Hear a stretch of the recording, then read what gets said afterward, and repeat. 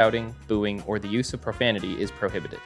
Applause is only permissible during the presentations and proclamations portion of the agenda. Threats directed toward any individual or group are prohibited. Speakers may not campaign or advocate for or against candidates for office or ballot issues or otherwise attempt to influence the outcomes of elections. A full list of meeting rules is displayed at the entrance of the council chambers. During the public hearing portion of the agenda and during communications from citizens, when your name is called, please come forward to the podium. Then state your name, your town of residence, and begin speaking. Remarks shall be limited to 3 minutes. Citizens who are at the meeting and wish to donate their time to a single speaker must fill out an individual card and then combine their speaker cards. In such an event, one person from the group shall be designated to present their remarks, which shall be limited to 6 minutes. If one speaker is speaking on behalf of others who are present, the mayor or vice mayor shall read into the record the names of those whose time is combined. No person other than the individual speaking shall enter into the discussion. Officials on the dais may not respond to any questions or comments during communications from citizens. However, the council may ask questions during public hearing items. All comments and questions shall be directed through the mayor or presiding officer. Thank you again for attending a Gilbert Town meeting and for your participation in local government.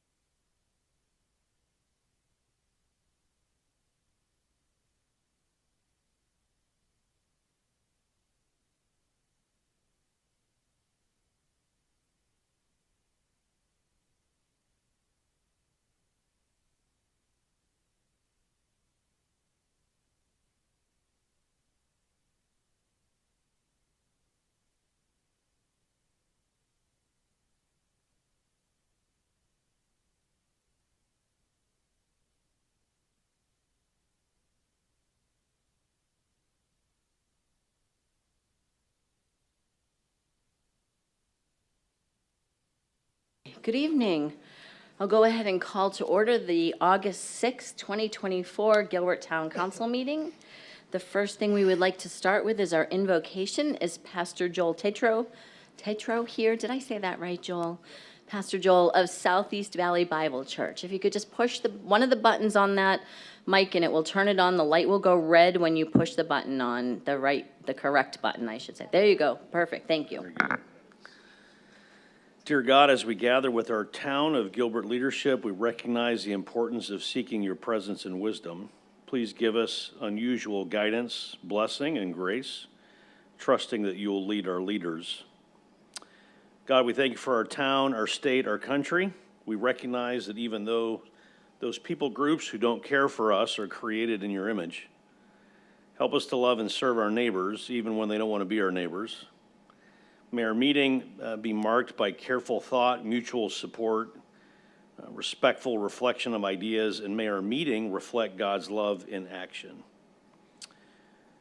God, tonight I pray that you bless the discussion and the decisions that will be made so that they may align with your perfect plan for our people.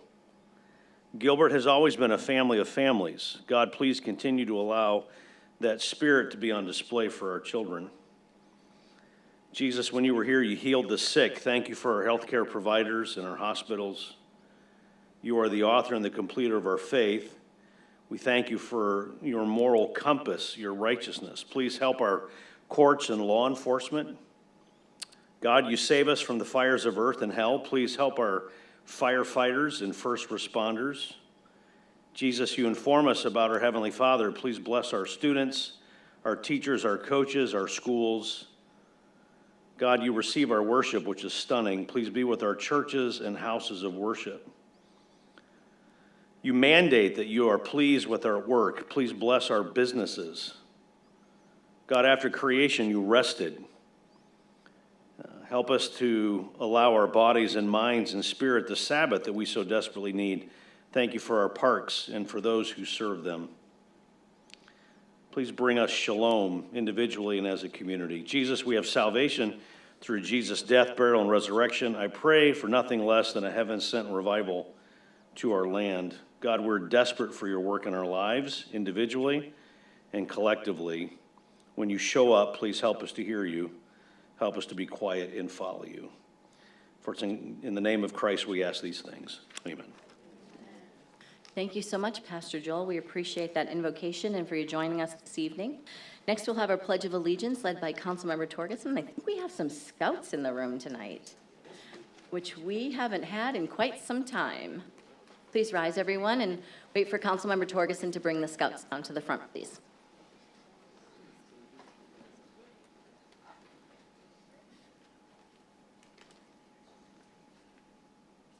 Appreciate it. Please.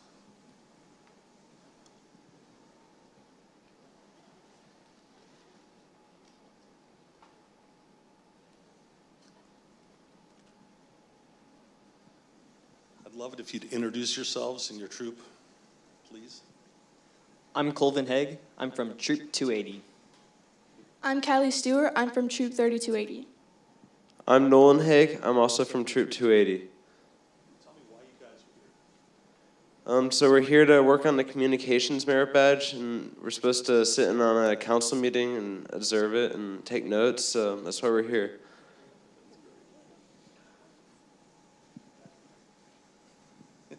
All right, please, lead the pledge for us. Please join me in the Pledge of Allegiance. I pledge allegiance to the flag of the United States of America and to the republic for which it stands, one nation, under God, indivisible, with liberty and justice for all. Thank you. Thank you so much. It's so wonderful to have some scouts in the house tonight. Next, we will ask our town clerk to please conduct the roll call. Mayor Bridget Peterson. Here. Vice Mayor Scott Anderson. Here. Councilmember Chuck Bongiovanni. Here. Councilmember Bobby Buckley. Here. Councilmember Jan Kaprowski. Here. Councilmember Kathy Tilkey. Here. And Councilmember Jim Torgerson. Here. A quorum is present. Thank you, Chiavelli. We have Councilmember Buckley joining us virtually, so you'll hear a voice from the sky tonight, and that is our council member. Next, we do not have any presentations and proclamations this evening, but I would like to take this opportunity to move comments from the town manager to the beginning of the meeting. Patrick, please. Thank you, Mayor. Members of the council, I'd like to have Police Chief Michael Solberg come, and he's got a short presentation to give us an update on crime stats in our community.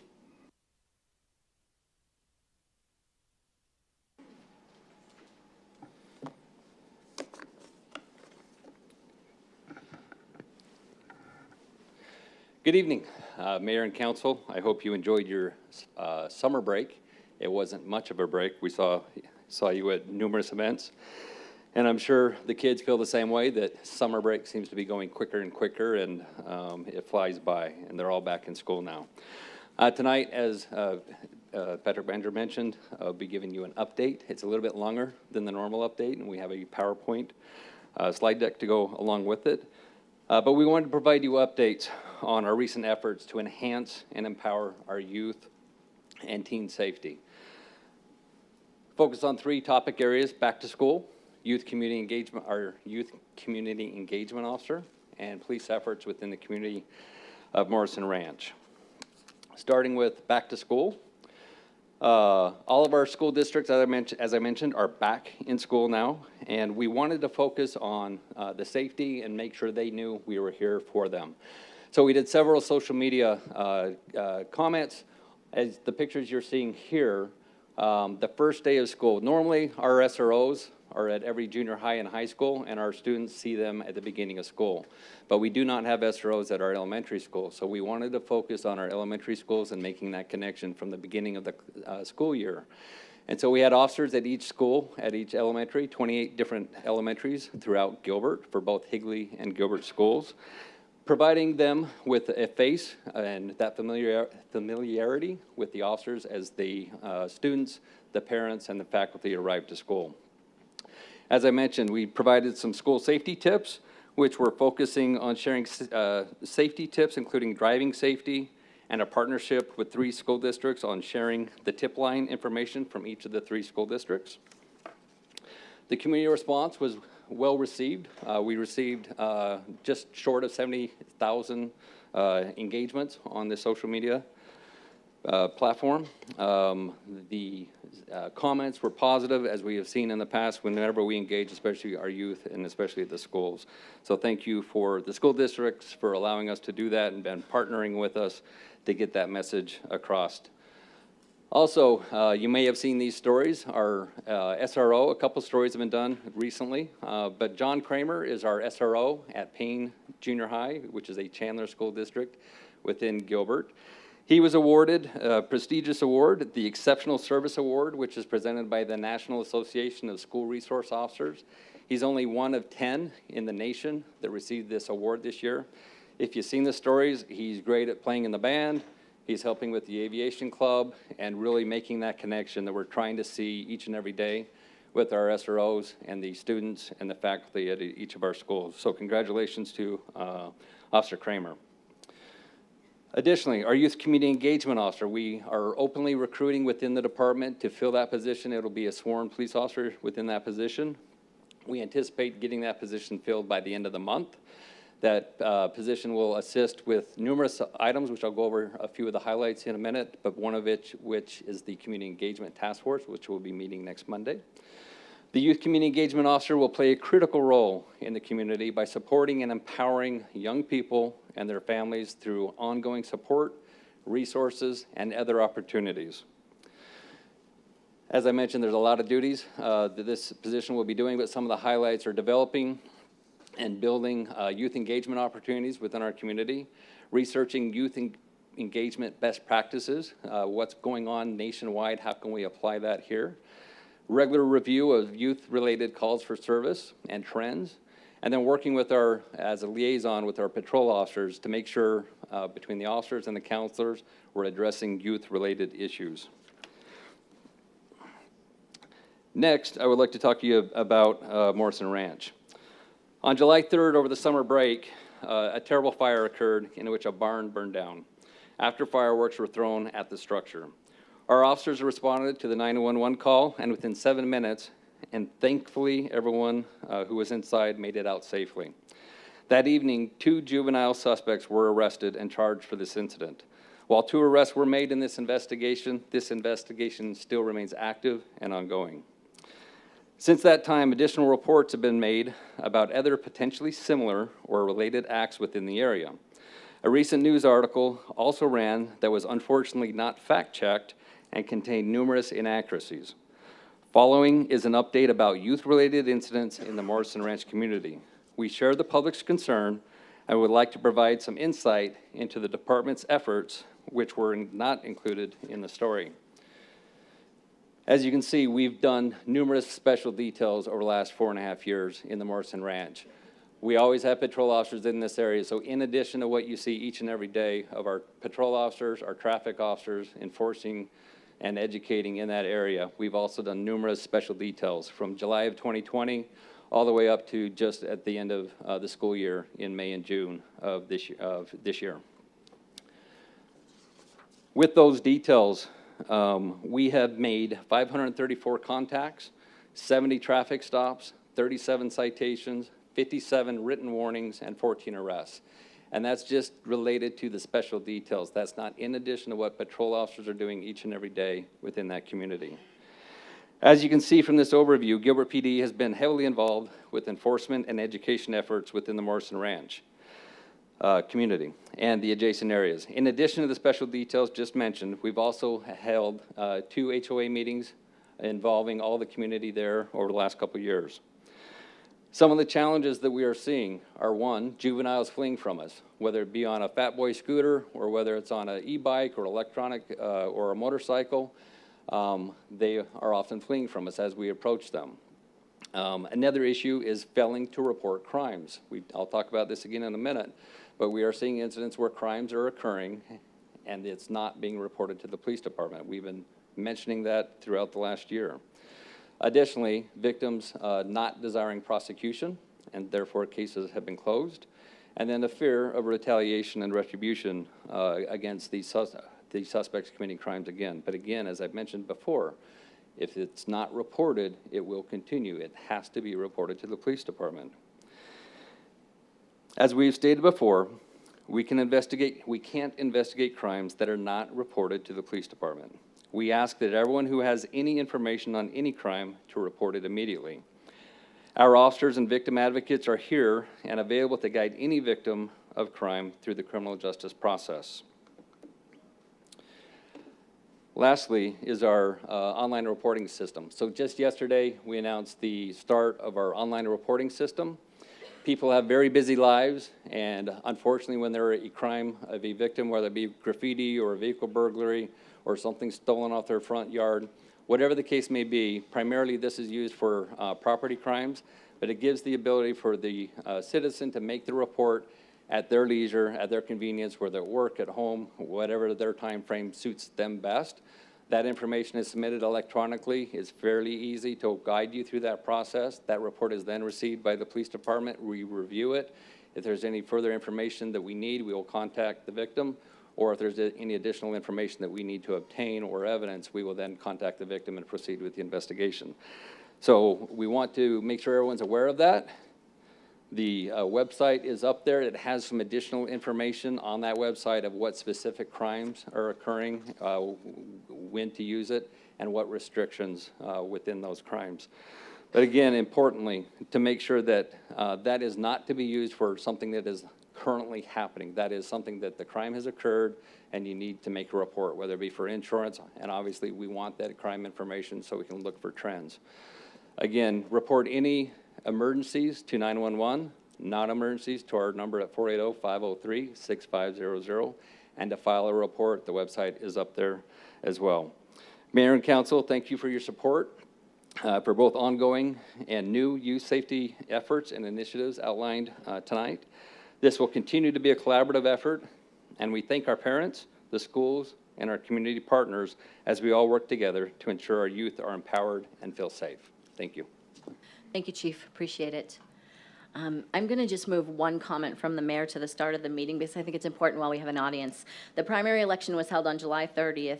29.77% of the 163,370 registered Gilbert voters voted for a new mayor and for 2 council seats. Based on the unofficial results, Scott Anderson, our vice mayor, was successfully elected mayor, and 1 candidate met the 25% threshold required, and Monty Lyons was elected to one of the council seats outright. Congratulations, Monty. We just spoke a few minutes ago. The other council seat will need to move forward to the general election in November. Aaron Accurso and Kenny Buckland will run off for that second council seat in November. The town council will hold a special meeting on Tuesday, August 13th, so next Tuesday evening, right here in the council chambers to canvass the election results and present certificates of election to Scott Anderson and to Monty Lyons. Please join us next week, Monty. Candidates Aaron Accurso and Kenny Buckland will receive a letter of nomination from the clerk's office. I thought since we had an audience, it was a good time to share all of that information. So congratulations to those that you won. I spoke to you the other day and congratulated you. Moving on to our agenda, the public hearing portion of our agenda items will be heard at one public hearing, at which time anyone wishing to comment on a public hearing may do so. Council, I have requests to speak on item 3, item 4, item 9, item 10, and item 11. I'm trying to go slowly. I hope that helped. The others, I do not have requests to speak. Is there anything that the council would like to speak on? 1, 2, 5, 6, 7, or 8?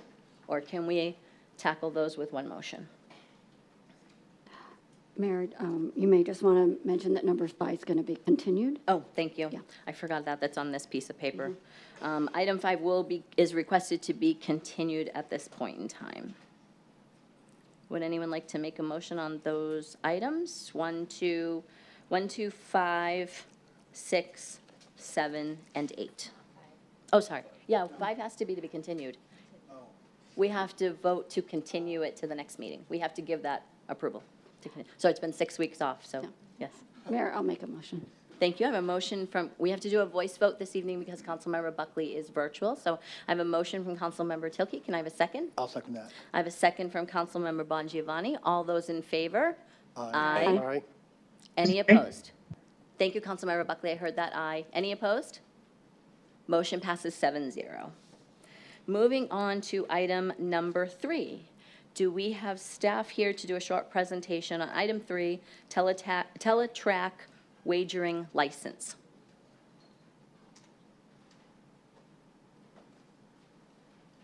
I am not seeing anybody moving to the front of the room. Oh, I do. Okay, sorry. I see people now. That podium on this, yes, please, thank you.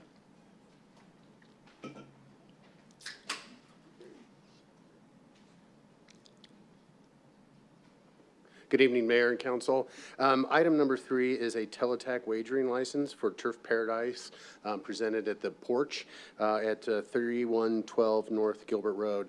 This is very similar to a liquor license in the fact that the council would make a recommendation and it would go to the state gaming for their approval. We're happy to answer any questions.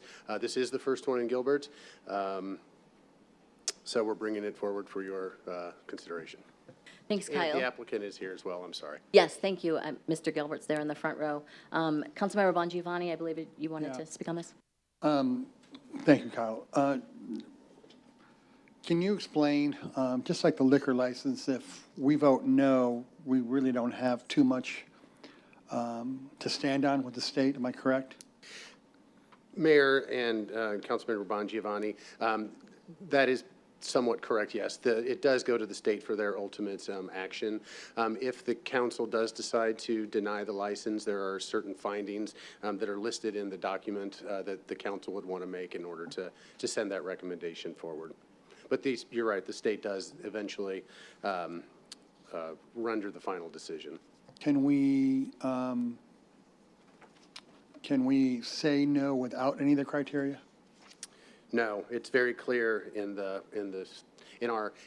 our Gilbert Municipal Code, the steps that we must take in order to recommend denial of a license. Okay, thank you.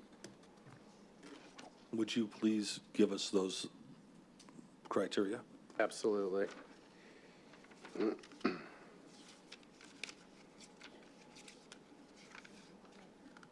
a lot in there. I know.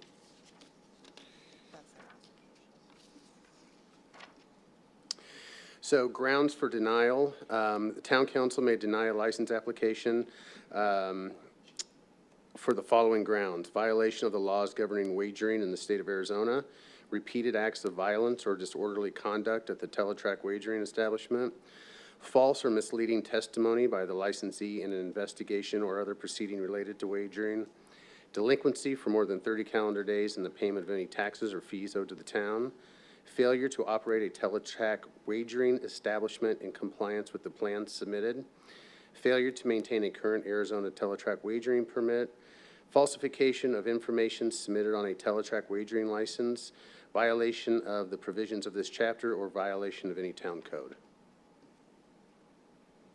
Any other questions? Vice Mayor? Kyle, if we in the future find any of those to be the case, can we bring this back for reconsideration? That is correct. It actually says the Development Services Director may revoke, suspend, or deny any renewal of a license in according with those things. Councilmember Buckley, excuse me, Bongiovanni. You know, if you were at the earlier meeting, I'm seeing a theme today of state making decisions for towns, and it's discouraging to see. A very bold statement from the councilmember. Councilmember Torgerson. What acts of violence have occurred at that location in the last, let's say, 3 months? I'm sorry, Mayor, Councilmember Torgerson, I didn't hear the question. What acts of violence may have occurred at that location in the last 3 months? Mayor, Councilmember Torgerson, that I don't know. Chief? Is Chief still here? Chief, do you know of any acts of violence that have occurred I don't know of any in the last 3 months, but I know in the last year, for sure. I don't have all the stats for that specific location, but I believe the incident that you're referring to, we did have a fight in which a patron, not of the porch, but someone walking by, jumped into the patio, started a fight, not only with the patrons, but with security, and pulled a firearm out as they were trying to detain him and shot his firearm. During that struggle, he was arrested. That's the only one significant that I can think of in the last 3 months. I can provide you with data specific for the last 3 months of that location, but that's the only major incident that I'm aware of. And in the last year, has she had said anything of note? I can't think of anything in the last year.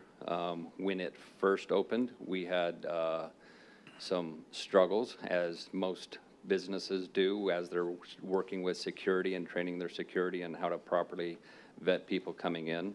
But I can't say that it's been a safety concern or an issue for us at that specific location.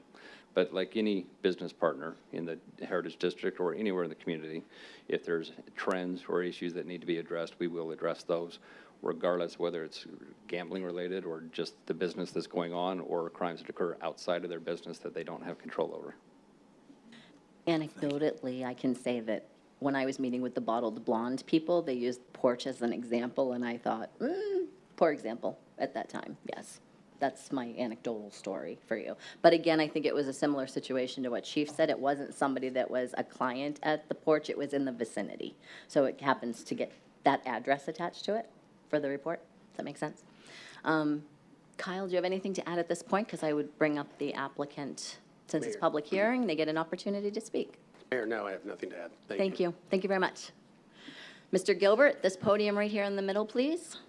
Mr. Gilbert, an associate, because I'm not sure who, I don't think I've met you, so. Is this the one in the middle? Thank you. Thank you, Mayor and members of the council. For your record, my name is Paul Gilbert. I represent Turf Paradise. With me is Dave Johnson. We put on the speaker card only if necessary, so I just want to make a couple of quick comments. First of all, we're very familiar with the porch. We deal with them in the city of Scottsdale. They're one of our OTB locations. And we're very careful who we select for OTB locations. Porch has a great track record, and they actually felt so good about this, they approached us. So you've got a track record, albeit in the city of Scottsdale, for this very location. And there have been no problems there whatsoever. Also, I may add that in your staff report, they pointed out to you that every single reviewing agency had no comment of concern over this application. We have 38 of these scattered all over most of the state of Arizona. And we're very, very choosy who we select. And if we have any problems with any of our OTB operators, they're out. And we have complete control over that. So we can remove an OTB location from any location based on what we feel is in the best interests of the community. I do want to correct one thing. This is not entirely like a liquor license in that you do have more say over the location of the OTB, and that if you don't approve it, the Racing Commission will not approve it either. We don't go to the Racing Commission if you don't approve it. And lastly, if you don't like what we're doing, you've got the right to revoke that at any time. So we're here on good behavior only. So for these reasons, we think we merit being approved for an OTB location. Be happy to answer any other questions you may have. Thanks, Mr. Gilbert. Any questions for Mr. Gilbert? Councilmember Tilkey? Thank you, Mayor. Hi, Mr. Gilbert. Hello. I think maybe there might be a misunderstanding with the public since we're talking about the porch, but this license, is it actually for Turf Paradise? doing business at the porch? Who are we doing business with at this point? Well, the location is the porch, but Turf Paradise runs the OTB. So we're there, we have an employee there, we manage it, we run it, we control it. Okay, thank you. Mr. Johnson, would you like to speak? Madam Mayor, members of the council, if I could just add anything, it would, obviously, it sounds like there are some concerns regarding what kind of activity this is going to produce. I think it's important to know that the primary hours of operation are from 11 to 7. This is always the time of day when the business is at its slowest. It's when restaurants need the business. It's a really good business driver for local restaurants when they can obtain an off-track betting license. And I also want to make sure everybody understands that any time an off-track betting license is granted, everybody who is involved has to go through an FBI background check. So everybody gets fingerprinted. Those fingerprints are run through the Department of Gaming. Applications will be filed, and everybody is given a pretty good, thorough background check. So. Also, I might add, our average participant is 50 years and above. So we're not exactly a bunch of wild kids down there participating in these activities. I don't know, those 50-year-olds, I've heard some stories. Isn't 50 the new 40 or something like that? I don't know. Thank you. Any further questions for Mr. Gilbert, Mr. Johnson? Thank you both. Thank you very much. Bringing it back to the dais, any comments, discussion, motion? I'm open to anything. Why does everybody look at me all the time? Well, I saw your mic turn on, so I automatically looked that way, Councilmember Washington. You know, I would be the last one to say no to a small businessman or a big business. But for me, this is not, my vote isn't an indictment of the business itself. For me, it's more of an indictment of, I consider state government overreach. I just don't think the location, for me, in Heritage District, I don't feel comfortable with that location in the Heritage District. Councilmember Torgerson? You know, I hate to sound small time, but 15 years ago, I was appointed to Redevelopment Commission. And I made a promise to the council at the time that I would not support off-track betting or strip clubs in the Heritage District, no matter what. And I have to keep my word. If I can't keep my word, I'm nothing. And I have to keep my word.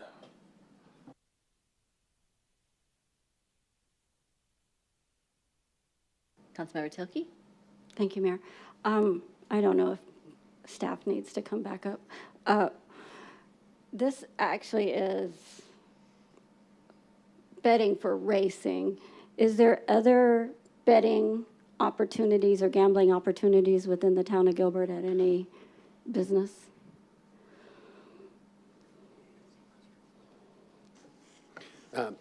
Mayor, Councilmember Tilke, not that I'm aware of, other than what you now see on smartphones that everybody's got the betting apps. But other than that, I'm not aware of any other type of gambling in the community. I just returned from Minnesota and Wisconsin. My sister happens to own a restaurant that has betting in the bar area, and she's never had any issues with it. I'm not familiar with what this betting looks like. If it's just like a game piece, I have no idea. I'm not a gambler, so, but it has been significant in bringing in revenues to that business and allowing customers to spend more time there. But she's not had any problems or outbreaks of fighting or anything like that. So again, I'm not familiar with any of the other places in Arizona because that wouldn't be where I would spend my time, but I'm trying to figure out what the downside is. This isn't, I don't even know what it is, to tell you the truth, because, you know, I am envisioning, Councilmember Torgerson, when you made that commitment, were you thinking it was the live track and you're betting on that? Or was this a... I know exactly what it was because I used to own a bar.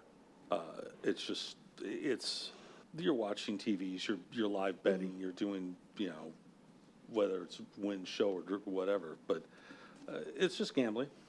It's pure and simple, it's just gambling. There's nothing horrifically decadent about it. It's just a commitment I made, and I have to keep my commitments or I'm nothing.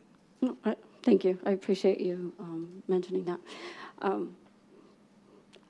I don't really have a problem with this one way or the other, to tell you the truth. If the council doesn't feel it's a good thing for the community, then I will support that decision. But I don't think I have the concerns that maybe others do. I'm going to look to my left, and I'm going to look to my right. Vice Mayor, any comments? Just I agree with Councilmember Tilke that the real life experience that she's had with her, was it your sister? That there's an upside to it, and the downside, we don't know, and that's why I'm comfortable with, if we do find a downside, bring it back for reconsideration. I think that's an important issue. Councilmember Kaprowski? I'm also neutral on this topic. I felt like the information that was provided regarding the other locations and the operating hours of 11 a.m. to 7 p.m. Are reasonable, and unless there was any additional evidence that it needs to come back for reconsideration, I felt like that at least that's an option for us. Thank you. Councilmember Buckley, would you like to make any comments? I would just like to say that I don't feel that this is something that I feel fits in Gilbert and in the downtown area, or any area. I don't want to have something that's going to entice our youth to possibly want to go in and start betting on things. And and it may be fine, but I just don't feel that I can support this. Thank you, Councilmember. With a new situation, it's always difficult. We have to wrap our heads around what this looks like for the community, for Gilbert. And I hear everybody discussing what their concerns might be, or not even knowing. But Councilmember Tilke, thank you for your story about your sister. I think that it's a great example of a small business trying something potentially new and different that is bringing clientele into the location. And the one thing that I felt most comfortable with was the hours of operation. And Councilmember Kaprowski, you just mentioned those. 11 a.m. to 7 p.m. It's ending long before evening hours, and things might get a little bit busier in a location like the Porch. I've been downtown many times late at night. Not many, let's say. But in reality, I could be betting right now from right here. This is my personal phone, by the way, not the town phone. But I could be betting right now from right here, sitting here on the dais, or any place else within Gilbert, or any bar, or any restaurant, or anything at this point. And because Mr. Gilbert actually brought up the fact that the town has a little more teeth in this situation, if you will, and Vice Mayor said that it can always be brought back. I hate to hurt a business before we know how it will potentially work out. I believe that we have to give people opportunities, and then if it doesn't work out, it will be up to this body, Development Services, I'm looking at Kyle, to bring this back and bring it forward to the council. So those are my thoughts. If anybody would like to make a motion, I was counting votes. If anybody would like to make a motion with that. I'm looking this way.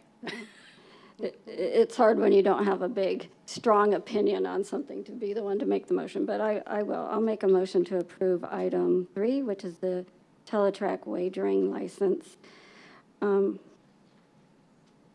Could I add that we get a report in 6 months to see how it's going? Can I add that? Okay, that would be my motion.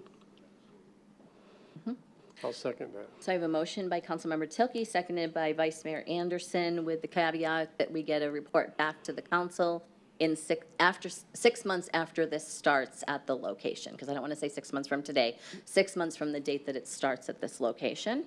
And so all in favor? Aye. All opposed? Nay. Nay. Nay. So I have the nays would be Councilmember Bongiovanni, Councilmember Buckley, and Councilmember Torgerson, if I'm counting correctly. The dissenting votes. Thank you. Project passes. Moving forward. Thank you. Thank you. Moving on to item number 4. And Town Attorney, I don't think I ever said open public hearing and close public hearing on that. Open public hearing on item 3, close public hearing on item 3. Trying to get back into the mold of 6 weeks. It's been 6 weeks. It's been a long time. So I will open the public hearing on item number 4, the Central Business District area. We have been referring to the Central Business District as CBD, and it keeps confusing me because CBD is a whole different topic. So let's call it the Central Business District. I'd like to invite staff up for a short presentation on item number 4, please. I do have someone from the public that would like to speak.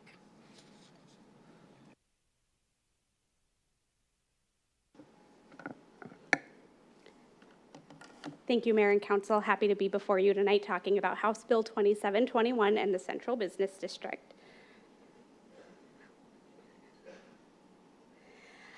Just to kind of start out, this year the legislature had a number of bills that impacted local zoning and land use policy.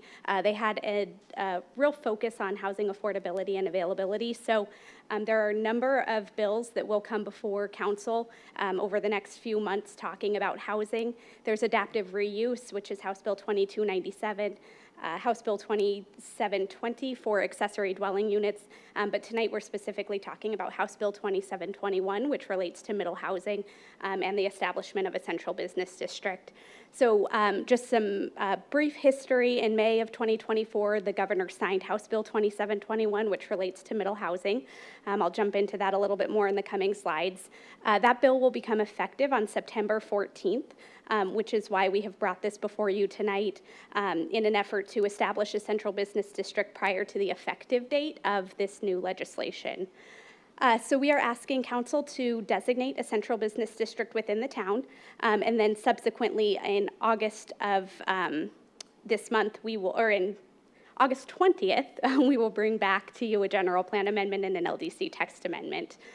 House Bill 2721 requires that by January 1st of 2026, a municipality authorized by ordinance regulations that allow for the development of duplexes, triplexes, fourplexes, and townhomes in 2 different scenarios. The first being on lots zoned for single family within 1 mile of the central business district boundary. And we have to authorize it on 20% of any new development on more than 10 contiguous acres within the town. That is not contained to that central business district and the buffer area. The legislation also indicates that if a municipality does not establish those regulations, middle housing will be allowed on all single-family zoned lots within the municipality without limitation. The legislation additionally defines a central business district as an area or series of areas that are primarily non-industrial, that attract community activity, and includes the entire geographic area that the municipality has designated as its downtown. So based on that definition, we would propose that council adopt the Heritage District as our central business district.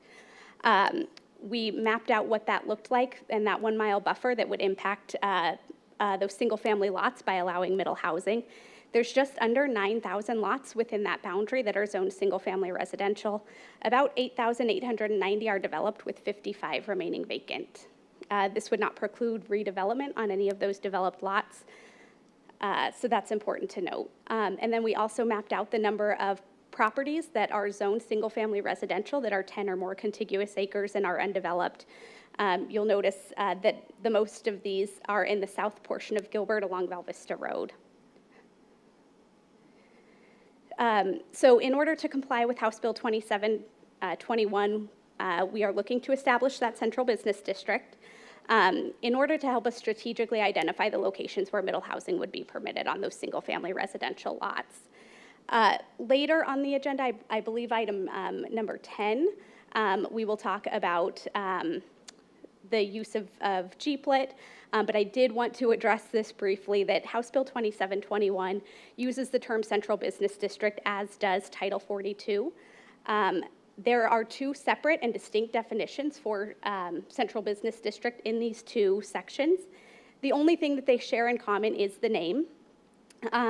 House Bill 2721, and that definition does not allow for the use of tax abatement through GPLIT, and the central business district that we're seeking to adopt would not qualify as a central business district under Title 42. Title 42, conversely, only one central business district is permitted through that statute.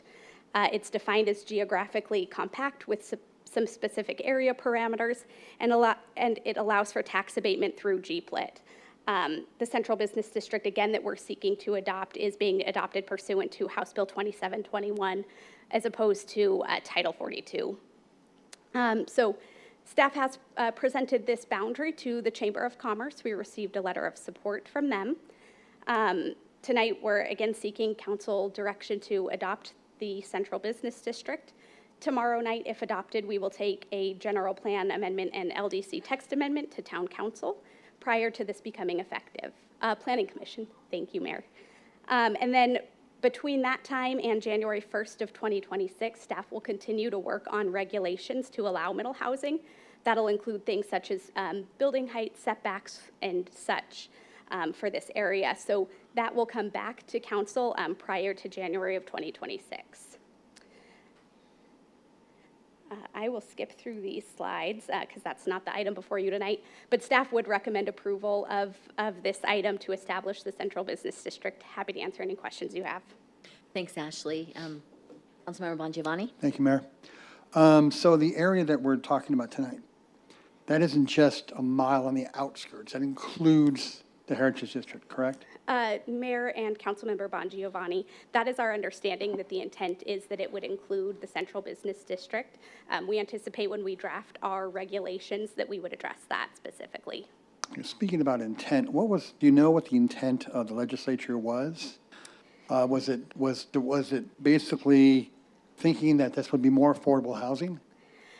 That was a big priority of the legislature this year, is to increase availability of housing in order to impact affordability. And so by allowing this middle housing, the duplexes, triplexes, and fourplexes, the idea is that it's more available and thus potentially more affordable. But there's no guarantee that someone can build a fourplex and still charge $3,000, $5,000 per unit, right? Councilmember, there's nothing in the legislation that speaks to that. And there's nothing that says any one of these 9,000 homes that are affected can't basically bulldoze their home down and build a couple more of these on their property. That is correct. They would be allowed to redevelop existing lots. Okay. Once again, thank you, State Legislature. Any other questions for Ashley at this time? Councilmember Kaprowski. Ashley, are you aware of, regarding the redevelopment, do the HOA CCNRs supersede this state law? Mayor and Councilmember Kaprowski, that's a great question. The language in the bill is specific to municipalities must establish these regulations. It doesn't speak to anything about HOAs being precluded from having their own rules or regulations. So while we are required to have them, a homeowners association could certainly have different rules that their residents must abide by. It's not addressed in this legislation, so I wonder if they have until January of 2026, or do they have until September 14th to put something like that in place with their HOAs? And I'm only referring to that because of the ADU law that just passed, and if HOA wants to have something about ADUs, they have to have it in their CCNRs passed by September 14th. I'm going to keep throwing that out there every time I can. Any other questions for Ashley at this time? We can have her come back up if we need to. I have one person that would like to speak. Thanks, Ashley. I have one resident that would like to speak, Doralise Liddell. You didn't check whether you wanted to speak. I just assumed you did. I know you. Turn your mic on, Doralise. Good evening, Mayor Peterson, Vice Mayor Anderson, and council members. I provided a zoning map of the downtown Heritage District, which reflects lots that are zoned single-family residential SF6, Lacey Track, and SF7. Prior to 2005, Lacey Track was zoned R3, which allowed fourplexes. In 2005, the town downzoned the properties to residential single-family. This greatly impacted the property owner's ability to build on such narrow lots. I currently live with a fourplex directly across from me and one next to it, and two more down the street. There are other lots with 2 houses per lot. However, when I wanted to build a secondary residence, I had to get a variance. I had to maneuver through and pay for the process that other properties were previously granted by right before 2005. House Bill 2721 will return property rights. Since the bill was approved, I have asked town staff on clarification regarding the language in the bill on June 11th, July 10th, July 11th, July 29th. I have not received an answer. My question, I have a question regarding the town creates a central business district. How would the law apply as it relates to use within 1 mile of the municipality's central business district? Would the law apply to the residential property owners inside the boundary? Staff response, that's a good question. We believe the intent of the legislation that it would include it in the central business district as well, but the language is unclear. My response, I strongly believe that this clarification must be presented to council if they plan to adopt a resolution regarding the boundary. Such resolution can contain and include the residential single-family lots within the interior of the boundary. I am concerned with the language intent of the legislation. Resolutions must be clear and they must be concise. I respectfully request the Town of Gilbert amend the resolution to include language, single-family residential properties within the interior of the central business district boundary be included. I ask the Town Council to be the leaders and not the followers. We cannot continue to have a wait-and-see approach and rely on other towns and cities to interpret the law. We do not vote for other town officials. It is up to the town council to approve a resolution with a clear and concise language. The citizens of Gilbert elect the town and the mayor and the town council. We do not elect staff to interpret the resolutions that have an impact on private property rights. And I ask you tonight, I ask you, because many of you know what I'm talking about, and we're here, Mayor Peterson, Vice Mayor Anderson, and Councilmember Torgerson. And I know Councilmember Tilkey has intimate knowledge also. So this isn't something that I'm asking. I'm asking that the rights be restored, and that's it. And I appreciate your help, and I think that all state laws are not bad. Overreach in government is. Thank you. Thanks, Doralise. Appreciate your opinion. Folks, we do not applaud during the council meetings. We try to hold decorum, and that's one of our rules, is that we do not allow applause. I appreciate you following that for us. I will go ahead and bring the discussion back to the dais. And does anybody need to have Ashley come back up for any clarification on anything? I'm seeing no, okay. Councilmember Torgerson was first. The point that Dorlise just made, we should clarify, because it's pretty obvious to me the intent is to include the central business quarter. While I completely disagree with the overreach of the big brains at the legislature that have completely abused our zoning for the last decade, regardless, she should have had her property rights restored. I think that's just, it's a byproduct of codifying this correctly, and we have to do something. We have to come up with an area, and this seems like the smartest area to come up with reviewing all the options in the past. So I am supportive, but I would like to make the clarification that she asked for so that those people do have that in writing. Councilmember Kaprowski? I just wanted to make a note that in reading the House bill, the language was quite poor in a lot of the descriptions. And so I agree with that. Tonight's vote is simply to designate what we call our downtown and heritage district as a central business district so it can apply to the House bill. But I would provide direction to staff that as they move forward in creating the resolution to ensure that it is inclusive of the entire heritage district boundary as well as that 1 mile buffer. Thank you. Yeah, thanks, Mayor. I definitely support that. That's part of the reason why I asked for if the interior was included in that whole process. Because when I first saw this, I thought for a second maybe it meant a mile outside of our heritage district, but it makes sense to have all of it included. Councilmember Buckley, do you have comments? Yes, I do. I think that this should also be included and defined, as Councilmember Torgerson had said.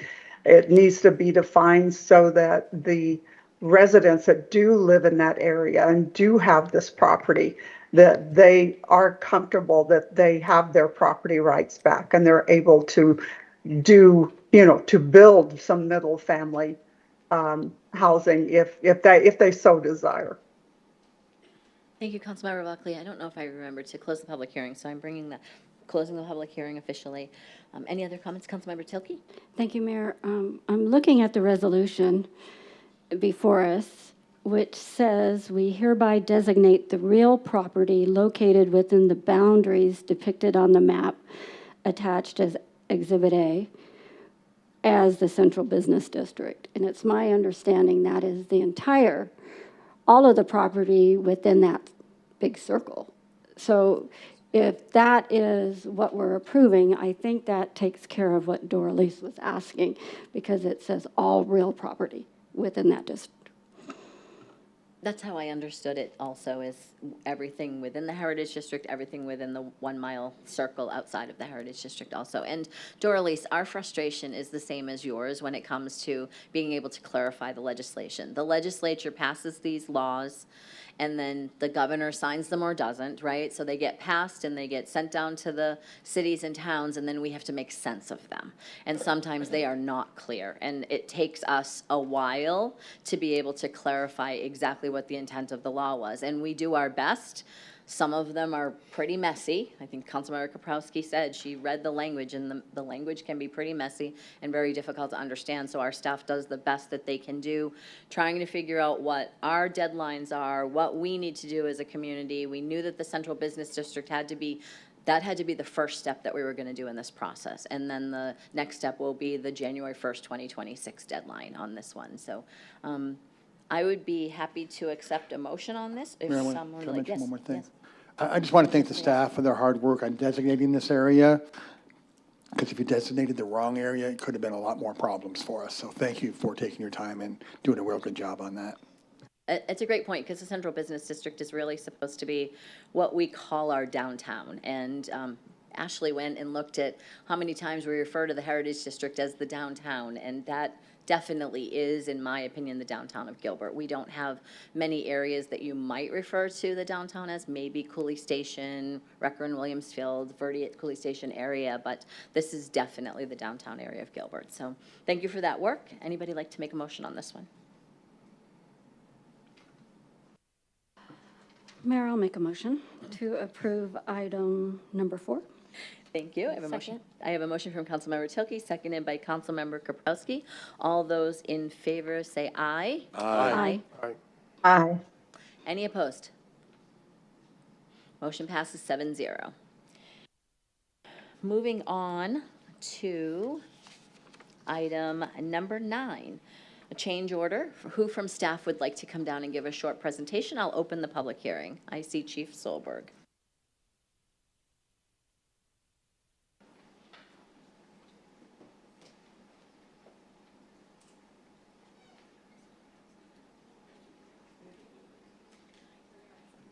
We're getting the presentation up and running.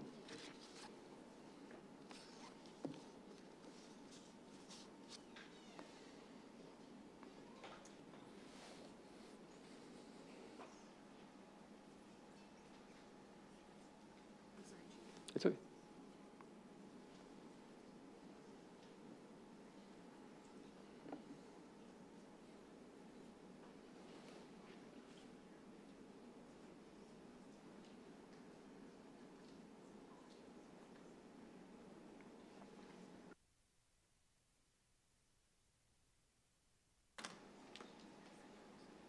Doralice, you didn't check if you wanted to speak on number 10. Is that I see you back there. Can you raise your hand if it's yes?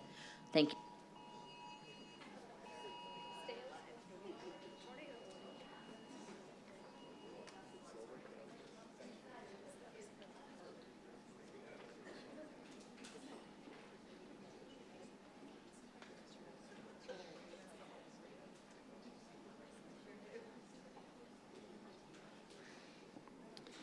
All right. Thankfully, we missed the dust storm warning for the presentation, except for different carriers. All right, Mayor, Vice Mayor, Council, thank you. Tonight, we're considering the Heritage District Parking Garage Security Contract.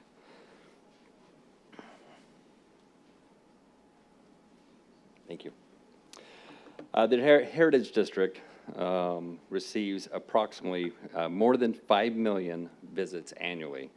And a large number of these visitors utilize the 2 free parking garages that are instrumental to the Heritage District in getting people in and out of the Heritage District. The highest frequency of these visits occur on the weekends and between the hours of 5 p.m. to midnight. So the data, the screen you're seeing here, is the data that we received from Placer for 2023. So that's where the 5 million visitors, that data comes from. And you can see the highest frequency for the Heritage District is Thursday through Sunday, primarily Friday and especially Saturday evening. Looking at that same data and looking at the time of day, the highest frequency, as you can see, as it ramps up for lunch and then begins in the around 5 p.m., hits the crescendo, so to speak, at 7 p.m. and then starts to tail off through midnight. And so looking at the frequency of our visitors to the Heritage District, we obviously are concerned about the safety of our visitors and our residents and our businesses. And so we have a dedicated bike team, which consists of 7 bike officers and 1 bike sergeant. In addition to that, during each shift, there's beat officers that are assigned to the Heritage District, but they aren't just specifically to the Heritage District. They also have those surrounding areas. So on average, we have usually at least 3 officers assigned to that area, but as I mentioned, they have additional responsibilities outside of the Heritage District. We also do special details, which are, we talked about this earlier in the year. We specifically had people there from April through June each weekend to focus on issues and concerns at the Heritage District parking garages. And we have done, that's like we talked about earlier with the Morrison Ranch. Those are things that we have done throughout the opening over the last, we're going on 8 years now, of our parking garages in downtown. Looking at the calls for service within the parking garage, I grabbed the data for the last 2.5 years, from 22 up until the end of July of this year. The total calls for service are everything from an officer-initiated call or an admin responsibility where they're visible to the public, business checks. On-view activity are those activities where they're proactively looking for crimes that are occurring, doing traffic enforcement, community engagement, looking over the area. And these are just specific, not to the Heritage District, but just the 2 garages on east and west on Vaughan. Looking at this time frame, the dispatch calls for service. So we're looking at approximately 19, just under 19 calls for service per month combined between these 2 parking garages. On-view activity, just short of 60 calls per month that are officer generated. That may be an arrest, or it just may be a proactive doing surveillance or just being visible. Dispatched calls for service, that's specific to calls that are classified as juveniles disturbing. So it doesn't mean that none of those other calls have a juvenile involved, but these are calls specific to juveniles disturbing. And in those cases, we average just over 2 a month amongst the 2 garages. So we put together a team to evaluate the Heritage District, the garages, and the safety downtown. In June, we completed an upgrade which was previously planned, but that upgrade was completed on the camera systems for both garages downtown. We put together a team of stakeholders, including economic development, public works, facilities, and the police department, and evaluated a number of potential options for further enhancing the safety in our parking garages. Among the options researched and evaluated, the team explored installing additional infrastructure to create a validated parking system, contracting with a firm to provide video surveillance that would notify dispatch of any incidents, weighing all the costs and ability to achieve the quickest response times to any incidents and overall meaningful impact of the options. The stakeholder team recommended implementing a 12-month pilot program to add unarmed security at both garages. This contract would be from Wednesday evening to Saturday evening, 6 p.m. to 2 a.m. The pilot program would cost $160,000 per year for the first year, with the ability to terminate at any time with a 7-day notice. That might be the end. I think that's the end. Any questions from me? Thanks, Chief. Councilmember Kaprowski. Chief Solberg, you have amongst the options explored contracting with a firm to provide active video surveillance that would notify PD dispatch. Would these unarmed security do that function, or is that option not carried forward? So this same company are the ones who do the security at our municipal 1 and 2 buildings. So during the daytime, while they're not on site, we will be adding to their contract part of the responsibilities to, as they do here, viewing the surveillance cameras. They'll have the ability to view surveillance cameras during their normal shifts at these 2 locations. In addition to that, we haven't worked out the details of how they could live view into those surveillance systems, but they do have, they will be 1 at each location, moving between all 4 areas. They'll be in a vehicle, each floor. They'll both have vehicles, so they'll be mobile. They do have the ability, obviously, if something occurs where we need police action, they will contact dispatch and have an immediate response rather than calling a bike officer or calling someone else. We want that immediate response, so whoever we need to come will come from dispatch. And so as they get implemented, we will continue to look at different options with our security system of ways we can integrate their use and our use to make sure that we have eyes on in that area. I feel this is a pretty substantial cost. So do you have recommendations or metrics for the measures of success that you'd be hoping to see from the start of the pilot to the end of the pilot? So primarily on our side, we will be focusing on crime, on calls for service, what incidents are they reporting. We will work with them on how they're going to track their activity of their walkarounds, what contacts are they making, because every time they make a contact doesn't necessarily going to require a PD response. That's why we want them there. It's an added layer in addition to what we can provide to prevent incidents from occurring. So if they see people that are violating the rules within that parking garage, whether it's a crime or not, but if it's specifically loitering in the parking lot, which is not allowed, of approaching those individuals and asking them to leave. If they don't, then we'll be calling the police. But extra set of eyes, that visual deterrent to prevent people from even being there at any level at each garage. But we'll come up with those metrics so we can report back to you what those are. Obviously, we'll watch the crime, but watch their activity. What is it they're doing while they're there?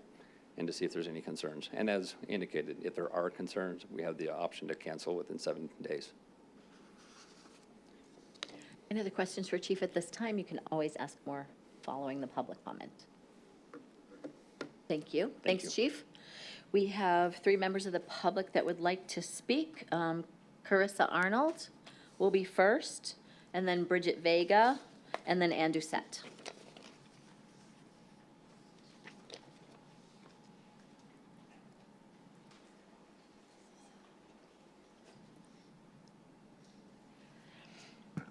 Good evening. Thank you for your time. As we have been up here talking about the parking garages and the things that we've observed, and even Mr. Bigaselli, I apologize if I'm saying your name wrong, had Chief Bisegli. Chief, yes, Chief thank you. Had shared with reporters that there are known issues of drugs. There's underage drinking. We have teens that have repeatedly hung out in these garages.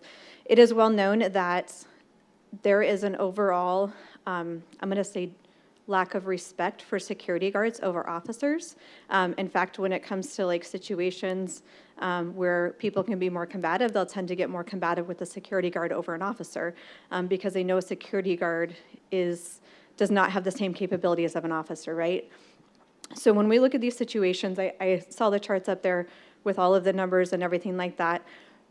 There are kids that are still hanging out in these garages on these off times. The death of the minor who fell off the top of the garage, again, was at 11 o'clock at night on a Monday night. How is the council expecting to address those situations? Your bike officers are off at 11 o'clock when we are looking at minors hanging out when security is not available. And if your bike officers aren't in downtown, how is the council expecting to address these situations with a security team that's not present? I don't know if that's a question for Chief Solberg or That was a question directed right at the council. Yeah. I guess my response is, and this is just off the top of my head, I haven't given this any thought from what you just said, but it's very difficult for us to patrol every inch of this town at any given time. Sure. And so they have to go with the data. And the data shows when the majority of the people are in the parking garage. And unfortunately, bad things happen at times that somebody isn't present. And I think it would be very difficult for us to be able to patrol all of the time. All of the time. Sure. And very costly. As you can see, just for 4 nights a week, 6 to 2 a.m., it's going to be pretty costly. And so, and I'm not trying to make light of somebody losing their life because it's a terrible situation in any time. That's just off the top of my head, Carissa. Sure, that's great. And so that would actually go to my point then. Wouldn't it make more sense to do paid parking? Because then when you shift to paid parking and you have it validated where your patrons are going into the restaurant, getting that stamped, right? They come back, their parking ultimately ends up being free. You eliminate this cost, this yearly cost of security. And then also for those people who forget their parking passes or whatever, you actually end up coming in with a little bit of income in there, right? And I'd love to address that because I've been here since the parking garage was opened, the new one behind Culinary Dropout and Oso. And from my perspective, the council has always been determined to keep those parking structures free, and for several reasons. It brings people into downtown, and it allows them to park freely to go and spend time and money at all of the businesses in downtown. We also have a contract with Culinary Dropout to provide valet parking in that parking structure. It would be very difficult for us to, well, very costly, number one, because we'd have to put up mechanisms in order to start the charging of the parking lot. I also feel that no matter what we charge, people are just going to swipe a card and go in. I don't think, in my opinion, from what I've seen down there, it's going to stop people from entering in the garage. And again, that's my opinion. That's not anybody else's up here. That's my thought. Well, the one thought process behind that is that when you have those bars being put up in front of the garages, it actually closes off the garage for entry at a certain time of night, right? So the businesses, especially when you're talking about the weekdays that are not as frequented, you can shut those bars from entry at like 8, 9, 10 o'clock at night, whatever it needs to be, right? And then the only people that can actually exit are the people who are already in the garage. as far as culinary dropout goes, like if somebody is in there, like again, when you do start to do validation, validation ultimately ends up with free parking, right? And so, and then when you validate through culinary dropout, like it shouldn't be any different, right? Culinary dropout still has their parking spots. They enter, they get it validated at culinary, and then they turn around and they leave.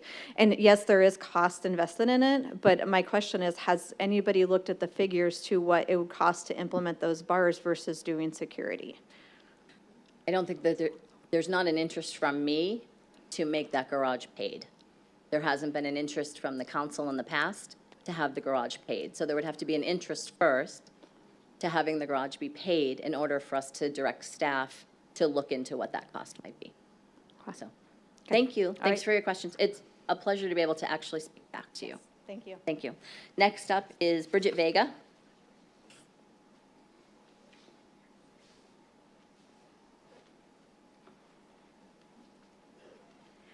Good evening. It was so refreshing to see after 10 months of gaslighting victims in the community, your assistant chief finally admitting to underage drinking, illegal drugs, and violent behavior in the parking garages at Heritage District. Tonight, before you guys take a vote, we ask as a community that you listen with open arms and ears and do not approve the use of our taxpaying dollars for additional funding on the current services in your existing contract with Capitol Guard Services. As a concerned resident, our main question would be, where are the current security being staffed? Because according to the budget, the original contract started 12/12 of 2023 with $225,000. If the additional funding is approved, Capitol Guard Services would be getting paid a total of $385,000. The change order request would cover an additional $160,000 to 2 unarmed guards and 2 vehicles, 1 at each garage. Why can't we use the existing funds in the current contract and just reassign the security to the Heritage District? The security reassigned in 2020, what was done with the original funds from the security in 2023 of the $225,000? Where was the money used, as we have seen teen violence continue to escalate over the past 10 months? To avoid additional funding altogether, we have asked the past 10 months for changes to be made. Instead of taking the educational approach, can we please have Gilbert PD, who is assigned to that heat, be given an order to uphold the law with the oath that they were given and start citing and IDing people for loitering versus playing cat and mouse with the teens and asking them to leave is going to do nothing. We have witnessed officers let youth go, open containers with escalated calls to 911 for drinking and driving. Implementing curfew would play a major role, along with maybe adopting Queen Creek's policy downtown, 16 at 6. Instead, we also ask for those funds to go to cameras to be monitored, suicide prevention nets, license plate readers, canine dogs, because the current officers said that they have to have probable cause to ID, so the canine dogs can sniff out the drugs running through the garages currently. Fix the elevator on Vaughn to have camera, lights, and ceiling, and not a shaking elevator operating properly again. Thank you to the Citizens Patrol in the community for standing together and using our voices. Police are now keeping an eye on the Heritage District. Do better, Gilbert. You have blood on your hands. Next is Ann Doucette.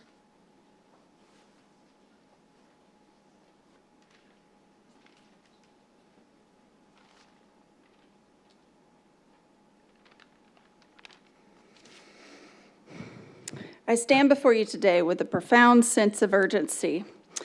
On April 17th, I voiced my concerns to you about the safety issues at the Gilbert Garage. I warned this council that unless action was taken, another teen might get hurt.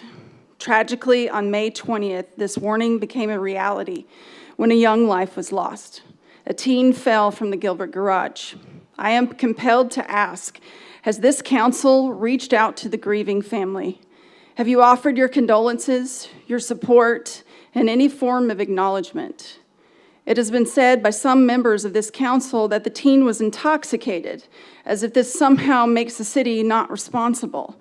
I ask you, why would the human heart be so gray and callous that it can't simply honor a life that was lost, regardless of the circumstances? Why is it so difficult for you guys to listen to the citizens who elected you, especially when clear warnings are given. We raise our voices, we've shared our fears, and yet it seems our words just don't matter. This young person's death should not be dismissed or overshadowed by blame. It should be a wake-up call for immediate action to prevent further tragedies. I will say it again. Please don't let this happen again. Are the Gilbert garages being monitored closely now? What steps are being taken to ensure that this heartbreaking incident does not happen again? Even your officers have said that they are surprised that there hasn't been more deaths at the Gilbert garage. What is your plan, Gilbert? The community demands transparency and accountability. We're not asking for miracles, but we're asking for compassion and responsiveness from our elected officials. It is not just about policies and regulations. It's about valuing human life and taking proactive measures to protecting it. May we have a safer environment for everyone.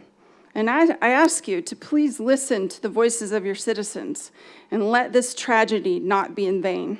Thank you for letting me share. Thank you. I will go ahead and bring the discussion back to the dais. Does anyone have any questions for Chief Solberg after hearing from the residents? Seeing none, then I'll close the public hearing and bring it back. Oh, you do? Yep. Sorry. Thank you, Mayor. I thought you shook your head. No, I'm sorry. I apologize. No, Chief? I stuttered on my fingers over here. Chief, would there be an increase or decrease cost if we just continued, if we continue with the visual during those hours instead of the guards? Mayor and Councilmember Bon Giovanni, let me clarify.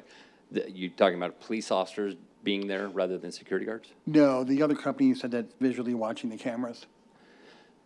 So we looked at the contract of someone visually monitoring cameras. Correct me if I'm going down the wrong path here. That's right, yeah. Okay. And that is still an option. There were some concerns with compatibility of to do the active response that they offered. We'd actually need to install additional cameras. They wouldn't be able to use our cameras to do that active response, and that's one of the concerns we had. I don't recall what the cost was for that annual review of that, but that was an option, and that's where we looked at the Capitol Guard, and to answer one of the questions was brought of what that money is being spent on now. As I mentioned when I spoke, there is security guards here at Muni 1 and Muni 2. That's what the original contract is for, and that's what they're doing. And so they do have the ability to monitor the cameras while they're doing their duties here. They have the ability to see those cameras. But to do a 24/7 monitoring between the system and the cost, and like I said, I don't recall the cost off the top of my head, but this was the more viable approach moving forward. Okay. As far as loitering, I see the signs for loitering. I mean, I have to admit, I live 20 minutes from the garages. And during my quote-unquote month vacation, I visited the garages 24 times, different times in the day. I didn't see anything. Doesn't mean anything isn't happening. It just means at the time that I went, I didn't see those things happening. And that was between going there and coming back to 24 hours. As far as loitering goes, what happens right now if your officers see kids up on the garages? So it's not loitering that we would enforce. There's a town ordinance that the parking garages are used for parking, somewhat in simplistic terms. And so if they see someone who's loitering, it's not a violation of the loitering law, but it's a violation of our ordinance on the parking restrictions. And so normal protocol is to advise the individuals they need to move on.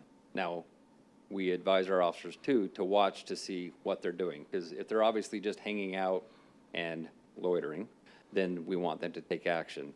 If people are coming back or going to a restaurant or an establishment and they're chit-chatting and catching up, we don't want to be a barrier to people meeting and greeting.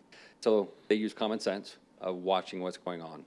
Some of the incidents that we've seen and that have been talked about are obviously issues that need to be addressed and they need to be removed. And so the proper notice is to notify them that they are violating the ordinance and they need to leave, document that, and then if they come back, then we can actually enforce them, that ordinance for violating the ordinance because they were violating it in the first place. We gave them the warning, and then they came back, then it's a violation. What's in that time frame? When you're talking the same hour, same day, a week later, 2 days later? The ordinance doesn't specify, and Chris, correct me if I'm wrong on this, it doesn't specify that order as far as it's a 1 year, 6 months. We also understand that we want them to learn.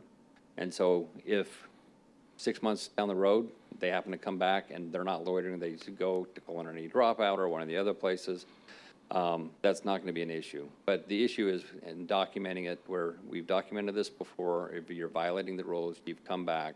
But there's not a hard line that I'm aware of in the ordinance that for that order to be enforced. Okay. I mean, I'd like to see in the future, we work on that ordinance so we have something to move forward with, because if we're seeing the same kids over and over again, it's only going to be a matter of time before things escalate. And I'd like to see at some point that we start, at least detaining some of these kids and calling their parents, because I believe in the parents of Gilbert. And I'll put it this way.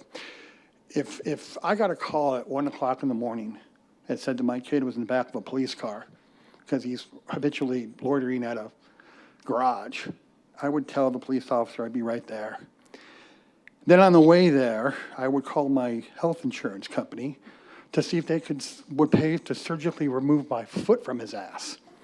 I think that I believe in the parents of Gilbert, and I really think, looking back over this past year, I can't speak for all the parents who've had kids arrested, but at some point in time, I think that we need to make the parents aware so they have the right to parent without it escalating to more situations. So I'd like to see us have some kind of ordinance where we can actually use and be a tool for the police officers. And I do have to say, I want to congratulate the officers for doing a great job this summer, because I haven't heard any incidents of fighting. Doesn't mean it didn't happen, but it hasn't been reported. Or again, I spent pretty much my whole summer up there. I didn't see anything either. So I want to thank what you've been doing in those garages now. But I would like to see us be able to go from, maybe for some kids, go from education to just detainment and call their parents. Yeah, Mayor and Councilmember Bongiovanni, if I can add on to my previous statement, we were talking about this earlier actually this morning, about trespass warnings.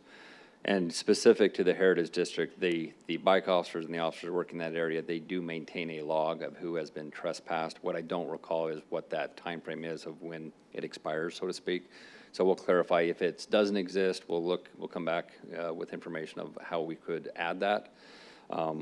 Off the top of my head, I'm wanting to say it's 6 months to a year, but I will get verification to you on that, okay. and feedback that information. I'll have to note that because Councilmember Torgerson and Buckley and I were kicked out, so. Yeah, and that's one thing that, like I mentioned before, there have been people that we have kicked out, but we haven't put them on the log.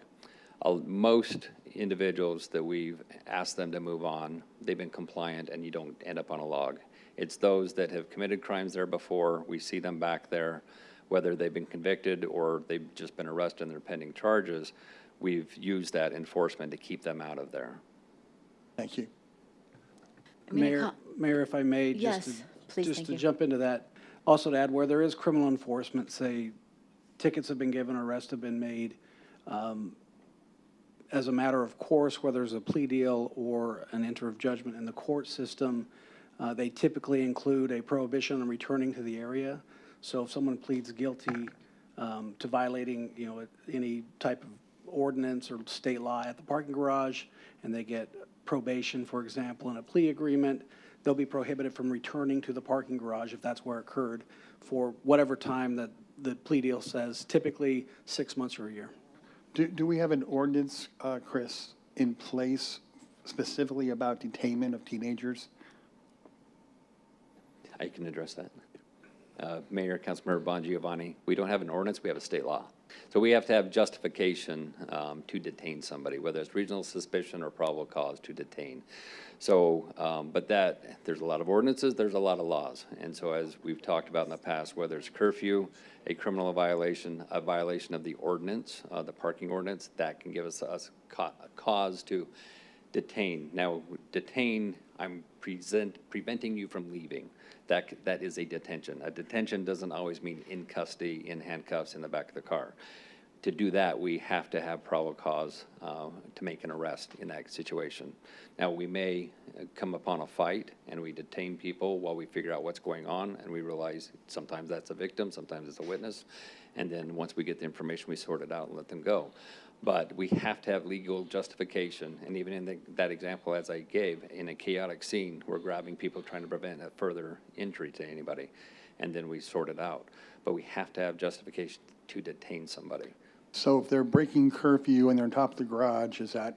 Yeah, that's a probable cause? violation, yep, of our ordinance, which we can detain them. Okay, thank you. First, I want to apologize for the use of a swear word. I'm sorry, that's not appropriate in a council meeting. It's the first time in all my years of attending a council meeting that has happened. Next, I'd like to call on Councilmember Buckley. I know that you had asked Chiavelli for an opportunity to speak.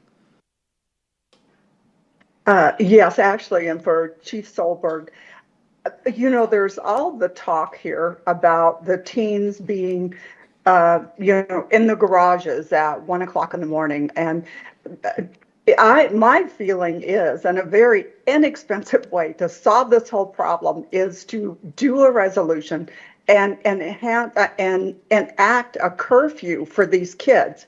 And not only does that, you know, give the parents some responsibility here to keep their kids, you know, within the bounds of a normal teenage, you know, space of time to be out at night, but it also does not cost any money, and it gives Chief Solberg another avenue. And maybe, I guess I should ask the question: we do not currently have a curfew, correct? Mayor and Councilmember Buckley, we do have a curfew, and when you're done, I'll explain the parameters of that. Okay, yeah, well, I would like to hear what those are, and if any, you know, if any arrests have been made, if any parents have been called. I'd like to see some data on that. And if that's not working, then you know, what we're doing, I would like to see that enhanced to a point where we can get it to work. Thank you. Mayor, Councilmember Buckley, our ordinance on curfew for those, 10 p.m. is the cutoff for those that are 15 and under. I got to do the math real quick. Those that are 15 and under. Between 10 p.m. and midnight, it's 16 to 17 that they have to be, they can be out up until midnight. So there are exceptions, going to work, religious events, with family. So there are exceptions to that rule. So you could have your family at the garage after dinner at 1 a.m. and they're under 18 years of age. But on their own, they have to have, abide by those rules, but there are exceptions traveling to and from those events or being at an event, as I mentioned. And we can pull the curfew data and get that to you. Thanks, Chief. Vice Mayor. Yeah, oops, I'm sorry. I would like to see that, and my recommendation would be to lower those times and have the 15-year-olds under 15 be in by 9 p.m. and the 17-year-olds. I mean, if they're still out and doing bad things, then we need to put that down to 10 p.m. And then that way, I think that would help solve some of this. The kids that are going to do this are going to do this no matter what, but it could at least deter them to some point. But thank you, and I appreciate it if you could get some data on that. Thank you, Councilmember Buckley. Chief, I think what I'm hearing is potentially a study session item on this topic with curfew and what the data looks like. It might be easier for us to be able to sit and discuss and wrap our heads around it. We can grab, Mayor and Council, we can grab that data and the mention of the 50. One thing that to keep in mind is school events that often go up to 10 or later, whether it be sports or dances or whatnot, so we have to take that in consideration. But we'll get the data, we'll do some comparables of what other, it's pretty consistent in the East Valley at least along those lines, but we'll pull that. Yeah, and I think it's important that we stay comparable to other cities and towns because our school districts go over city boundaries. They, you know, Chandler goes from Chandler across Gilbert and into Queen Creek, so we have to keep that in mind. Vice Mayor Anderson. I agree with analyzing the data and coming back with a study session. I was curious, the data you showed us tonight showed 2 incidents in the garages per month on average. Are those the ones that actually go on the log? Is there something that determines whether they go onto the log, or is there Mayor some and difference? Vice Mayor Anderson, the data that I gave you is every call for service, whether it's called in or whether it's our officers initiating a traffic stop, stopping a subject. So what you're seeing is, and that's why I clarified, that juveniles disturbing, there's a specific code of 417 that goes to our officers for a juveniles disturbing. Now, that doesn't mean if there's a fight call, the data I pulled was just for juveniles disturbing. On average, amongst the 2 garages, I think it was 2.1 or 2.2 per month. And so that's under that classification of someone calling in regarding juveniles disturbing. Now, if you call and see someone doing drugs, that's going to come in as a drug case rather than a juveniles disturbing, even though it may be juveniles. So we didn't dissect those calls to specify which of those thousands of calls were specifically included a juvenile. I grabbed the data that was specific to juveniles disturbing. Now, some of our proactive calls are classified as juveniles disturbing, but it was our officers observing juveniles doing something, and that's where it was classified as a juveniles disturbing. So every number you saw was an action, either someone calling in or officers taking action or being visible in those 2 garages. Thank you. Councilmember Torgerson. I was actually just waiting for him to be done. Councilmember Tilkey. Thanks, Mayor. Chief, when we have that study session, I like the idea that Councilmember Bongiovanni mentioned about calling the parents. And so if we could look at when it's appropriate to do that and make sure that we have that kind of settled so it's easy for your officers to know that that's what we're going to do. I think it's an important piece that kind of gets lost in all the law there. Yeah. Mayor and Vice, sorry, not Vice, Councilmember Tilkey. That is the normal protocol. So as I mentioned before, we are detaining them for a ordinance violation. We normally return them. We hold them until their parents can come pick them up from us. Sometimes they'll send a sibling that's an adult. Sometimes it's a friend of a friend, and they'll have someone else's parent. As long as an adult vouches for them and we're handing them off to someone, that's the normal protocol. We normally wouldn't give you a citation for a curfew violation and then just send them on their way to violate it again. We turn them over to an adult. That might be a nice data piece to track then, because I think perhaps there's a sense in the community, and I didn't know any better, whether or not parents are being involved. And it appears that a lot of people think they are not. And Mayor and Councilmember Tilkey, as Councilmember Bongiovanni had indicated, not all parents are the same. Sometimes we do not get good responses from some parents, and we handle it as best we can. But sometimes they're upset that we detained or held their kid. Okay. I'm done with him, but I'm ready to move on. She's done with you, Chief. I'm done with you. Is everybody else finished with Chief Solberg at this point? Oh, go ahead and close the public hearing. Thank you, Chief. You can take your seat, and I will bring it back here to the dais for discussion. Councilmember Torgerson? The first thing I want to say is that I find it wholly inappropriate to hold, whether it's the police or members of this council or you even, as somehow responsible with blood on their hands and gaslighting.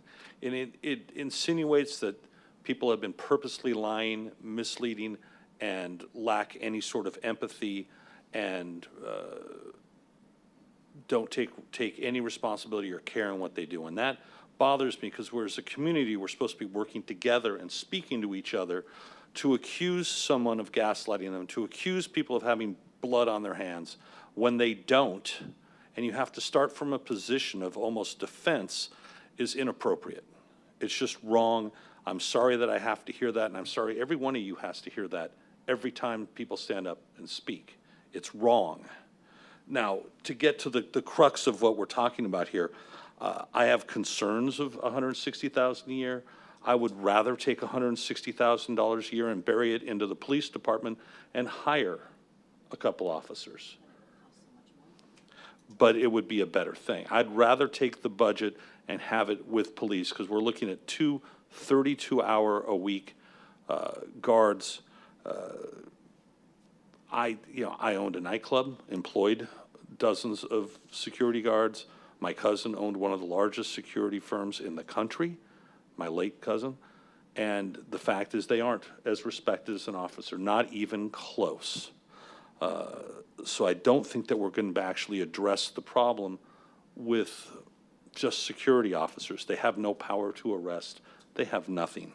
I believe in Queen Creek, there is one location that took on the idea of 16 by 6 or something, but that was a location that did it themselves. I do not believe the town of Queen Creek passed that as an ordinance. I think that was a private property where there's a lot of businesses on there. I don't think the city did this. I'm not so interested in private officers. If anything, I would like the budget to be turned over to police and to work that more thoroughly. Councilmember Tilkey? Thank you, Mayor. I understand where you're going, Councilmember Torgerson. I think what we're looking at is what can we do today to remove officers in other parts of our community, to put them downtown, leaves those areas in our community unprotected. It takes quite a while to hire new police officers, and I think this is a good stopgap. If we chose to put the priority to beefing up the actual staff downtown, I wouldn't want to keep the district as is today while we go through that process. So maybe I could compel you to a short-term solution for a long-term solution in this case. I'd be more likely to think of the hundreds of thousands of overtime hours. I'd rather give our police that are on bikes some overtime to stay between 11 and 1 in the morning or 2 in the morning and use that money to subsidize the overtime. I'm not an expert in the police department, but being on a bike in this heat, 8 hours a day would probably be enough for me, but perhaps we could give direction to staff to evaluate that. And in the meantime, try to have a solution in place until we get that information. Councilmember Tilkey makes a great point. Just to back up what you said about hiring, it takes about 18 months, if I'm not mistaken, to put a cop in a seat when you're going from hiring process. It's about $500,000. If my math is right and I remember correctly, we've been off for 6 weeks. If my math is correct and I remember, it's about $500,000 for 2 officers with vehicles, pensions, salary, the whole 9 yards, about $500,000. So there is a big difference, and I agree with your comment about finding a stopgap, right? We're looking for an opportunity to do something in the immediate, right now. And how do we do that while we can't just move officers? Typically, we're short officers, so it gets very hard to do. And then to hire new ones takes a long time. And to put the budget in place for all of that also. Councilmember Bongiovanni. Thank you, Mayor. First of all, can I say the swear word to apologize for saying the swear word? No. No? Okay. Sorry about that. I just couldn't think of a better word. And I swear all the time, but just not here. I gotcha. It's a good word, though. My question is, it's been working with what we're doing so far.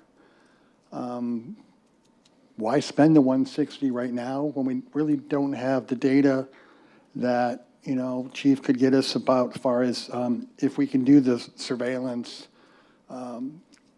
by video to find another solution right now. I mean, it was a summer that was not like previous summers. I'm not saying that nothing's happening, but I'm saying that I'd rather see us hold the 160 to use after we have enough data to figure out what the best solution is. We don't have to just spend the 160 because we brought up throwing 160 somewhere.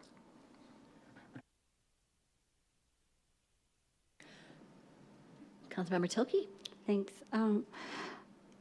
I think I wasn't talking about the whole 160. That's for the entire contract.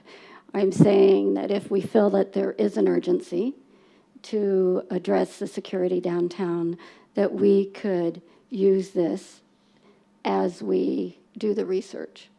Or, as you're suggesting, do nothing, keep it the way it is, rely on the live camera or the security of the camera while we research whether we need to beef up the staff downtown. Councilmember Bongiovanni? Thank you, Mayor. Is it possible, I mean, I don't know the traffic patterns, Chief. I should be asking Young this. Yeah. Is it possible to actually shut the garages down at a certain time?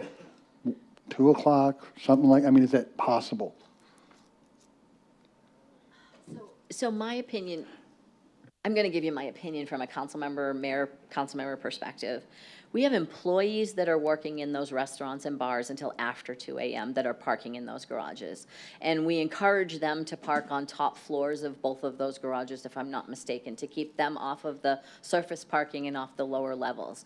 And so to close the garages with no barriers in place, we would have to put barriers in place. I think that would be very difficult to do as an immediate solution to the problem that we're having. And that goes to my next question, Chief. Has there been a problem at 2 o'clock in the morning, 3 o'clock in the morning?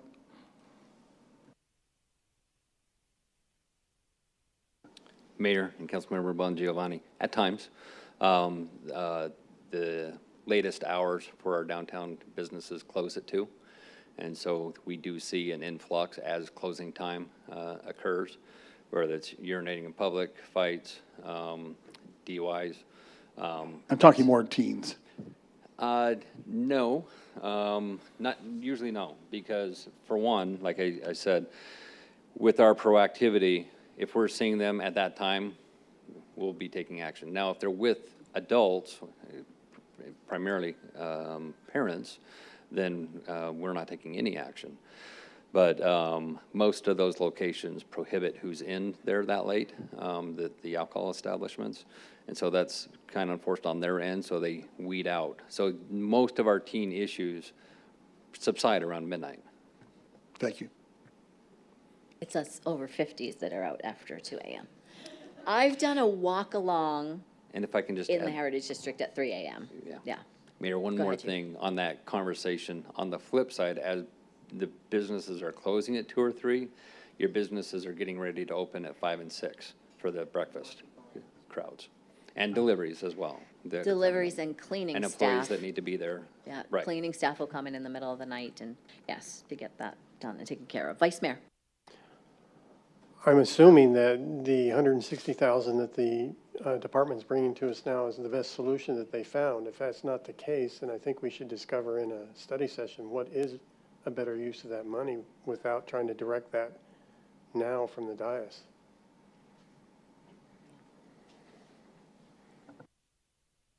Yeah, I guess I'm a little confused by the discussion because I thought that this was the way that we directed staff to go. And so now I'm hearing that it's maybe not possibly the solution that we were looking for, so I'm a little confused by that. Councilmember Komrowski's shaking her head. I don't recall, Yes. did we Did we direct staff at this at some point? I thought it was one of the topics that we had discussed. Maybe it wasn't. I don't know. We've talked a lot about a lot of different things, so sorry. Chief, you maybe no. I'm like a yo-yo tonight. Mayor and council, the direction was to provide, evaluate the alternatives and provide our recommendation to you. And so that's what we're doing tonight, is recommending the security overlay for the one-year pilot program. And I believe the first time we brought this up and discussed, I even asked if there was an option for only 6 months of a contract versus a year of a contract, because we weren't sure if this was going to be something that we were going to have to lock into for a year, if it was going to be like a stopgap for right now, but something to put in place immediately. Correct. And you have the 7-day out clause, so We have the 7-day out if you change clause. your mind, or if the data doesn't support it, we could alter. Thank you. Councilmember Kaprowski. I just wanted to say that the positive that I heard in this conversation was that this would help supplement the police department in being able to do their jobs effectively and have that extra layer. But a lot of the other information that was presented, I think is not as substantial as we normally have when we make these decisions for spending money. So I do have concerns that for the need and the return on investment in this case, because there are a lot of needs in the community and there's always inherent risk, and we're trying to protect as many people as possible. But I do have concerns overall with the spending and not having that supporting data or strong issue that we're trying to target with this. So I really am not sure, what we would do with this, but I do like the idea of the future study session for other options. But I guess I want to hear more about whether we think this is that this is an issue that we want to have this stopgap before we have that study session or not.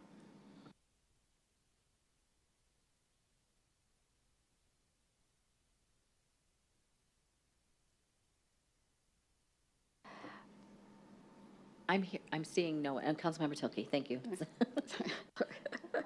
I think it comes down to the urgency of it.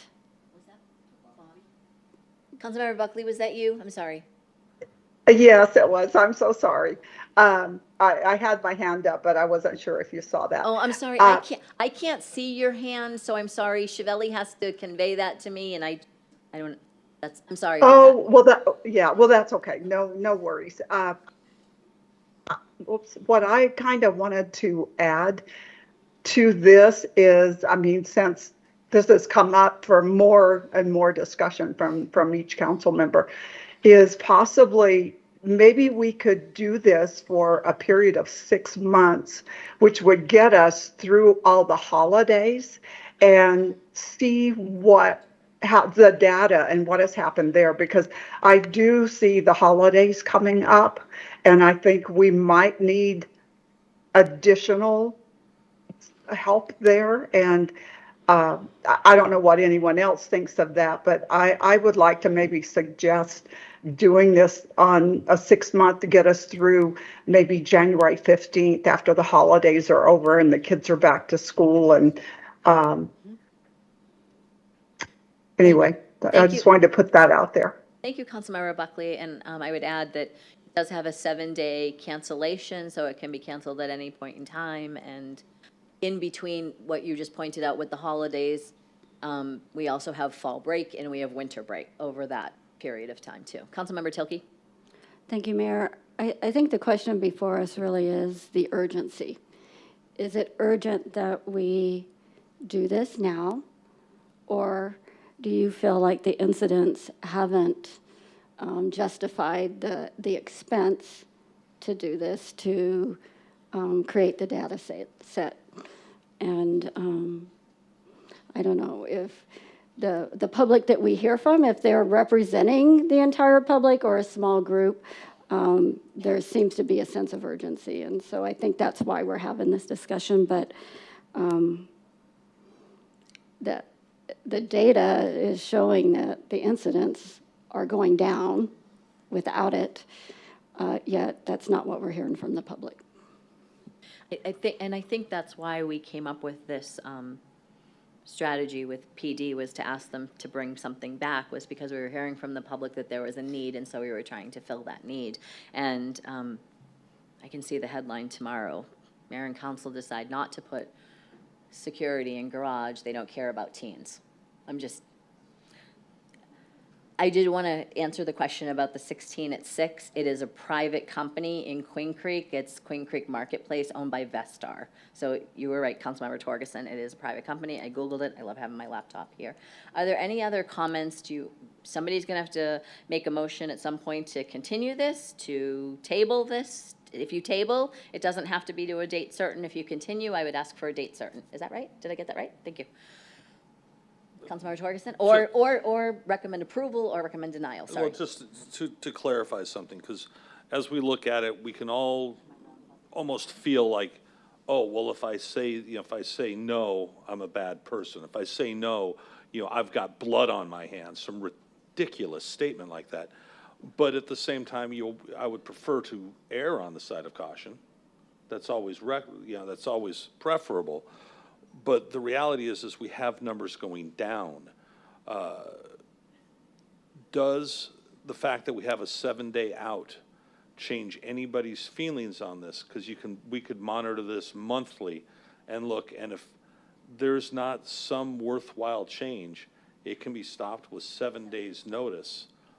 And I mean, I hate to blow money, and because if we've only got officers finding 2.1 incidents a month between 2 garages, so a little over 1 per garage, are we just throwing away, I don't know, about $15,000 a month? Are we just burning it up for no good reason, or do we want to roll the dice and see what happens for a few months and have a report on it every single month to evaluate whether we're doing this or not? Make that a motion, sir. Sorry. Thank you, Mayor. I wouldn't mind seeing what Councilmember Torgerson is saying, as long as we worked concurrently with working on tightening the ordinance that we mentioned earlier. Separate kind of, yeah, and maybe take a look at 30 days after we had that kind of ordinance also, just to take a look at the data from both standpoints. With an ordinance, without an ordinance, are we seeing more or less? Chief, I see you back at the podium. Missed you all. Mayor and council, a few answers, people who are working behind the scenes. The surveillance contract was roughly $110,000 per year. What they do is they take those cameras, they put in a geofence around the location that needs to be monitored. So it's not an actual person monitoring it. The AI will, if someone intrudes into that zone or lingers in that zone for too long, based on the parameters we set, it sends a notification to that monitoring company. They will get eyes on, see what's going on. If need be, then contact the police for a response. Additionally, if you want to modify the contract, Facilities has confirmed that they're willing to do the 6-month, still maintaining the 7-day out clause if you decide to change. Chief, would we have, do we have an option of doing certain hours, or is it always 24/7? Anyone know? I don't know. We would have to find out. Okay. And that might change the price structure. I'm sure they can. Let's say you want to do it from 6 p.m. to 2 a.m. Yeah, something like that. It'll yeah. probably modify the cost structure, but I can't imagine they would not provide an altered schedule. Okay, thank you. Did you have a question for Chief? Yes. Yes, Councilman Krasinski. Chief Solberg, you just mentioned that there was the advanced technology option, and that cost was $110,000 annually. Does that include the cost of the upgraded camera systems? So from what Mayor and Vice Mayor Kaprowski, from what I remember, the option you do have the option for that person monitoring their cameras to hit the button like I'm doing now and say, you're violating our ordinance, you need to move. So there's speakers. Our cameras don't have the ability for that two-way communication from the monitoring company. So if we wanted that two-way communication, that would be where we would have to use their cameras on top of our cameras. we'll have to verify all this with IT, but my understanding is they can put that geofence using our systems. We'd have to work with them on, obviously, we protect our infrastructure very heavily. So we would have to verify that that is an option still. But that was the $110,000 for the geofence monitoring 24/7. So hearing that information, I would lean more towards the advanced detection and the technology, because then that's coverage for the entire structure. But, I mean, there's a lot. I also agree with Councilmember Buckley in terms of we can start with 6 months, cover the holidays, and come back and err on the side of caution. Hi, Leah. I have Councilmember Buckley waiting to speak too, so go ahead, Leah. Thank you, Mayor, Council. Apologize for the interruption. Just a little bit of clarifying information regarding the advanced technology option. That is close in cost to the Capitol Guard security on-site premise option. And when the stakeholder team evaluated that, one of the conclusions we came to is relying on the AI technology to alert a live person to then examine and then notify dispatch would potentially impact the ability on response time. And with the minimal difference in cost between that and the on-site security, the team determined that the on-site security would be able to facilitate a much quicker response time. So just wanted to share that clarifying information for you in terms of evaluating options. Thank you. Councilmember Buckley? Leah kind of defined a couple of my questions that I had. So, I would like to go ahead and make a motion to, and I believe this is for item number 9, correct? Yes, ma'am. Yes, to go ahead and make a motion to do this for 6 months. But I'm a little confused. Is this both for the on-site? I would like to see the on-site and the surveillance as well together. They're together, correct? Mayor, Councilmember Buckley, yes. So again, apologies for the confusion. One option that was considered was we'll call an advanced technology option that utilized remote video surveillance.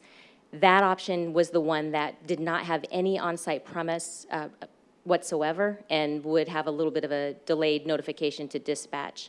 The option that was presented to council and is on your agenda tonight would be physical security on premise at both garages Wednesday through Saturday during those peak hour times. In addition, they would monitor remotely during regular working hours Monday through Thursday. So, Councilmember Buckley, the answer is all that is on our agenda this evening is the manned version and not the technology unmanned version. So we cannot add that to our discussion or your motion this evening. We would have to bring that back with a contract and a dollar amount and everything for us to vote on in the future. So you have a motion. Okay. We have a motion on the floor to approve what is on our agenda this evening, if I'm correct. Correct. For 6 For months. 6 months. For 6 months. Is it possible to ask one more question?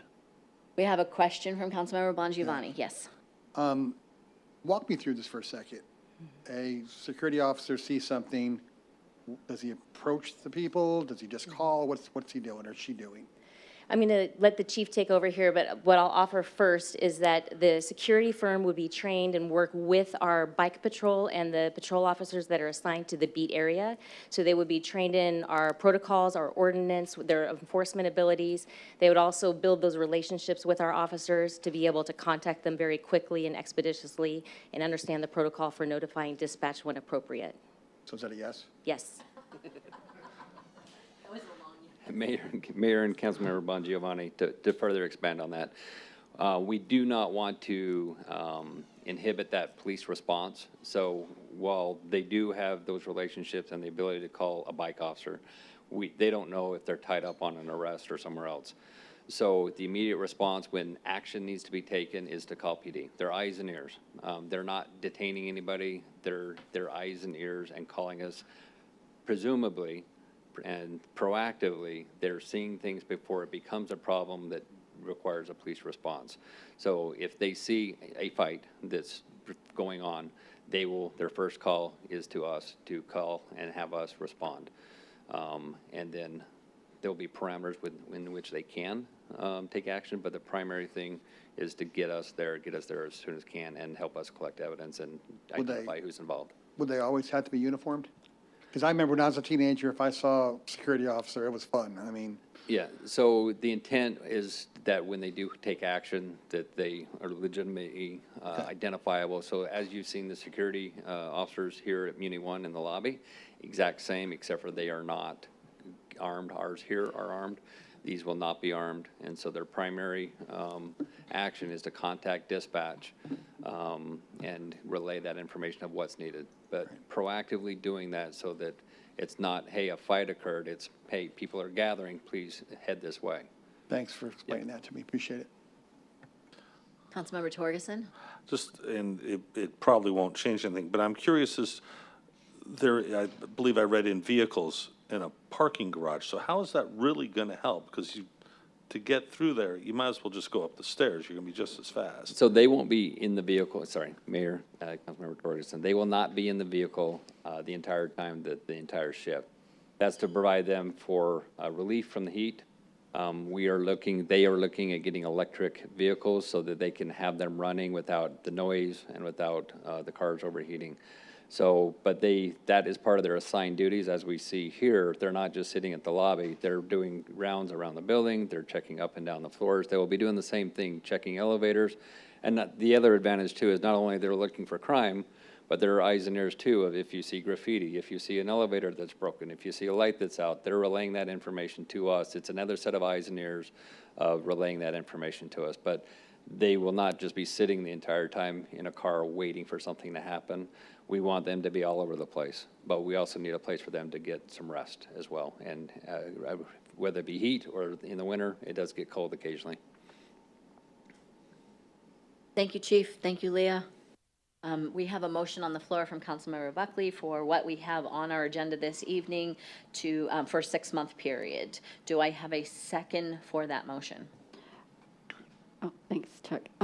Mayor, I'll make a second with the request for a monthly update on the status of that. Okay.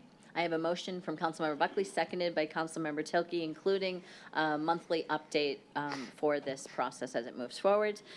All those in favor, please say aye. Aye. Aye. Aye. Aye. Any opposed, please say nay. Motion passes 7-0. And I apologize to the crowd, but we need to take a recess for about 5 minutes because we've been sitting up here for 2 hours now and need a break. Thank you.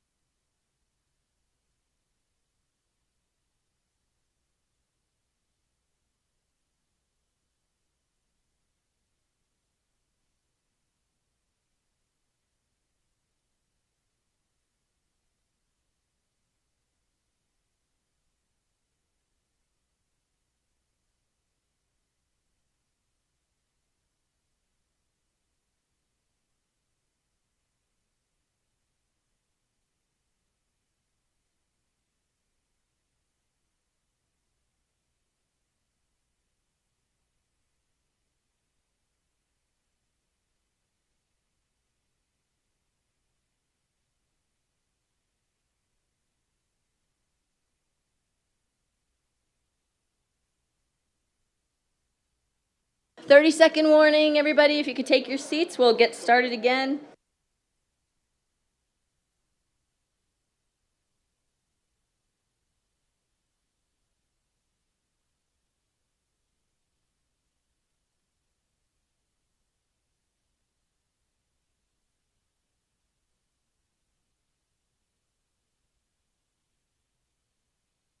Thanks, everybody. I want to call this meeting back to order. Thank you for obliging us with the time for a quick recess. We will move on to item number 10, Council Administration, administrative item to consider adoption of Resolution 4498. Do I have staff to make a short presentation? I will open the public hearing on this item. Dan Henderson, take two, because we had you during study session too, Dan. Good evening, Mayor. Good evening, Council. My name is Dan Henderson. I serve as the Director for Economic Development. And during the adoption of the Northwest Gilbert redevelopment area, citizen concern and outreach indicated the community's preference to not utilize government property lease excise tax, or what we refer to as GIPLET, these tools on any town-owned parcels. Of specific concern, Mayor and Council, the provision to which the excise tax rate can be abated for the first 8 years after a certificate of occupancy on the building if the property is located within a central business district and a redevelopment area. The town of Gilbert has never used, nor does it plan to use, GIPLET abatement tools. Accordingly, to address any concerns and clarify Gilbert's intent, staff is requesting council support in removing our ability to use any use of GIPLET or tax abatement pursuant to Arizona State Statute 42-6209.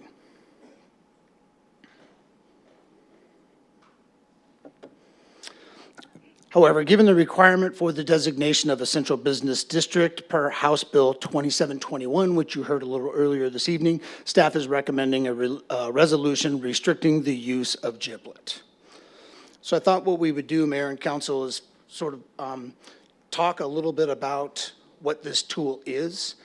From a high-level perspective, GIPLET, or Government Property Lease Excise Tax, is a development incentive established by the state in 1996. Among many things, GIPLET allows a city or town to abate the tax provided for under this article for a limited period of time, beginning when the certificate of occupancy is issued and ending 8 years after the certificate of occupancy is issued on government property improvements. Essentially, developers would sell a property to a local municipality in order to abate the property tax burden for 8 years with an excise tax. So I wanted to give you an example of where and how GIPLET has been used.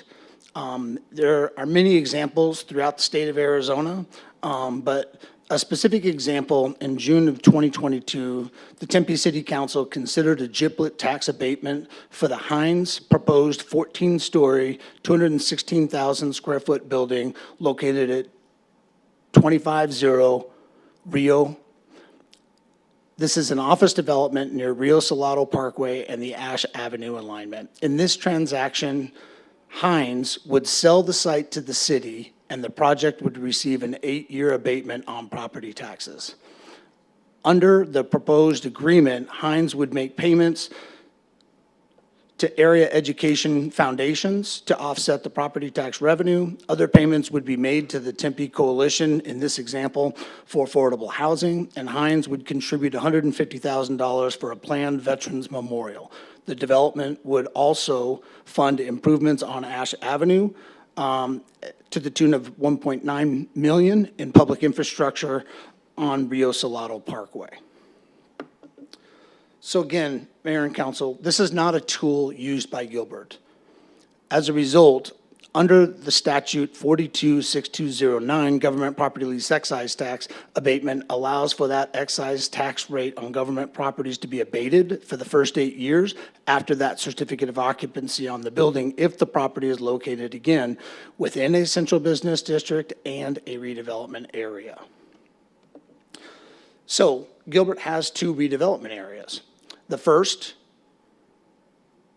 the Heritage District, or the Heritage District redevelopment area. This was the first redevelopment area in the community, and this area was designated in 1989 as such. The second is one that mayor and council authorized in June or late in the fiscal year 24, and that's an area that we call the Northwest Gilbert, and again, that was designated in June of this year. Ashley did a wonderful job, along with Rob and others, talking about the House Bill 2721, which was approved, as we mentioned, by state statute or state legislature in May, and requires that municipalities with a population of 75,000 people or more adopt regulations related to middle housing. Examples provided previously included duplexes, triplexes, fourplexes, and townhomes. And as a first step to the implementation of this new statute, the town is seeking to adopt a central business district to identify the area in which middle housing will be authorized by right on property zoned for single family. So by way of a comparison, we wanted to show you what House Bill 2721 allows for, specifically focusing in on and for middle housing, and is defined very differently from the statute to the right as you're looking at this, or statute 426209, which provides a mechanism for allowing tax abatement. So what you approved this evening by establishing the central business in the Heritage District does not and cannot be used for tax abatement of any kind, including the GIPLET.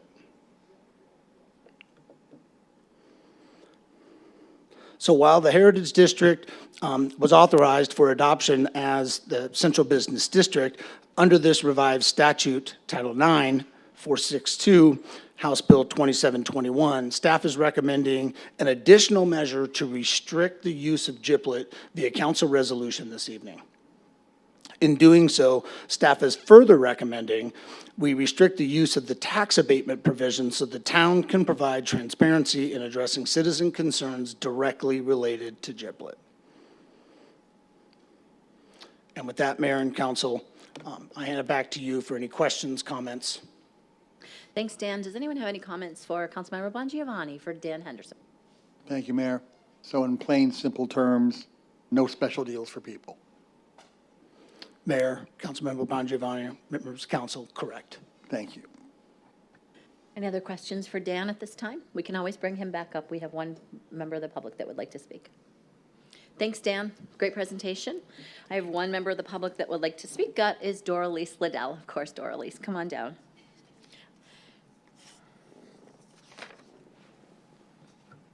Thank you. I just have, I support this. I'm glad it's coming to you.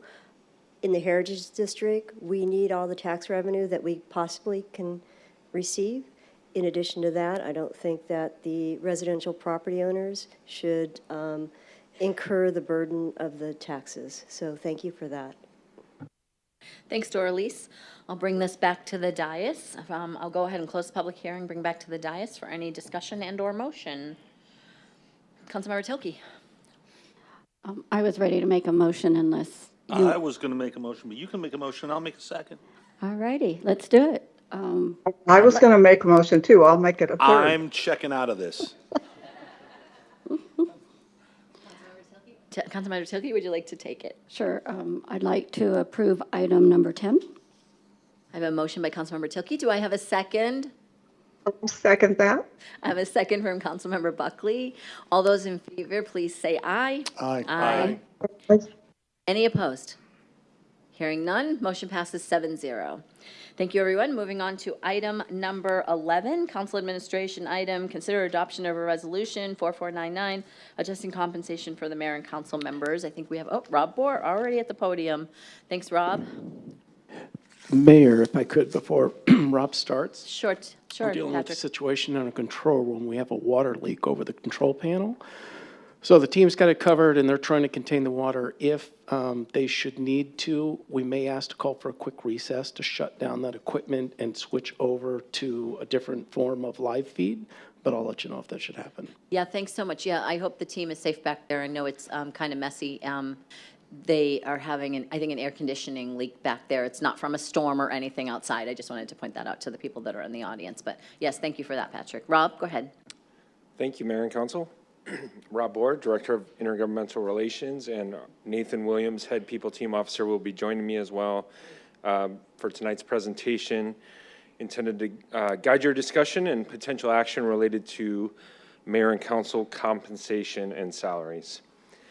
We wanted to provide some background to help with that. We'll cover several items, including historical data, cost of living info, some of the comparative data that we've shared previously throughout the state and region, and then discuss some potential options for future increases.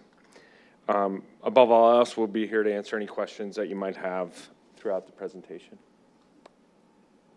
Wanted to start with just some of the state law and local codes that help guide your decisions related to mayor and council salary. Mainly a section of the Arizona Constitution that specifically says that those who do basically essentially the same work as a member of council or another type of elected board should be paid the same salary. However, with the mayor's duties being different, considered different than the rest of council, the mayor is able to earn a separate salary from the rest of the council. And then we have our local Gilbert Town Code, which basically just says that we will adhere to that section of the Arizona Constitution. And then Arizona State Statute, which the section there just basically gives you the authority to give yourself a salary or to take action on a salary for mayor and council. And then we want to touch a little bit, obviously you all know this better than I can talk to it, but talk just a little bit about some of the day-to-day duties with it being a unique role as a town council member. Just to give a little bit of an idea, I think it's impossible to kind of really explain what day-to-day looks like or what the job entails because it changes so much from hour to hour and day-to-day. But to just give some of those categories of kind of your major roles and responsibilities to help sort of give folks an idea of what the role looks like. So starting out, as you all know, Arizona operates under a council manager form of government. So what that means is our manager, Patrick, is in charge of carrying out all the day-to-day duties, but those duties are what fall under the policies that you all assign as the dedicated policy makers.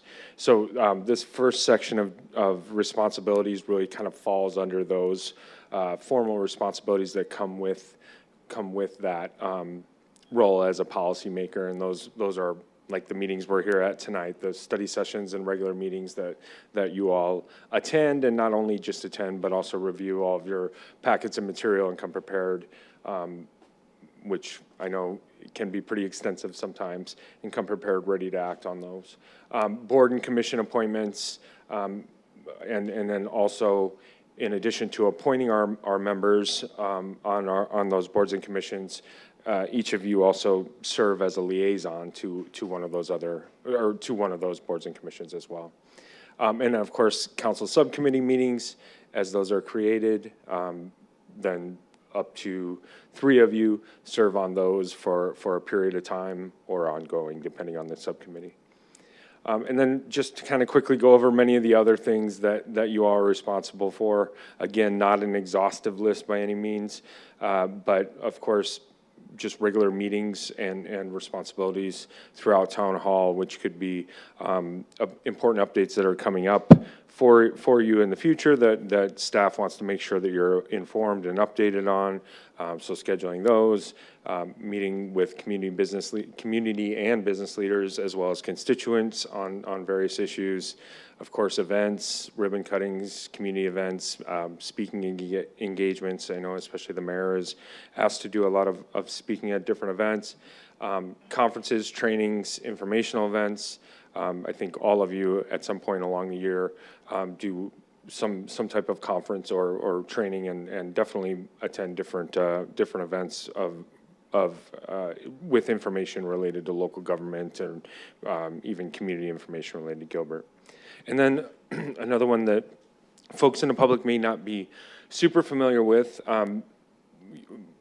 mayor and council also serve as liaisons or representatives on regional and statewide governing organizations that may make decisions, like, for example, Maricopa Association of Governments that takes action related to transportation decisions and where that funding will get routed to. And Valley Metro, which is the governing board over transit in the region.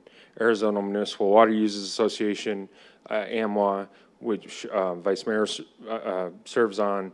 It is a policy organization related to municipal water issues and takes a lead on representing the collaboration of municipalities on those issues. Greater Phoenix Economic Council, GPEC, which of course is responsible for economic development locates throughout the region. And we have our Phoenix Mesa Gateway Airport Authority. The mayor serves on that board. League of Arizona Cities and Towns, which is a collaboration of all 91 cities and towns in Arizona that collaborates on policy issues and works on legislative items related to local government, and Gilbert Chamber, and of course many more.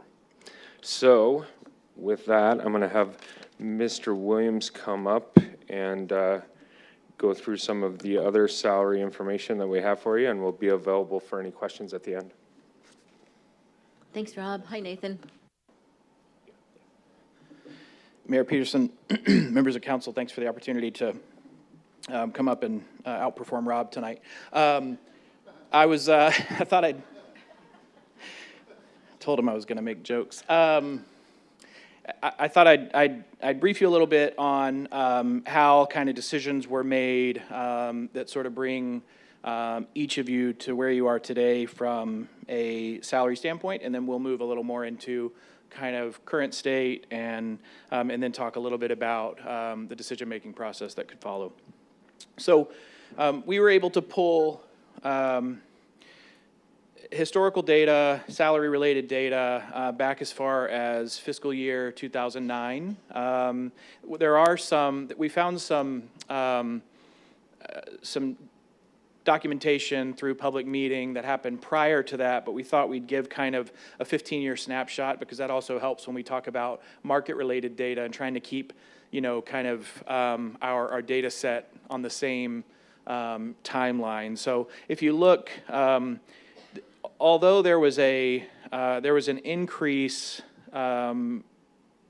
approved going into FY17 for both council and mayoral pay, that was basically reversed prior to the FY19 fiscal year for council, and then maintained for the mayor's position. But outside of that, you can see, so today's council rate is the same as it was in FY 2009, with the mayors having that slight increase that occurred preceding FY 17. So I'm going to show you a few kind of steps in this, and then I'm going to take you through some kind of explanations, because there was a question that was asked as we were preparing this information to make sure that we brought all of you data that was beyond just pay rate, right? We wanted to make sure you were familiar with fully loaded cost and other factors like that. But as I mentioned, so there was a 2005 resolution that set mayor and council salaries at $36,000 and $20,000 respectively. 2005 ordinance implemented automatic increases based on staff cost of living adjustments. So any cost of living adjustments that were appropriate for the organization would be sort of modeled and mirrored for the elected officials. 2008 ordinance, based on that ordinance 1655, mayor and council salaries were raised based on those cost of living components. And then 2017, that ordinance was repealed and a new resolution was passed setting salaries at $43,000 and $24,000 respectively and removing the cost of living adjustment component at that time. So that's, again, to give you kind of the history a little further back. And now to talk a little bit about local market CPI or kind of inflationary data, I think this is important to outline a little bit because it helps chart kind of the trends we've seen. And as we all know, the last few years, there were some significant inflationary numbers far outside of kind of the norm. And you can see there since 08, you've got the Phoenix CPI, which is the one we use. We use a local market CPI because we feel like that's most in line with the cost of living impact to our workforce. And so you can see that, usually those numbers are in the single percent. They started to get close to coming up on 10% over the last couple of years. But the gist is that it equals about a 2.79% average annual increase in cost of living over that 15-year spread. So even with those last couple of years being pretty substantial and far outside the norm, we're still looking at a 15-year average of just shy of 3%.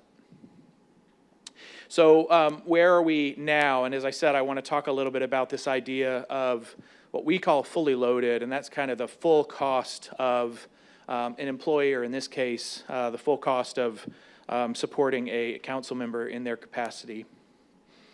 And so I'm going to take you through a few kind of specifics on this spreadsheet because it's a little bit odd, and honestly, there's probably some of your eyes might jump immediately to a kind of a weird outlier that I'll share here in a moment.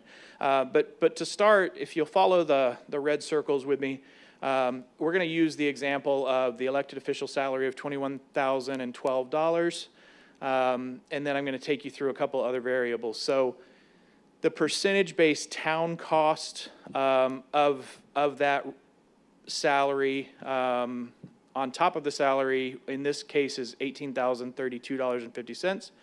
And that is everything that you see in these first 2, 4, 6 boxes here. So that's obviously the town contribution to Social Security, Medicare, the retirement fund, any disability or workers' comp needed. And then you'll see that legacy figure of 70%.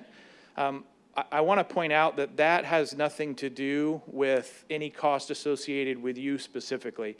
That is actually through the state, the public safety retirement system that also manages the elected official retirement program. They had a significant deficit in their basically retirement cost for prior elected officials, and they've been working to sort of make up that shortfall. So that is not a number that A, that we can opt out of, B, it has nothing to do with you and your current role and your current capacity. It is to make up for a historical shortfall that is a statewide shortfall, not really associated anyway with Gilbert. I will give some good news, I guess, that number has already declined significantly rolling into the new fiscal year. It's around 46%, but this is still the data. We wanted to make sure we kept the data the same from the study session that we presented to you. So I'm still showing you fiscal year 24 data. And then the other piece of this, obviously, is health and dental contribution. And I understand it is up to each of you independently to determine if you want to take advantage of our health insurance and our dental programs. But we want to give it to you just so you know what is the overall cost potentially of an elected position in the town. And this is especially important because everyone has access to this. And so when we sort of budget for whether it be an elected official, whether it be for a full-time employee or a benefit-eligible employee in the town, we always factor this in so that we can be as considerate and conservative as possible with our budget analysis on what the cost of an employee is. So, that it's important to present that in this way. So you'll see, and that's those two variables right there at the bottom, right? That's the town's contribution to the medical plan, and then the dental plan makes that total at the top. And so then lastly, I already mentioned that. So that the pink box at the top right is what I said, that fully loaded cost. So hopefully now that paints a clear picture of what that means. That is all the costs associated with employing an individual, in this case, that elected official at that $21,000 salary, you'll see that the fully loaded cost is significantly more than salary alone. Next, I want to talk a little bit about the state benchmark data, and this is where we start to kind of talk about, considering Gilbert's elected officials and your current compensation structure in comparison to other cities in a similar fashion to how we might benchmark any position within the town.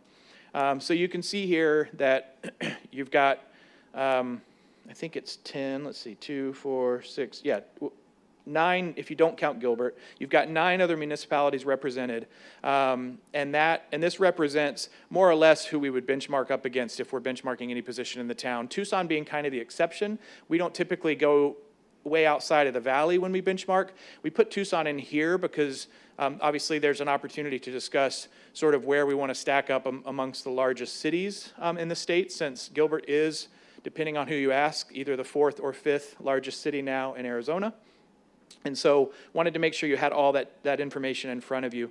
And then just a few things that I'll kind of call your attention to here. Oh, well, my circle went away. At the bottom, you'll see the numbers in bold. So you've got Gilbert's current data as the last kind of comparable there. But then below that, you've got average salary data. That is not including Gilbert's numbers. That is including every other city listed here.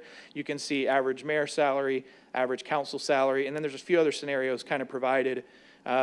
We've broken this down by basically the pay per number of citizens in the community, and that's what those right 2 columns are, the mayor and the council for each of those cities. You can see the averages at the bottom, and then you can see, which I'll show more around kind of some scenarios you could look at for Gilbert if you want to entertain the idea later, but that's kind of how the data shows up as far as the benchmark cities are concerned. And I will say this is what we compiled back in May. So if there have been any changes made to any cities since May, they may not be represented here. So I just want to make sure you're all aware of that, just in case when you look at a number and go, well, wait a minute, I thought this city was at such and such. There could have been some changes made since then.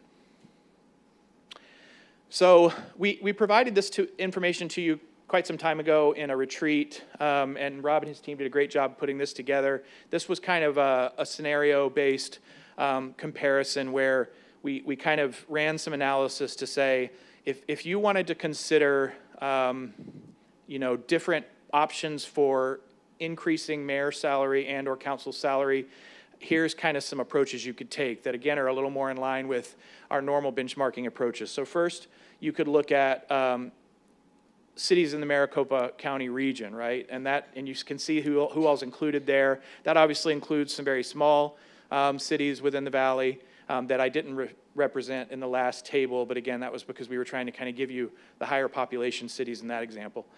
You can see after that, the salary per resident component, if you wanted to do it based on population size and how would you accurately portray a salary in line with population. And again, that was based on the average salary per residence data that I showed you on that prior table. The next was, which I don't love this because I don't love the idea of averaging our own number into our arguing number, but you've got the average among the top 7 population cities, including Gilbert, and then next one you have the average among the top 6 with Gilbert being taken out to get to the 6, and that shows you the salary data for each of those. So a few things, that again, based on that information, it's ultimately council's decision on how they want to proceed here and what other ideas or approaches you want to entertain, but and again, trying to kind of lay this out for you in a pretty succinct and clear way. This is kind of a broader set of examples that you could take. So you've got your current mayor and council salary as that first column. If you wanted to go back in time, so as I mentioned, that 15-year span, whether it was a CPI or whether it was a salary data, if you wanted to go back in time and you wanted to kind of make an adjustment to salary to bring you up to sort of where you currently should be based on the assumption that 15 years ago, that salary was in line with the market. That would be the recommended salary now if you were just going to do that 2.79% cost of living adjustment over a 15-year span. Next, as I just showed you, if you wanted to exclude Gilbert and look at the 6 biggest cities, or if you wanted to go on the average of the 10 benchmark cities that I presented to you earlier, or if you wanted to go with comparable population size, so this would exclude Phoenix, Tucson, this would exclude those cities that are much larger, as well as the smaller cities, and it would focus on the 5 that are sort of right around Gilbert in size. And then again, as I already showed you before, an average pay per citizen or resident. And then there was a mention in, I think, retreat around the idea of anchoring council pay to a lowest paid salary in the town. That is for a salaried or an exempt position, not an hourly paid position. I will caution with this one, that number changes very drastically when you have resignations and separations. So as an example, I did a quick analysis to look. If our 2 lowest paid positions in the town were to resign and we were to run these numbers again, that number would change by $6,000. So that's just to give a little bit of perspective that's to me a less reliable number to work off of, but it is certainly there for your consideration. So. And then again, that's kind of if you wanted to make an adjustment to salaries and make an adjustment that would take place in an upcoming period, when you think about how to then manage the idea of increasing salaries over time, you could certainly continue to work off of that 2.79 annual increase assumption, since we don't have the ability to increase council pay on an annual basis because it needs to happen when there are new council members being seated and worked on that 2-year cycle. We could obviously take that 2.79, multiply it by 2, and then factor that in, or multiply it by 4 for a mayor because it would be every 4 years, and then kind of build that assumed increase in. We could also talk about some other kind of consistent approach based on market data. So obviously that's based on a 15-year historical trend, but let's say over the next couple of years, inflationary numbers continue to be high or they drop substantially, that average may change. And so we could always also talk about a consistent model that would be about looking at historical trend data kind of based on the point in time that we're looking at it. And then we could also talk about matching or mirroring or aligning you with town benchmarks. So we benchmark positions in the town every other year, which means that our positions, just as kind of a quick example off the top of my head, our positions are moving on average about 5.5% each time we benchmark them right now. So that's pretty in line with this first example that I gave, but we could also say, the mayor and council may say, well, we don't want our pay to increase at a more rapid rate than our average employee pay increases, and so we could certainly look at anchoring you to what is the average benchmark movement we're seeing in the organization.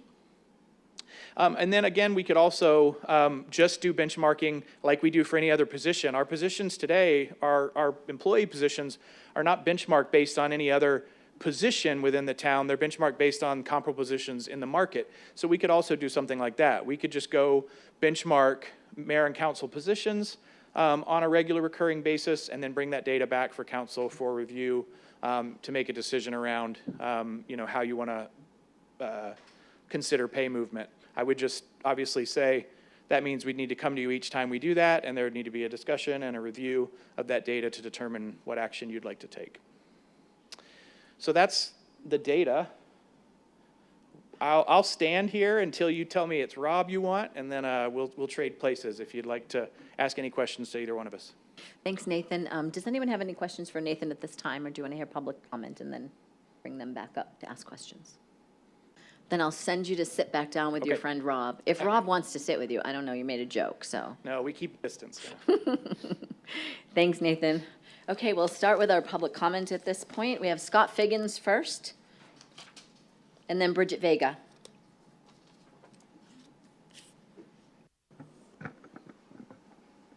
Thank you, Madam Mayor, members of council. My name is Scott Figgins. I am here before you today representing Local 2260, which is basically the second largest local in the state of Arizona representing firefighters.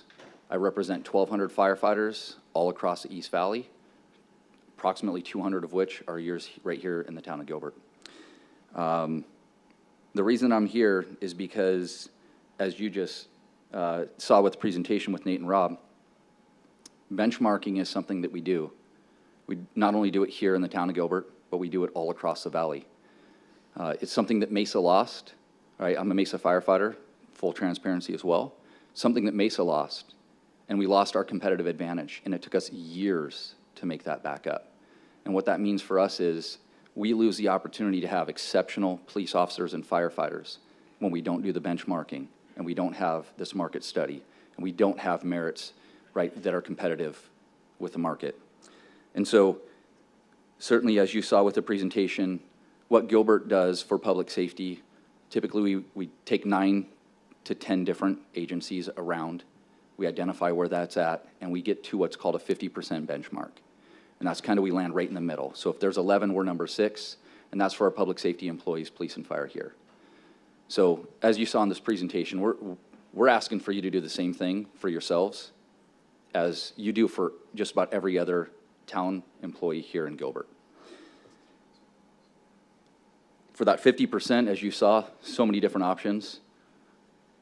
You guys are behind, the council is behind, and what we're asking for you to consider is not just yourselves, we're asking for you to consider future generations, because the town of Gilbert needs that.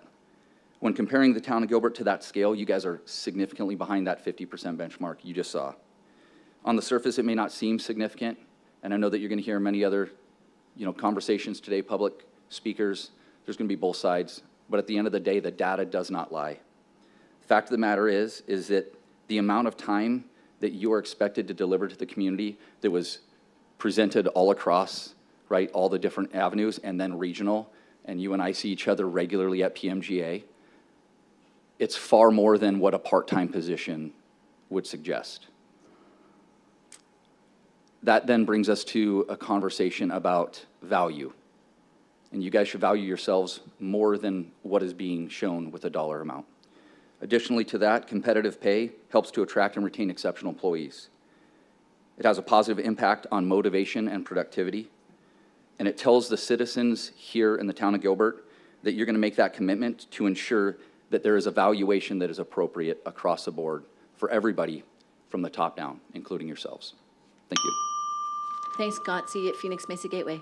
Yes. Bridget Vega, and then next is Becky Schoncheck. Thank you for the pronunciation. Good evening, Mayor and Council. You guys continue to put profit over people.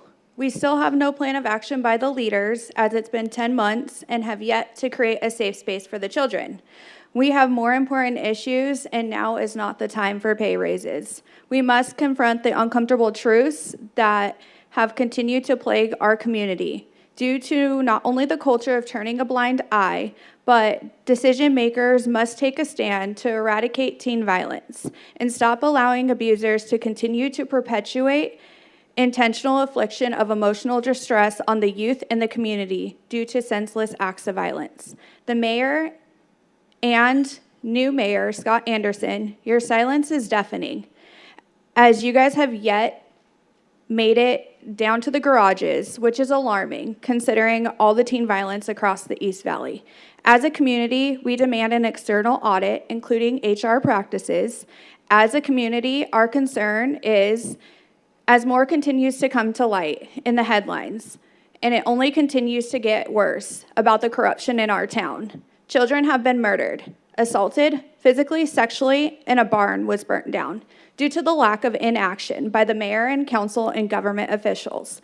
As we've heard statements of kids being kids, or this isn't a police issue. So at what point is enough enough? The reality is the culture of the corruption remains to happen. The town manager, Banger, and assistant town manager, Leah, play a role in this as well for accountability.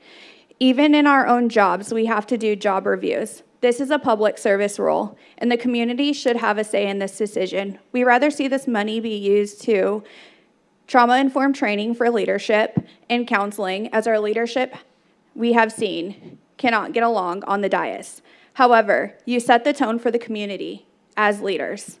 We'd like to see the money go to awareness, prevention, and community engagement events and work together in partnership to create a safer community. As the community has continued to show up and lead, the grieving family of Preston Lord has held community awareness events and community public gatherings. Our leadership has yet to be present in building the bridge while rebuilding the trust within the community.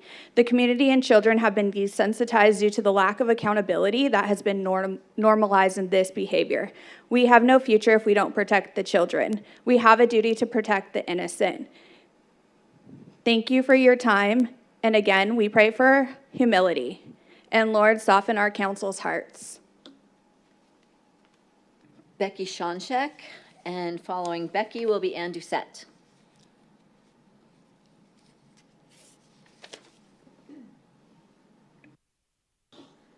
Good evening, Mayor and council members. I'm not a normal face in the Rowdy Mom group over here, but I've been watching from a distance, and I feel it's time to speak up, especially when talking about taking more taxpayer dollars. First off, I need to commend all these amazing people behind me for keeping teen violence at the forefront of our community for the past 10 months. When I know that this council wanted nothing more than to sweep it under the rug and make it all go away. It definitely takes a village to protect our kids. Truthfully, I'm hugely disappointed at this town council. Knowingly or unknowingly, this town voted you into your positions and trusted you with this power over our families. Unfortunately, you have sadly used your position as a weapon over this town and held us hostage by not keeping us or our kids safe. But God always has a message in the hard. This time, it's the message that needs to come through. Maybe it's one of the heart. We need to heal ourselves, the adults of this town, which in turn heals our families. No government, local or federal, should need to have this much control over us because we're unable to govern ourselves. We haven't been able to behave as adults, and therefore, we now expect the government to step in like parents. I pray that God shows us the way and allows us to grow in love for each other, reducing the need for an outside authority to control us. I'm not sure your pay increase would help anyone at this point because I know we're at a point in this country that only God is going to save us. So Lord, we are just like the Israelites who built the golden calf. I ask for you to forgive us. Please help us repent for putting worldly possessions, idols, fame, and fortune above the importance of entering your kingdom. And although we may not all believe the same, we are innately good humans who were created in your image to love you and love others. I pray that the dark veil surrounding many people will be lifted and your light will be seen. I ask you, Lord, to heal all of our hurt, trauma, and pain. Allow us to come together as a community filled with love and light to raise up our kids in your goodness. Lord, you ask us to disciple our kids in the way of the Holy Word. Please send the Holy Spirit to give us the power to fight against the evil that is controlling our children. And I ask you to be with the members of this town council, as we know you selected them for their positions. Help them to serve your purpose of creating positive change in this town or waking up people to the corruption you need exposed. As it says in John 1:5, the light shines in the darkness and the darkness can never extinguish it. May you continue to shine light, May you continue to shine light in the darkness that is government, unhealed hearts, and distant communities. God, the town of Gilbert and its people need you. We ask this in your mighty name. Amen. Thank you, council. Next is Ann Doucette. Following Ann is Carissa Arnold.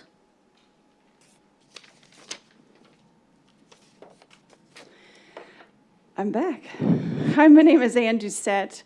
The discussion around pay raises for city council members is a topic that concerns many of us. It's rather sad to witness the frequent bickering and infighting that seems to plague this body. Do we truly believe that increasing pay will solve these issues? Or are we missing the point of what it truly means to serve our community? City council positions are not full-time positions. They are part-time positions of service. These roles are meant for individuals who have a genuine desire to make our community a better place. Public service is, at its core, is about giving back to the community that we love. Many who enter the realm of politics do so with a heart full of passion and a vision for positive change. They are driven by the commitment to their community, not by the allure of a paycheck. These individuals understand that the true reward of public service lies in the impact they have on the lives of those they represent. The current state of our city council is troubling. The constant complaints and lack of productivity hinder our progress and erode public trust. Raising pay for positions that are not fulfilling their intended purpose does not seem justifiable. Please make it make sense, especially when this council is requesting a 152% pay raise, which would take the part-time 20-hour-a-week position to making $55 an hour. Instead, we should focus on attracting and retaining individuals who embody the spirit of public service, those who dedicate their time and energy to our community without expecting substantial financial compensation. Therefore, pay raises are not necessary for this part-time position. Instead of allocating funds for better cameras at the garage arms, security team, trauma resources, recovery resources, you would prefer to put those funds in your own pocket. I'm not sure where this money tree in Gilbert is, but if we, as citizens, ask our employers for a 152% raise, we would likely be let go or laughed at.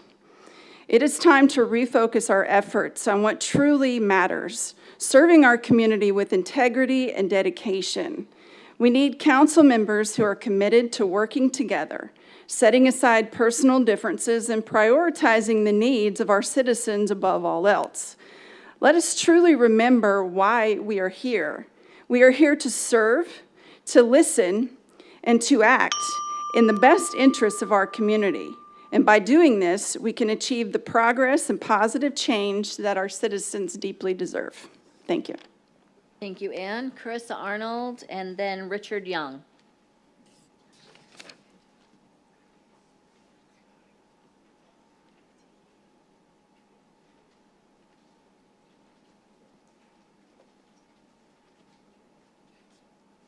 Thank you. I have some questions, if I can ask that. So, Mr. Torgerson, it was written in the media that you were the one who put the pay raise in the budget at the previous meeting. Is that a correct statement, that it was put in there without the knowledge of the rest of the council members? It is a correct statement? Incorrect statement. Okay. This is something that's been talked about for a year and a half. For some reason, it was botched, and nobody was discussing this because we wanted it to be effective for the candidates coming in. It took 3 people to put it on the agenda. I'm the person that made the motion. Thank you. Okay. Wow, okay. That was a bit, okay. So going from there then, like, who were the other 2 individuals that had decided to put that in on the agenda? I was also one of them, but I need to back this up with Sure. something.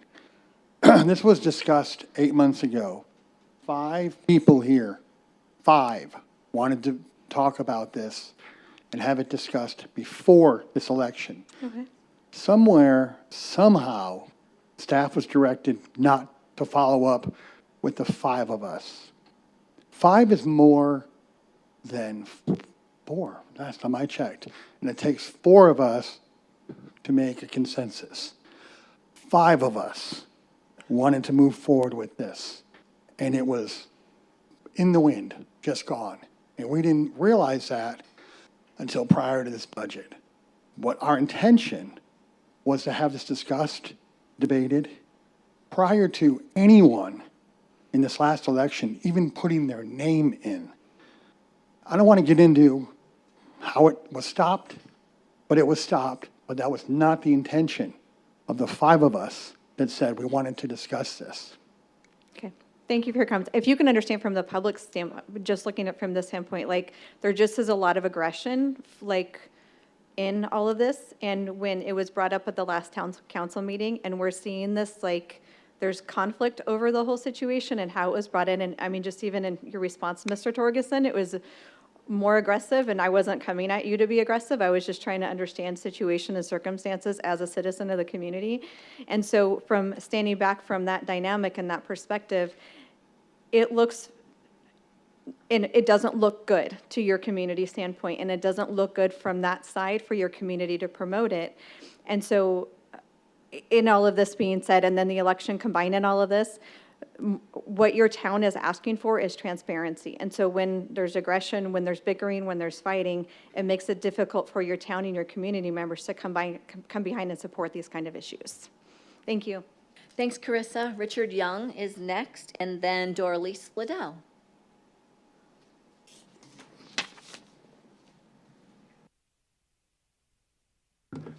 Good evening, Mayor and council members. I came originally, and will stick with this, to support increasing your pay. And after sitting here, I was thinking, I wouldn't do what you do on a regular basis for what you're paid. I would ask for a lot more. I think you do deserve a great deal more. What you originally were given, the check may be the same, but it isn't the same. We all know inflation is eating everything up, and you can see that on a regular basis. You need to be compensated reasonably for the difficult job that you do. And I certainly reinforced in that opinion, just sitting here for 2.5 hours now. One thing that does occur to me, though, that maybe you could get rid of a program that would give a little bit more money toward your salaries, and that is the DEI program left over from the Office of Digital Government. Now, I have it on good authority that you don't have DEI. You do. And it isn't particularly good. I did a FOIA request, and I wanted to find out what you're teaching new employees. One thing I couldn't access was a video. You can do it. But there is a handout that I was given in response. This is it. And I can provide it, but you've got it. It's in your system. And it's Orwellian. It really is Orwellian. Respectful language. Husband and wife. Those are bad words. Bad words. You're not supposed to use those. You're supposed to say partner. This is what you're telling new employees. You're supposed to introduce yourself with your pronouns. So my name is XX, and my pronouns are, this is the madness that has destroyed companies like Boeing, some federal agencies, San Francisco, any place that you don't want to be or don't want to be like. I earnestly ask you to look into this program. It's coming from HR or maybe the manager or leftovers from the Office of Digital Government. But it is bad for morale. I know it's bad for morale in the fire department and the police department. I don't know about other departments, but it isn't good. It's ridiculous. It's causing division, strife, and frankly, it looks silly. Thank you. Richard, Richard, would you share that handout so we can all have a copy of it? No, the clerk right here. And Clerk for the right here. clerk. The clerk right I here. just will want to make take sure I that. get a copy of that. Thank you. Thank you, Richard. Thank you. Thank you, Richard. Next is Doralise Liddell, and then following Doralise will be Tammy Small.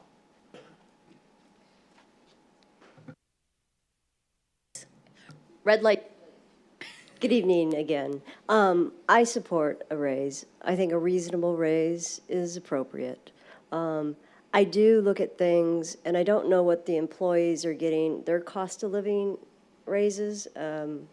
I don't know what that is. But in addition to that, I saw on the website there were different resolutions. I don't know, like 3 different proposals. I don't think we have addressed that yet, so it's hard to even talk about that.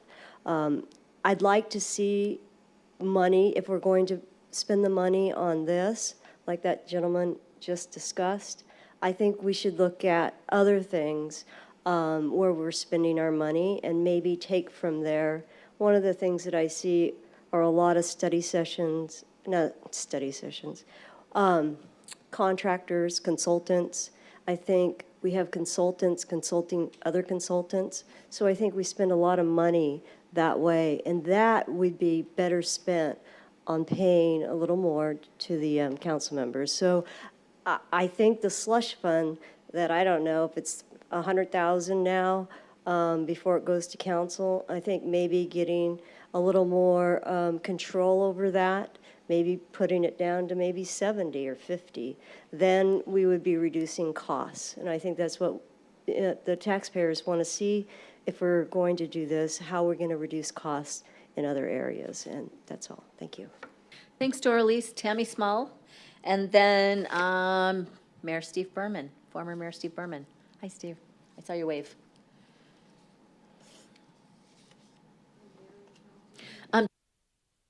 Yep, sorry, I just shut mine off as I went to tell you to turn yours on.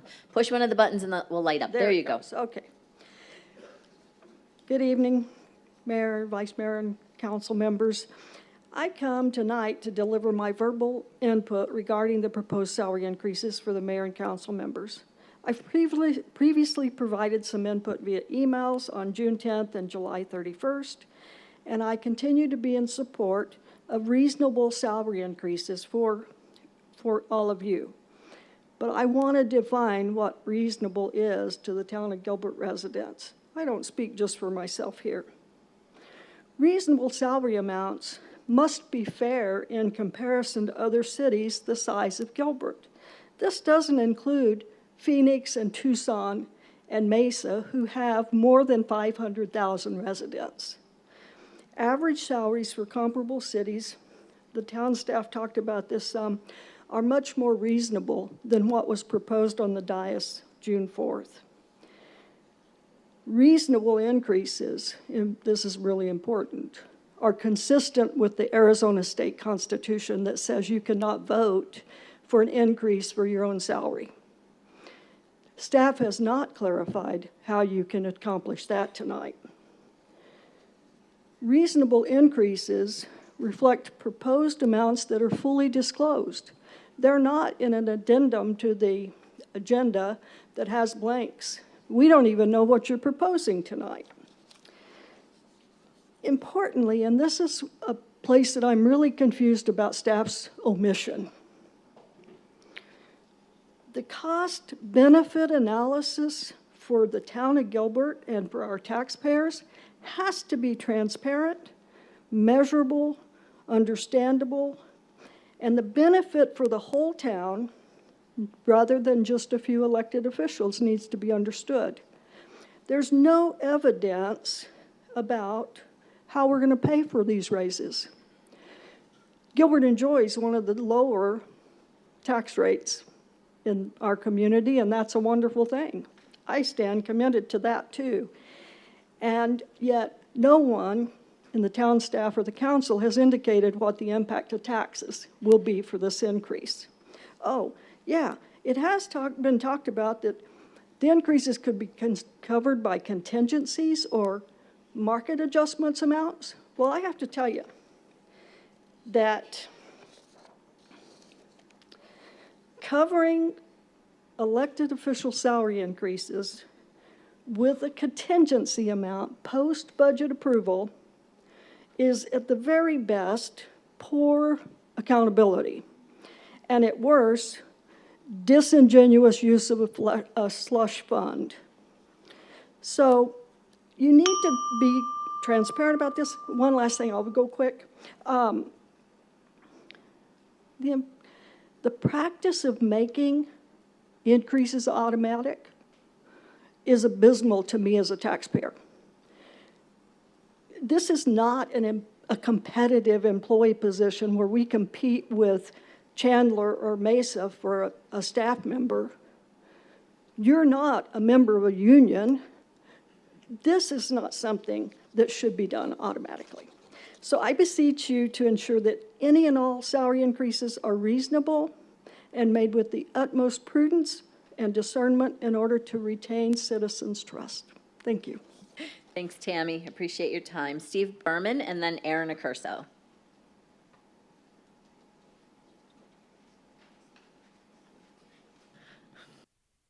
Hi, I'm Steve Berman, and frankly, sitting there watching this I could barely stay in my seat. I was so pissed off about it.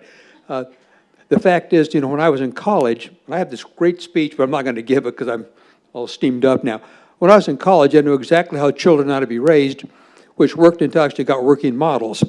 And then things changed because it was different.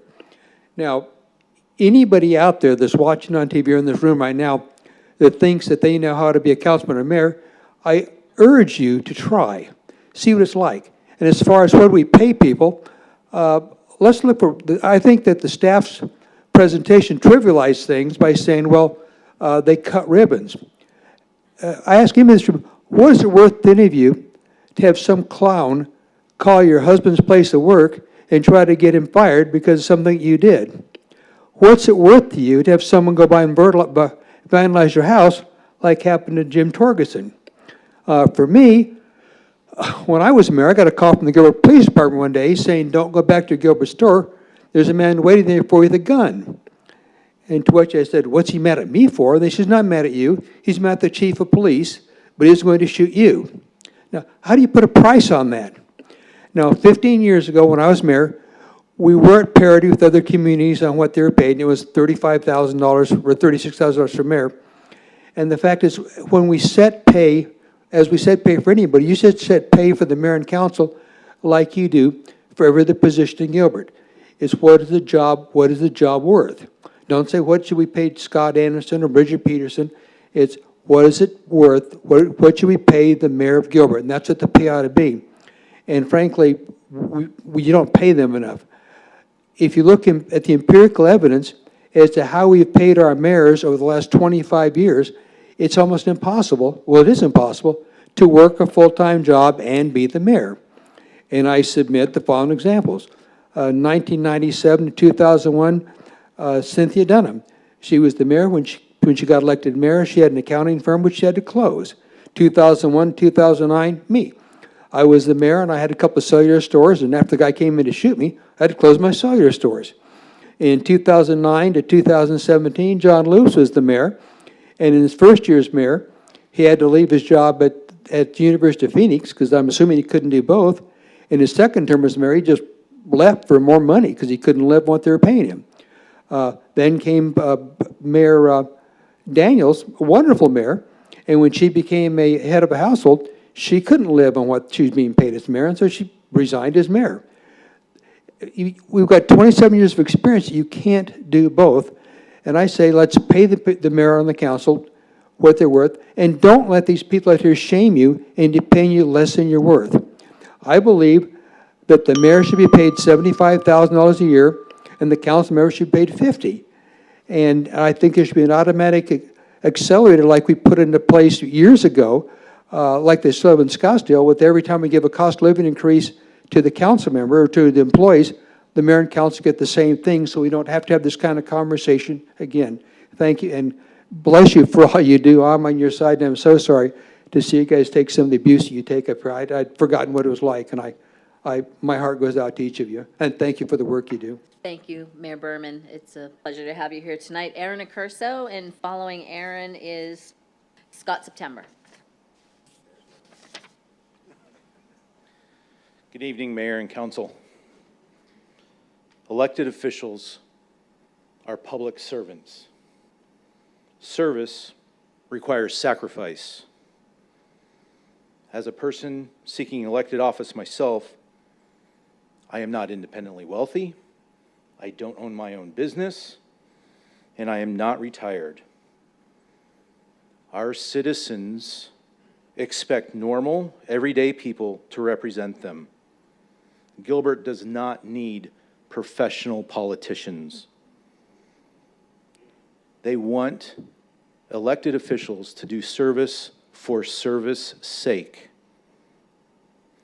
I ask you, I beg you, to please vote no on this increase. Thanks, Aaron. Scott September, and then after Scott September will be Jared Taylor. It's like old home week tonight.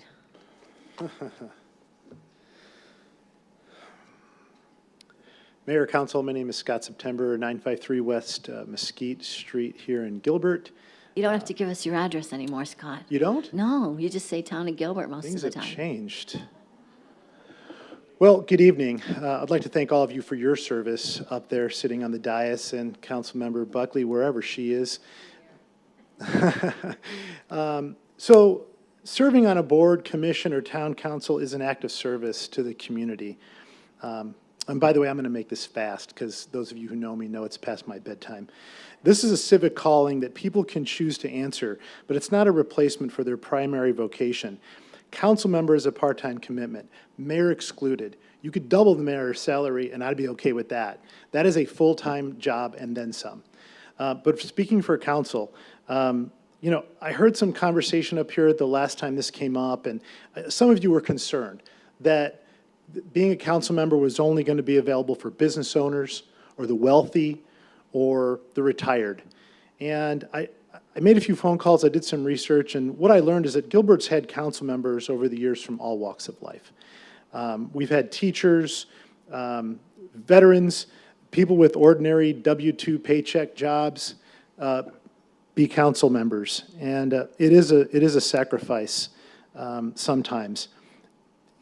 Compared to 11 similar-sized cities or towns in the metro area, and you guys know this, the staff's done a great job of compiling this data over the years.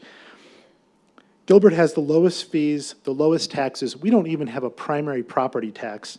We have the highest level of service, the highest credit rating available to a jurisdiction, and we are the second safest city according to the FBI. We have the highest median income in Arizona.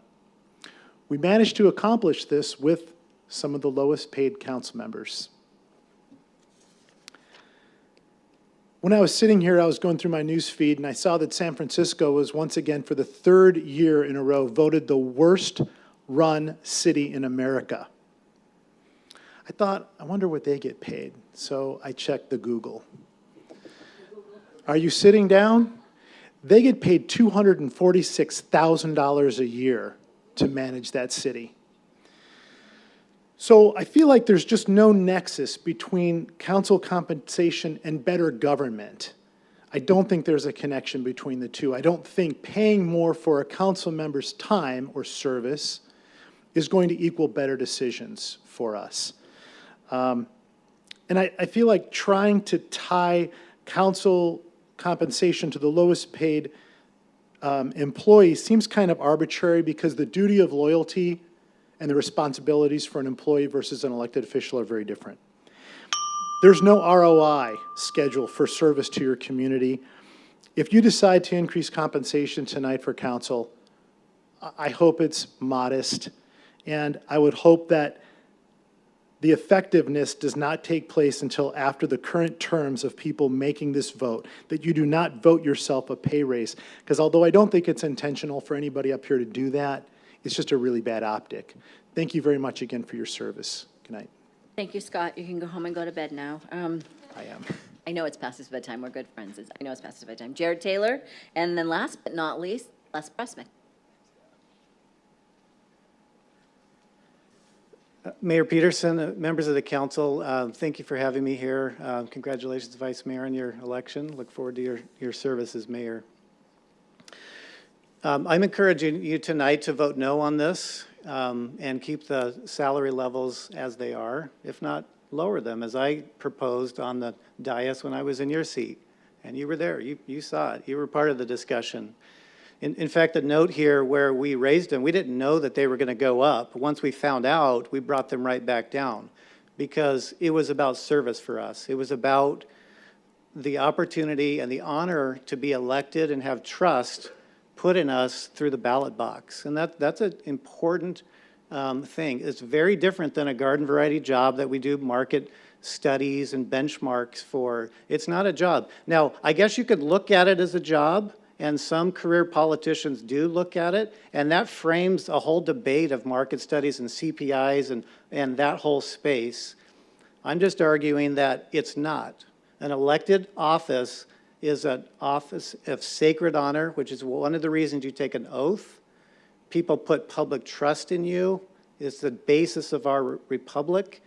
And that is a whole different paradigm of how to look And to compensate, we should look to some of the great leaders of our past. One, Washington never took a salary. He only got reimbursements for expenses. That's one way to look at it, right? He just thought it was such an honor to be able to serve. Madison, he was the originator of the 27th Amendment. He says it was seemingly inappropriate for politicians to pull out of the public treasury and put into their own pockets, which is the basis of the whole of the state statute that talks about it doesn't go into effect till the next council, and that's the precedent coming from Madison. Franklin nailed it, I think, the best when he talked about human nature, and that's one of the brilliant features of our founding documents. The separation of powers illustrates this brilliantly. When you take a position of power and you combine it with money, it does bad things to good people. It's just axiomatic in world history of that principle. And Franklin says that's why we have to break this apart. That's why we have to have people of honor and service in our elected offices if we want to preserve the strong republic that we have. If we want a bunch of career politicians, well, that's what we got in Washington, and that's the path that we'll walk down.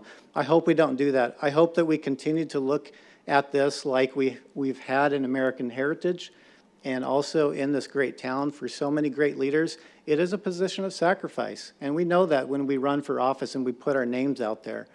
So I just ask you to consider either keeping it as it is or lowering it, because that's what we're doing here as public service. Thank you, Mayor. Thank you, Jared. I should have recognized Scott September as a former council member and Jared Taylor as a former council member, and now Les Pressmick approaching the podium is also a former council member. Thank you for leaving the microphone on so I don't have to fiddle with it. Mayor Peterson, Mayor-elect Anderson, Town Council. I sat on that dais for 16 years, 4 years as a planning commissioner and 12 years as a council member. Back in the days when 12 o'clock and 1 o'clock in the morning meetings were common, not because we were inefficient, but because we had a lot of work to do. Vice Mayor Scott Anderson was our planning director. Kathy Tilke was president of the Chamber of Commerce. Bridget Peterson, Mayor Peterson, followed me on Planning Commission. They know what those days were like. When I started on council, we were making less than half of what you are now. We never thought about the fact that that the financial rewards were why we were doing the job. You've already heard from Aaron, Tammy, Scott September, Jared Taylor about the commitment that each of you have made when you ran for office and got elected and then took your oath of office to serve the town of Gilbert to the best of your ability. You all knew what the salary was going to be when you got elected. So, I am in favor of your salaries being raised, basically using either the 5 comparable cities, something on that order, plus the COLA. We thought we fixed this in 2005 when we raised council salaries, and the mayor's salary, we put a cost of living provision in that. We wouldn't be having that discussion today if a prior council had not rescinded that decision.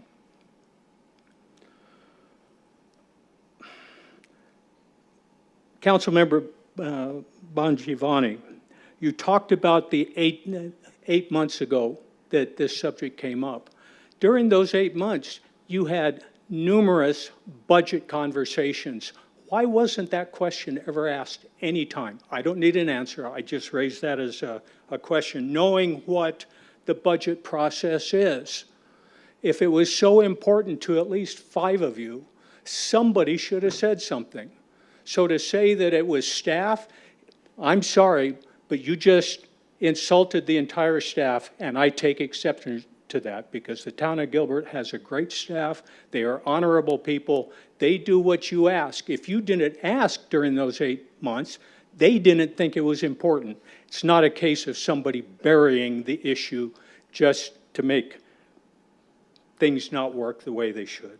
So consider raising your pay to that 30,000, and most importantly, don't put it into effect until January 1 of 2027.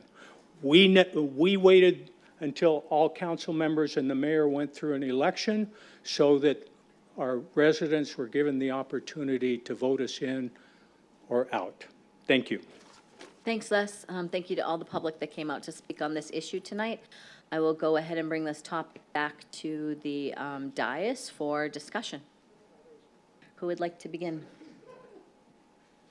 The first thing I want to do is to be able to split this between a council and a mayor vote so it's two different issues, since that way it's considered two different positions per se, so we can discuss them separately. Is that something we can do up here?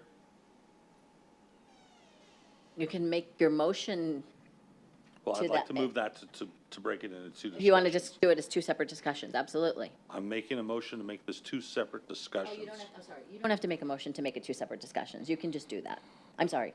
I misunderstood what you were saying. Okay, because I don't feel that we need to put Scott in that position. Does that make sense? I want to make sure it's voted on separately.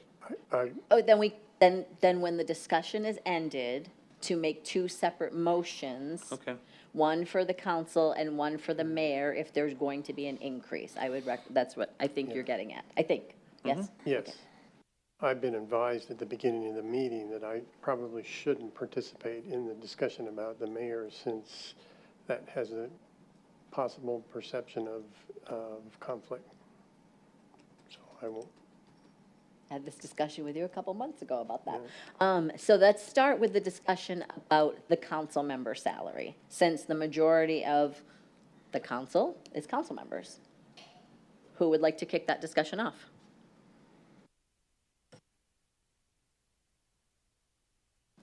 You know, I'll just make a motion to take the top 7 municipalities minus Gilbert as benchmarking, as is done with basically with staff, where things were, Gilbert was in the middle of that 25 years ago. So let's just use the benchmark and move forward with the benchmark. I'll make a motion to accept that.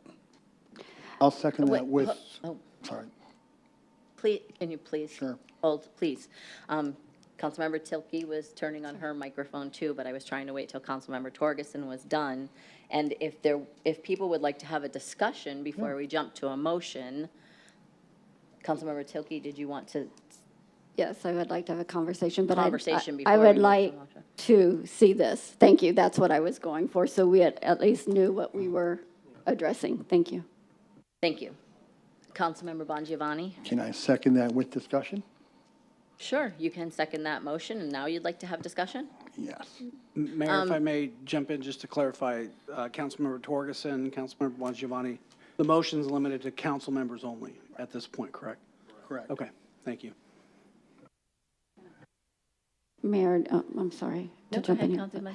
I just want to clarify that the motion was based on the 5 most, whoops, I thought I did it because I was pointing. Okay. You didn't do it, somebody else did. Which The slide, final, which, the bottom number? Yeah. Top 7 municipalities minus Gilbert. Oh, so to be clear, Mayor and Councilmember Torgerson, are we saying that we've got the 6 without Gilbert, or No, we they have the don't have 7 with 7. Gilbert? Go back So to the other 6 without slide. Gilbert. go back okay. to the last slide with all of, Oh, you want to go to the table, Rob? oh, there.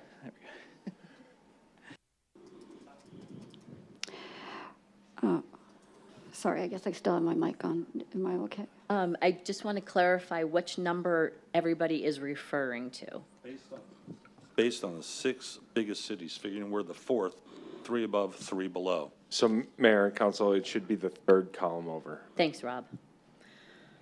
So I didn't have to try and read every single one of those column headings. I appreciate that. So your motion is that the council's pay gets increased to $47,266. Councilmember Tilke, did you have discussion on that before we vote? Yeah, I'd like to have some conversation.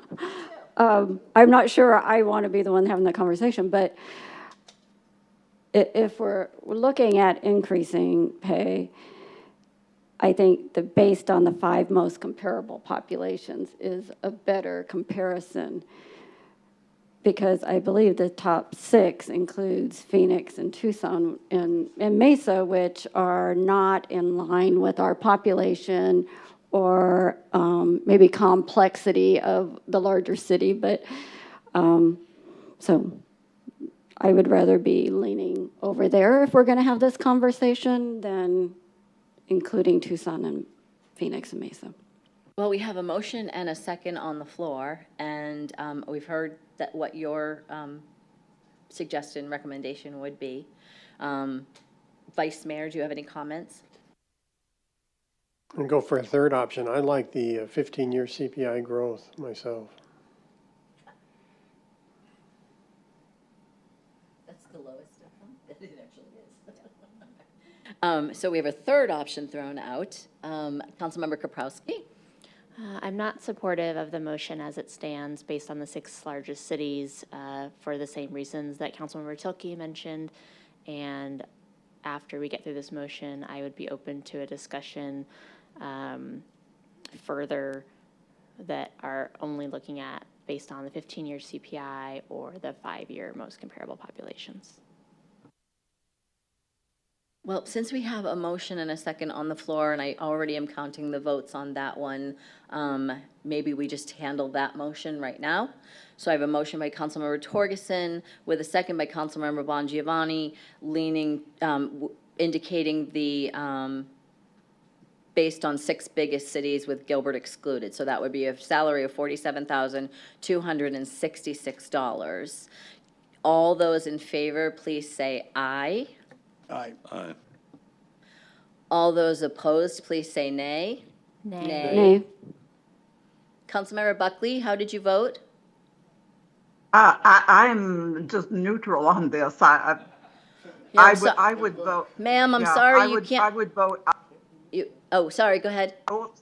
I would vote aye. Okay, so the motion fails 4-3 with Councilmember Tilke, Vice Mayor Anderson, myself, and Councilmember Kaprowski dissenting.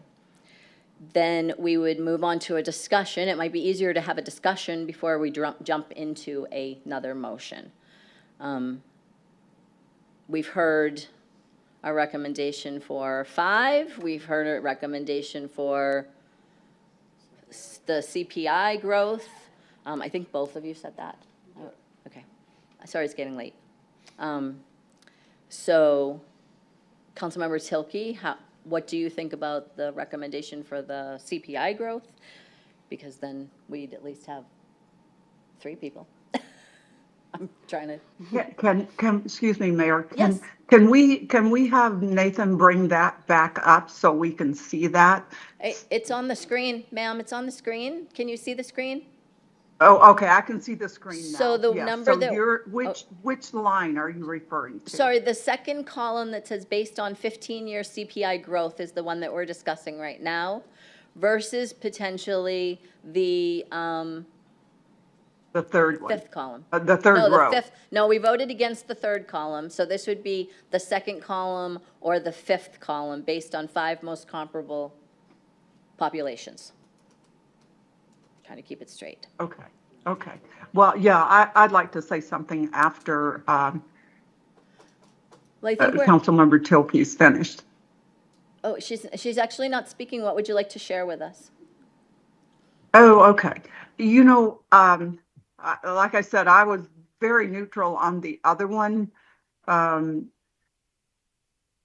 the moment. However, what I think everyone is missing here and is not seeing or wants to see, and that is you're taking something based off of 15 years ago and the salary base that was 15 years ago that never changed. And had that salary base changed, you know, even a little bit, but it basically kind of stayed the same. Today is very, very different than it was 15 years ago. It's extremely different than it was even 5 years ago. We've had inflation, we've gone through COVID. There are a lot of different things to look at then, and the data is great, and I support the data that's here. But also, I think that people need to look at what we have dealt with, what this council has dealt with more than any other council has ever had to deal with. We've expended more time, more effort, more emotions, and the ups and the downs than any other council. And I'm not saying that's a reason to do that, but for the people in the audience that have diminished what we do, I'm sorry. It's deplorable the way that this council has been spoken to. And talking about division, I frankly don't see that division. Hopefully I get along with everyone in there. So we have this small group of people that they're not there. And I say to you, why are you not here? And why are you not here and doing what we did? I spent over an entire year campaigning to get here. I want to serve the town of Gilbert. I want to be proud of serving the town of Gilbert. And it is embarrassing to us to have our residents come and speak to us like that.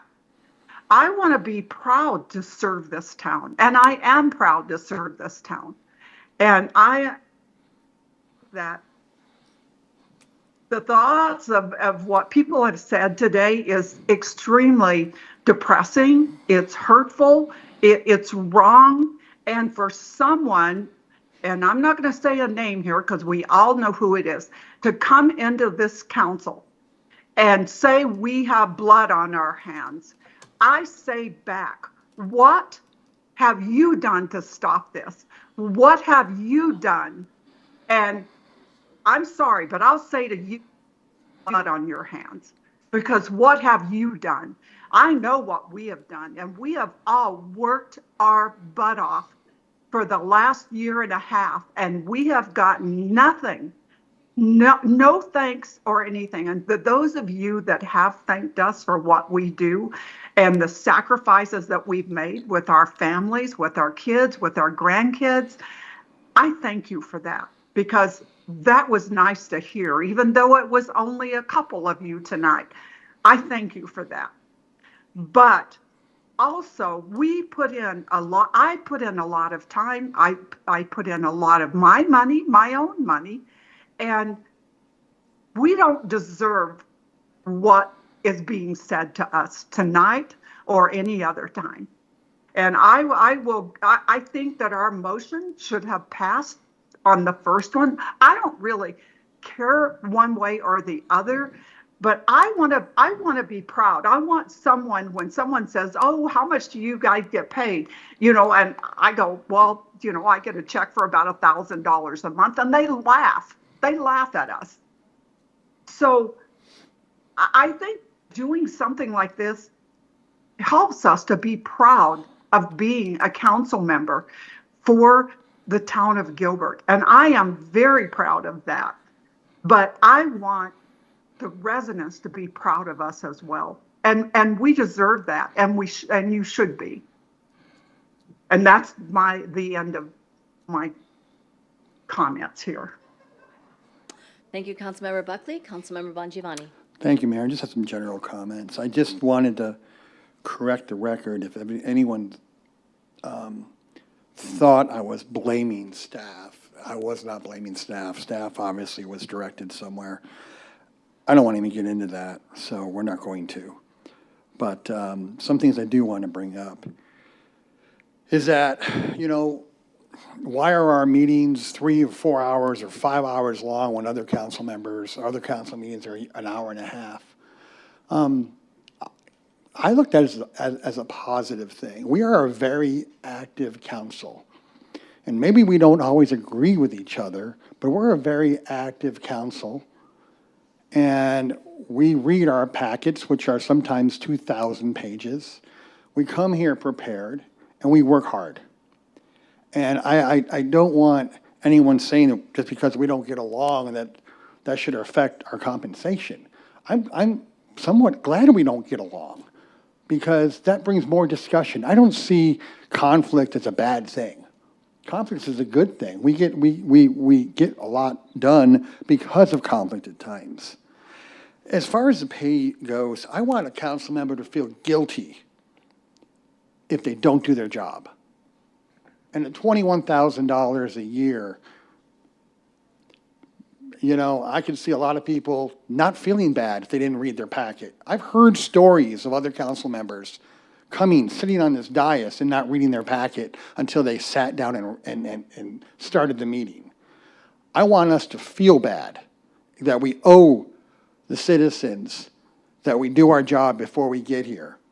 To assume that this is less than a 20-hour-a-week job, that's crazy. It's absolutely crazy. But let's assume it is. If we assume it is, and I think it was the number was $55 an hour, I would gladly pay someone $55 an hour to oversee a $2.5 billion budget. That's a money well spent with an executive. I've had two friends. One of my friends, I've known for 30 years, and she sees everything as a liability. Every opportunity sent her way, every decision sent her way, she thinks through a liability mindset. How much is this going to cost? This is a liability. I just finished writing a book with Kevin Harrington from Shark Tank. And if you spend 5 minutes with that guy, you will see he sees everything as an investment. I don't see our pay our pay as a liability. Our pay is an investment. And what do we want to invest in the next council members? The difference in pay that we're talking about, to be very honest with you, and I checked this out, we pay more for toilet paper in this town, for all of our buildings, than what we're talking about right now. And things have changed since 9/11. Or not, sorry, COVID. God, listen to me. It's been long. Things have changed since COVID. Now, something happened last night, which it doesn't matter to me because I really, really, really love this staff member. But Councilmember Torgerson and I were at a football game, and this employee took a picture of us. Again, I love her. It's fine. It was fine, but it illustrates something. It illustrates that we are on stage 24/7. Now, I don't drink. Councilmember Torgerson doesn't drink. But if we were sitting there with 2 beers and slamming them or, you know, giving ourselves a high five, we'd be in the papers the next day. Councilmember Torgerson has had things happen to his home. I had a threat last week. I mean, we are on stage 24/7 and have to watch our back 24/7.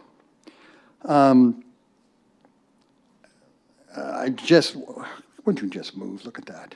I just wanted to talk about, again, some of the comments that were made. And they were, I mean, I respect the comments, but they were assumptions. They weren't exactly comments. They were assumptions. If you think this is a part-time job, don't run for it, because it's not a part-time job.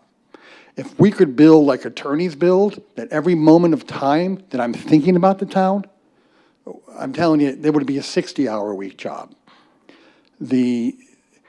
I want a situation where the compensation is equivalent to how bad someone would think, how guilty they would be for not doing the job. Councilmember Torgerson? Just the hours thing, not that this is an hourly job, but if it was an hourly job, I'm paid less than minimum wage right now, which is fine. I get that. But people that think this isn't taking 40 hours a week have no business talking about it. People that don't intend to dedicate that kind of time to this shouldn't run. People that say, oh, I did it all for service. I'd like you to return every paycheck you got. I'd like you to return the retirements you've taken. I'd like you to return the 401, whatever it is that you get paid when you're on your way out. Because there is a cost to it, and it's a cost you can't make up to certain people because they're super wealthy. There's a cost you can't ascribe because you don't want it to be an incentive to run. Gilbert's median income is $104,000. On the current mayor's salary, you could not afford a one-bedroom apartment. The damage to my home when I have to repaint the home and deal with the concrete damage will be probably in excess of what I make in a year. So this is not something where they're trying to belittle every single person up here and saying it's part-time. I disregard what you say now, but you came from an opinion, you came from an uninformed opinion. You have looked at this, and through the growth of Gilbert from a tiny town of 8,000 when I probably moved here, not into Gilbert, but moved to Arizona, to 60 or 80,000 25 years ago or whatever it was, to 288,000 today, and on its way to 330,000. The most important decisions will be made over the next few years. You want people that are not distracted. You want people that believe in what they're doing. Certainly, everybody up here believes in the service of this because there is a huge amount of sacrifice over and above any dollar figure. But to diminish it to zero, to diminish it to less than is seen as appropriate is not correct. And I'm just going to look at it again. I mean, the way this has worked, I see Mayor Berman come in, and he has a number. Certainly, I just looked and I said, all right, I'll go with the based on the 6 biggest cities because we're dead center. Based on the 5, we're the largest and growing of all those. So that's not genuine either. The 5 most comparable are all smaller than us. If you looked at based on the average of 10 benchmark cities, you're more in the ballpark. But you have to be somewhere appropriate. If this doesn't deserve some sort of respect, if we don't respect ourselves enough to think that, well, we're only going to make it like George Washington, who was the richest man in the country, by the way, at the time, and a white land and slave owner, had a different metric to run with, and the same would go with Madison. These are not accurate depictions of what happens in a community. And to sit here and be on the other side of the dais and hear certain things for people. And it's grown, I've grown very empathetic towards the mayor over the last year and a half, seeing the abuse, and even some from me before I was on the dais. It's incredible. And I have seen people on this council reduced to tears over things that are said because it's just beyond what it was. COVID changed the expectations that the public has of this body, and it is not a 10-hour-a-week position, as I was told by numerous people that had served in the past and thought they had a handle on their ideology. It's not a 10-hour-a-week job. It never was. And if everybody here only dedicated 10 hours a week to this wouldn't be the lowest tax-paying community. This wouldn't be the highest standard of living in the valley. This would not be the town you live in. It has become a much bigger responsibility than it ever was, and every person that has come up to speak has done so because they have some love of this town, but realize at the same time the expectations that every one of us is responsible for protecting every single child and every single adult, and everything that happens is our fault. And there's an expectation that we are to react to that. And every decision must be based on that individual's lens, and the amount of intensity about it is incredible. It is beyond anything I would have expected out of reasonable people. And when you get me to a point where I feel bad for her, I actually sat there with my wife I half in tears about the way she was just getting drilled on stuff she had no responsibility in. It's hard to imagine. That's public service. Public service to be kicked to the curb every 2 weeks public service to be drilled down on in social media every single day, to have your integrity, your empathy, and everything questioned about you. It is beyond. And that's why they say good people don't run. And maybe I'm just not a good person and I ran. But they say good people don't run because of what happens. And the number of people that say that it's just not worth it. Why would you do that to yourself and your family? And at times you sit back and question, why do I do it to myself and my family? It's certainly not fiscally rewarding. Whether it's 53,000 or 49 or 47 or 35,000, it's hardly a political career. It's hardly a political career. It costs me more than that to serve every year, easily. Easily more than that. Easily more than the highest number on this chart it costs me to serve every year. Easily it costs Jared Taylor, wherever he is, more than that every single year to serve. That's why he stopped. Easily. For Steve Berman, cost him more than his salary, cost him his businesses to serve. The only reason that Victor Peters could, because his family paid his salary. And then you extend it beyond the disrespect we have for even our state legislatures. Somehow we've grown to not value the people on this dais. We don't value them. And you express that lack of value to everybody up here. And it is absolutely mind-blowing that you expect people to not have any sort of self-defense and take the kind of abuse they do when it comes to this. And then you're not even within a benchmark. You're not even within reality compared to anybody else. And you expect more and you want it for less. And it can't continue to happen on every single metric. We pay the lowest taxes, but we have the highest standard of living here. And that's because of the time that's dedicated, whether it's staff or the people on this dais. And I am just absolutely flabbergasted that you look at the people up here as nothing more than a whipping child. You're going to whip them. And then you don't believe that they're worth it. You don't believe they work hard. And I think that it's abysmal to me. And I don't understand that you don't see the kind of effort and the kind of pain some people have gone through up here. And it's really just, it's inappropriate that we're having the discussion. It's inappropriate that salary was capped years ago, then brought down, and there was no CPI. And the CPI, as we all know, doesn't really keep up with the cost of living. But to keep this dais somewhere within the benchmark that we hold the entire staff to is completely appropriate. And I'm done belly aching.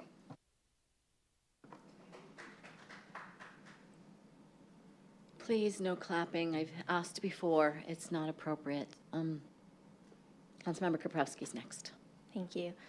I appreciate everyone else's comments. I also did review the previous study session and council meeting for the previous comments as well. Prior to this discussion tonight. I'd like to maybe just bring it back to the topic at hand. We're currently talking about the council member compensation. When we do get to a point where a motion is made, there are actually 3 decisions we need to include in that motion. The first decision is the timing for when that change would be made. And the options for a council member would be January 1st, 2025, or the next opportunity would be January 1st, 2027. When I look at this topic, I feel that it has merit because I look at it as an employer looking at an employee position that has had a salary freeze for over 15 years. And in 2021 and 2022, there was over a 9% cost of living increase. So I can see the necessity to review this item at this time. But for a fair and reasonable review, I would go to more of that industry standard of benchmarking and looking at the 5 most comparable populations that are between 180,000 and 300,000 in population. So that's one element. And then looking at the 15-year CPI growth, to me, that is essentially saying the previous council that had installed the previous decision to benchmark at that time and then adjust based on the cost of living, it was fair and reasonable. And when we look at that value in that second column compared to the fourth column, the fifth column, the sixth column, they're all in the same range. So I think that at least that gives validation that that's probably fair and reasonable. And we can't base it off of our personal experience in my mind. We have to benchmark it based on the comparable communities, and then we're looking at this cost of living as well. Looking at either of those two numbers, the 15-year CPI growth or based on the 5 most comparable populations, we would, if we chose one of those items to increase to, we would still have a below average per resident and a below average of cities in the Maricopa County region. And overall, that would be, if we went with the 15-year CPI growth, that would be a 51% increase since 2009, which aligns with the average of 2.79% annually. And if we went with the 5 most comparable cities, it's just slightly more. The third item that we would need to put into a motion is the scenario of adjustment for future years. And in our council packets, we had 3 different resolutions. The adjustment scenario that I would support would be to, in the future, increase based on the most recently available cost of living metrics every 2 years for council and every 4 years. Well, we're only talking about council, so every 2 years for council. So those are the 3 items. Those are my thoughts on the council member position. Vice Mayor, do you have any comments? I was just going to briefly come at this from a different angle. I'm sure a lot of people read the same article I did in the Arizona Republic here in the past couple of weeks. It was entitled, "Uncontested City Races Leave Voters Without Options at the Ballot Box." More than 250,000 voters had no options at the ballot box. And I'm sure you noticed on the ballot, if you voted, there were a lot of uncontested races or no candidate in a lot of races. And that was looked at by some professors and trying to figure out, well, what's the cause of this? Because they're finding that over 60% of the council seats across the country are running unopposed. What in the world is going on? Why don't people run? And he cites several different reasons, but one of the top reasons is if the pay is lower, less people run. And that's a reality. I know people like to say that it's service, and I'm probably the one that wants to serve more than anybody, but it's not just service that attracts people to the position, and then they find that out quickly. And that's what my concern is that we don't have enough people that are participating in the democratic process because they don't feel it's worth the time, the effort, or the money to do that. And that's a concern of mine, and that's a little bit different angle than some of the others. That angle works right into my angle. So people have told me for years that they didn't want to run for office in Gilbert or any place else because of whatever skeletons they might have in their closet, right? I'm sure we've all heard somebody make a comment about that. But in reality, in Gilbert, you don't need skeletons because there's one party, my party, that just makes stuff up about you. They call you a racist and place signs all over town and at council meetings. I was called a cat killer with signs all over Gilbert. A Navy veteran had signs posted reading, "Spends like a drunken sailor." Someone that went to law school but never took the bar had signs stating, "Never passed the bar." A single female that ran for council had signs calling her a lesbian. Candidates' children are attacked at meetings and in the press, and my husband's job, our livelihood, was threatened by people claiming that because he was my campaign treasurer, he took a bribe. I don't know what good Mark taking a bribe would do anybody in this town because he can't make me decide what to do for dinner, so I don't think he's ever going to change my mind on this dais. So the ugly truth about Gilbert is the politics. and being involved in a position like this. There is nothing more than I love to do than serve this community. I have been serving this community nonstop since 1997 as a volunteer in this building, as a planning commissioner starting in July of 2000, which I served for 14 years and 2 months when I was elected to the town council and had to resign.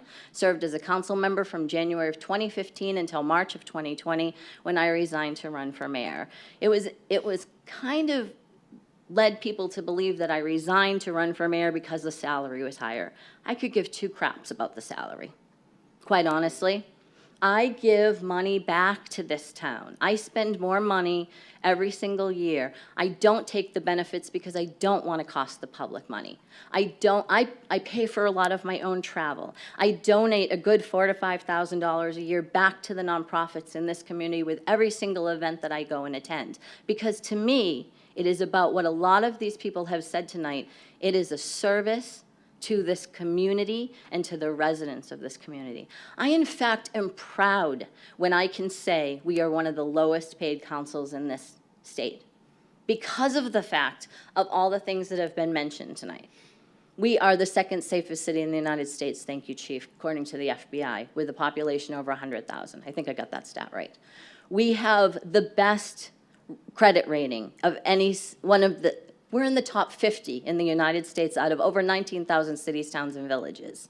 We have the most level of service to our residents with the lowest cost. And I know you all are upset about the increases in water and garbage, and I'm totally with you on that, but we are still the lowest with the most services provided to our residents. You can look at Chandler and you might pay a little bit less, but they don't have as many services as we do. So when I sit here and say my philosophy is different than I'm hearing from the council up here, I don't think it's the right time to be asking for a raise for this council. I don't think we deserve to ask for a raise from the public right now. I strongly believe that we get the work done because we love our positions. And the first thing that I tell everybody, and the 3 new council members that came on, the first thing I tell everyone is, anybody running or anybody elected is, you choose how you do the position you are elected to. Whether you spend 10 hours, whether you spend 30 hours, I probably spend 40 to 60 hours a week as mayor. That's probably conservative. My grandson's daycare had to get special level of security on it because I serve in this position. But I wouldn't trade it for the world. The reason I chose not to run for re-election was because of a lot of the adult bullies in this room. And because when I heard the story about the Gilbert Goons, I decided it was more important for me to go spend time with my grandson and help raise him than sit here and listen to all of you complain to me about the issues going on in the community. That's real. I'm talking to you real right now. It is not easy to serve in these positions. It's been said. But again, I say most days it's the best position you could ever have, serving this community. I get thanked and hugged and welcomed by residents of this community every single day. This council doesn't get to see it. But that's my reality. I only have to deal with this every 2 weeks when we come to council meetings. But the other reality is what happens in politics in this town. And if somebody doesn't have the guts to stand up to it at some point, you're going to ruin this community. Mark my words. So if somebody would like to make a motion on whatever your choices you're going to make, you can bet I will be a no on it.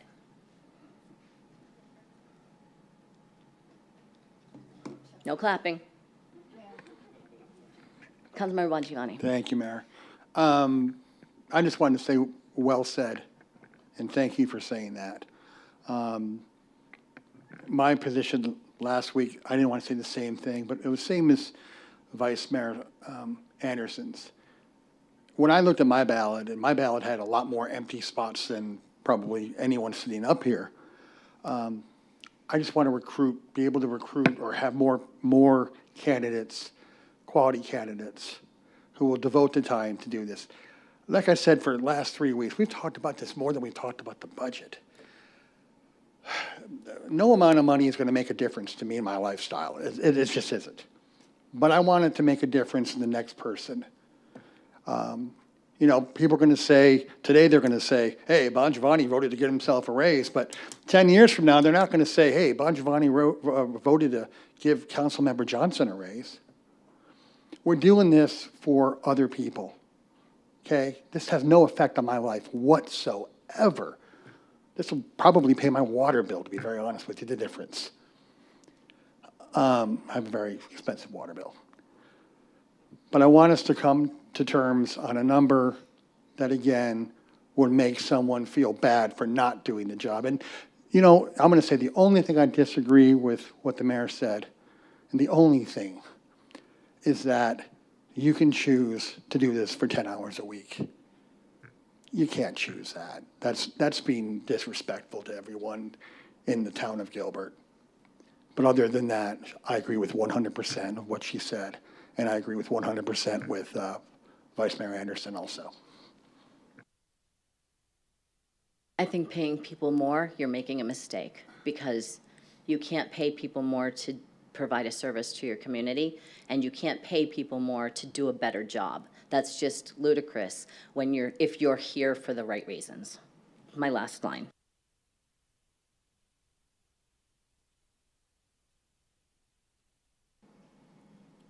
I think to move forward, we're going to need more input on the timing, or if we're going to move forward with any kind of increase at all, and the timing of when that would be effective.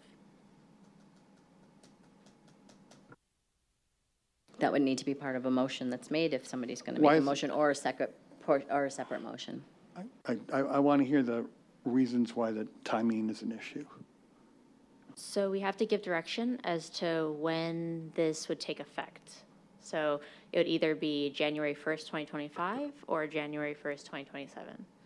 So I think... Mayor, excuse me, Councilmember Kaprowski, just want to clarify that whether it's 25 or 27 or whatever year it goes into effect, it's actually not January 1st. It'd be the beginning of the new term for the newly seated council members. So it's in January. That date will change. It's usually the first or second week. But you could just say the beginning of the new term in 2025, 2027, whatever year you choose. For example, the inauguration is typically like the first week of the month, and it's always a different day. So that's what Chris is referring to. Understood. Thank you. All right, let's just riff this. I'm going to propose that based on the average of 10 benchmark cities, because we are the fourth largest and growing, Tucson's decreasing, et cetera, we do it based on the 10 benchmark cities for 2025 and examine it every 2 years to benchmark against those cities. I'll second that. That was a motion by Councilmember Torgerson, seconded by Councilmember Bon Giovanni. I will make one comment on that, which is we removed the CPI in 2018 because we had an outcry from the community, and Councilmember Torgerson, you were one of those very vocal people. So the CPI would be in place today if we had not removed it in 2018. And so, and Vice Mayor was there, I was there, Jared Taylor was there at the time. We have a motion on the floor. All in favor? Aye. All opposed? Nay. Nay. Councilmember Buckley, how do you vote? Yeah, aye. Aye. Motion carries 4-3, I believe. Councilmember Torgerson, Bon Giovanni, Buckley. Oh, wait, how did you vote? I'm sorry. Oh, you voted no. Motion doesn't carry. Sorry. I heard wrong, I should say. Sorry. So motion did not pass. It was Kaprowski, Peterson, Anderson, and Tilke that were nays on that motion. Sorry, with the voice vote, it makes it a little harder and trying to keep it going straight. Does somebody like to make another motion? I'll move that we base it on the 15-year CPI growth. For the council pay of $31,749. Did you include a date in that, Councilmember Torgerson? Because I can't remember. Do you want to include 2025. 2025. We have a motion by Vice Mayor Anderson. Mayor, may, Yes, Chris? the other component, if the council want to consider it, would be to incorporate the CPI adjustment every 2 years or every 4 years, however you want to do that, or not incorporate it at all, just make the one-time adjustment. So Vice Mayor Anderson, you have a motion to do the, 15 15-year year. CPI growth, and then every 2 years for the council would be adjusted by that CPI. But starting in January of 2025? Right. So I have a motion by Vice Mayor Anderson. Mayor, could I ask a question? Absolutely. If it is based on CPI every 2 years, is that a public conversation or is it an automatic? That would be an automatic. People team would just do the calculation, and the automatic would go into effect every new term for council members, which is January of every odd year is when that would go into effect. Mayor, could I ask a follow-up question? Sure. Would the council have the option to bring this back to the council to have a conversation about either making it a public hearing or changing the formula? Yes, the council could do that. The new council could do that at any time. If a motion like this were to pass tonight, the council in January of 2025 could rescind it. So yes, at any time, it can be revisited, but if the council doesn't take action, if this motion passes, then it's just an automatic adjustment every 2 years based on CPI. That's what happened in 2017, 2018. We didn't know that there was a CPI in place, and staff found it, caught it, and we all had to get back pay. And then the first thing we did was remove the CPI with one resolution and vote. Yes. Thank you. So I still have an open motion by Vice Mayor. Second. And I have a second by Councilmember Kaprowski. Could we restate that since we've had other conversations? Sure, sorry, that was a motion. I'm sorry, do you want to restate it or go ahead? Motion to approve based on a 15-year CPI growth, and every other year automatic through the CPI beginning with January 2025. I have a second by Councilmember Kaprowski, still in place. All those in favor, please say aye. Aye. All opposed? Nay. Councilmember Buckley, how did you vote? I haven't voted. Can I just abstain from this whole thing? No, abstaining is not allowed. You need to vote on this topic. Then I vote no. Okay. So the ayes have it. I believe it would be Councilmember Buckley and myself. Did anyone else say nay? Nay? I didn't hear that. So the motion passes based on 15-year CPI growth every 2 years, starting in January of 2025. Just for the council members, now we need to do a discussion about the mayor's salary. And I won't be voting on this, Mayor. Right. Will you be, it would probably be better if you just stepped away from the council, which we've made council members do in the past when there was a conflict or, thank you. Go ahead, go have a buntini. We have buntinis because it was Councilmember Tilke's birthday a couple weeks ago. Who would like to kick off the conversation for the mayor's salary? My thoughts are exactly the same, and I work a lot of hours in this position, but I feel exactly the same way. Mayor? Yes. I would propose to make a motion for the mayor's salary to be based on the 15-year CPI growth calculation with the start date of January 2025 and the adjustment scenario based on the cost of living adjusted every 4 years when new mayoral term starts. I have a motion by Councilmember Kaprowski. I'll second that. I have a second by Councilmember Bongiovanni. Please vote. Excuse me. All in favor, say aye. Aye. Aye. Aye. All opposed, say nay. Aye. Nay. Passes 5-1, -1. 5-1. Peterson dissenting. I thought we couldn't dissent. I can vote no, that's a dissent. Oh. Oh, okay, so you voted no. Okay. I voted no. I said I was going to vote no on all of this because I don't think it's appropriate timing for this town or this council to be voting themselves a raise. That's my story, and I'm sticking to it. Mayor? Yes. I just wanted to summarize that based on those two votes, the annual financial impact for those salaries combined is $77,940. Moving on to the, Vice Mayor's back. Moving on to the consent calendar. Vice Mayor. Thank you, Mayor. We have consent items to be removed would be item 17, item 18, item 19, and item 28. So I would make a motion to approve items 12, 13, 14, 15, 16, 20, 21, 22, 23, 24, 24A, 25, 26, 27, 29. I'll second that. I have a motion by Vice Mayor for the numbers listed, with a second by Councilmember Tilke. All in favor, please say aye. Aye. Aye. Aye. Any opposed, please say nay. Motion passes 7-0. Next.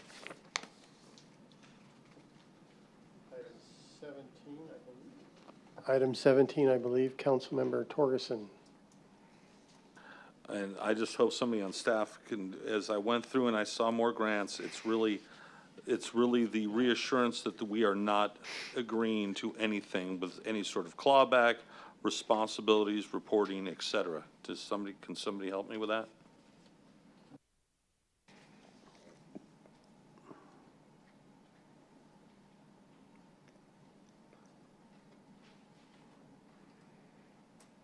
No, there we go. We need to put a piece of tape on the button that you need to push or something, push it. right? Yeah. Mayor, Councilmember Torgerson, yeah, so this agreement, the council already approved the motion for this grant to be approved. And to your question, that there is no other stipulations. We're following our town guidance on our policy for grants. That's all I needed to reconfirm. Thank you. You're welcome. Thank you. I'll make a motion to approve item number 17 as written. I have a motion by Councilmember Torgerson. Can I have a second? I'll second. I have a second by Councilmember Tilke. All in favor, please say aye. Aye. Aye.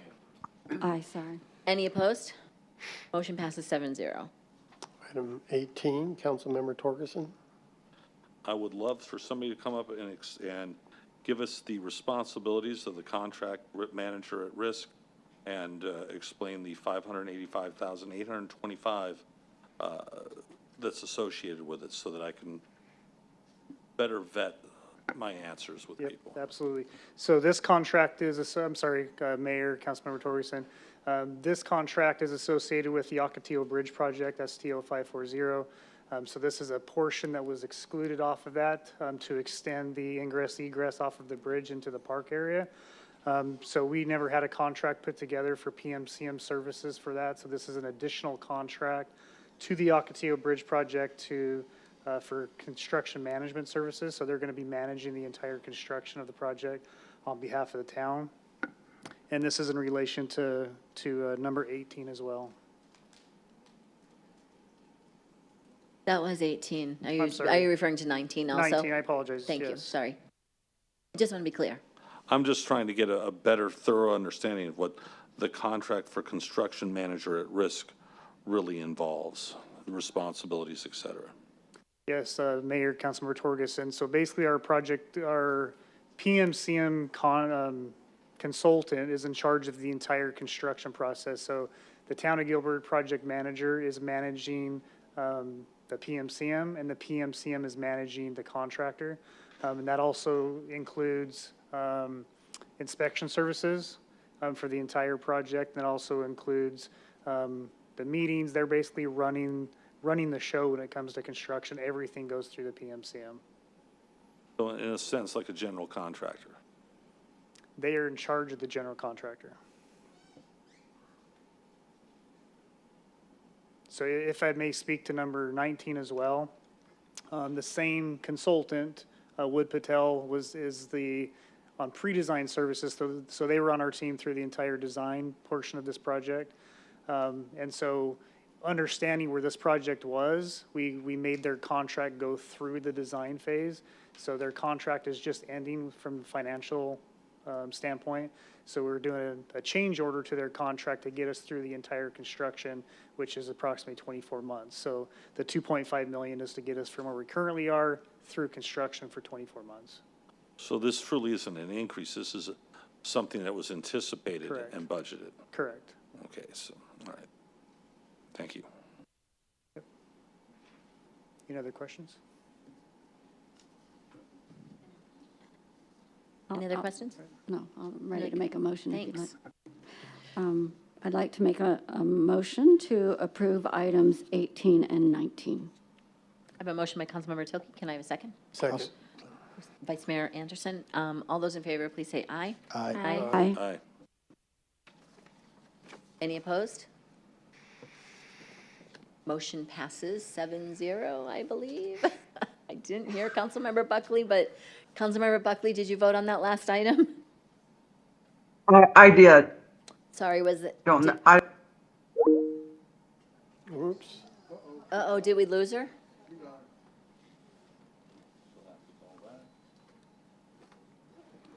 She said she voted, but I said did she not voted hear yes. her at all.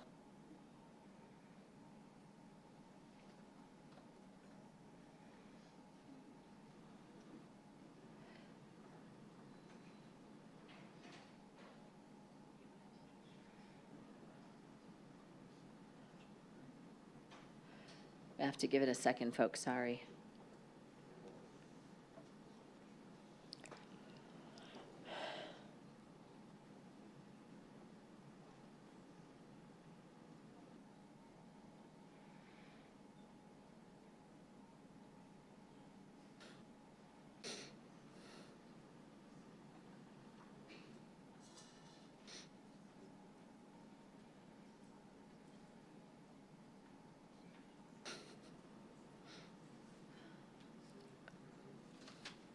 Apologies, Mayor. The whole meeting disappeared from our equipment. I wonder if it's because of the issues that they're having in the back room. Oh, It's is she back? Oh, Ashley, yay. Thank you. Councilmember Buckley, are you back?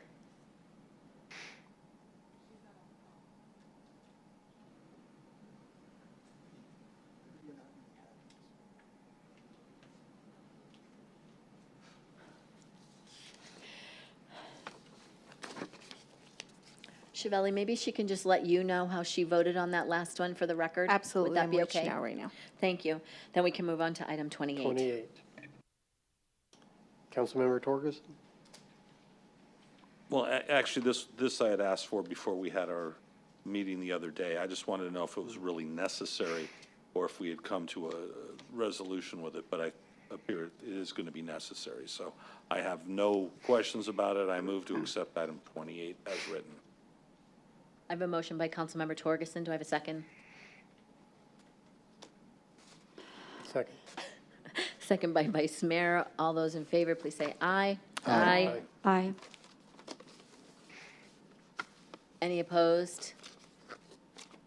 I think it passed 6-0 because I'm not sure that I have Councilmember Buckley on. Thank you. That concludes the consent calendar. Thank you, Vice Mayor. Moving on to our administrative items.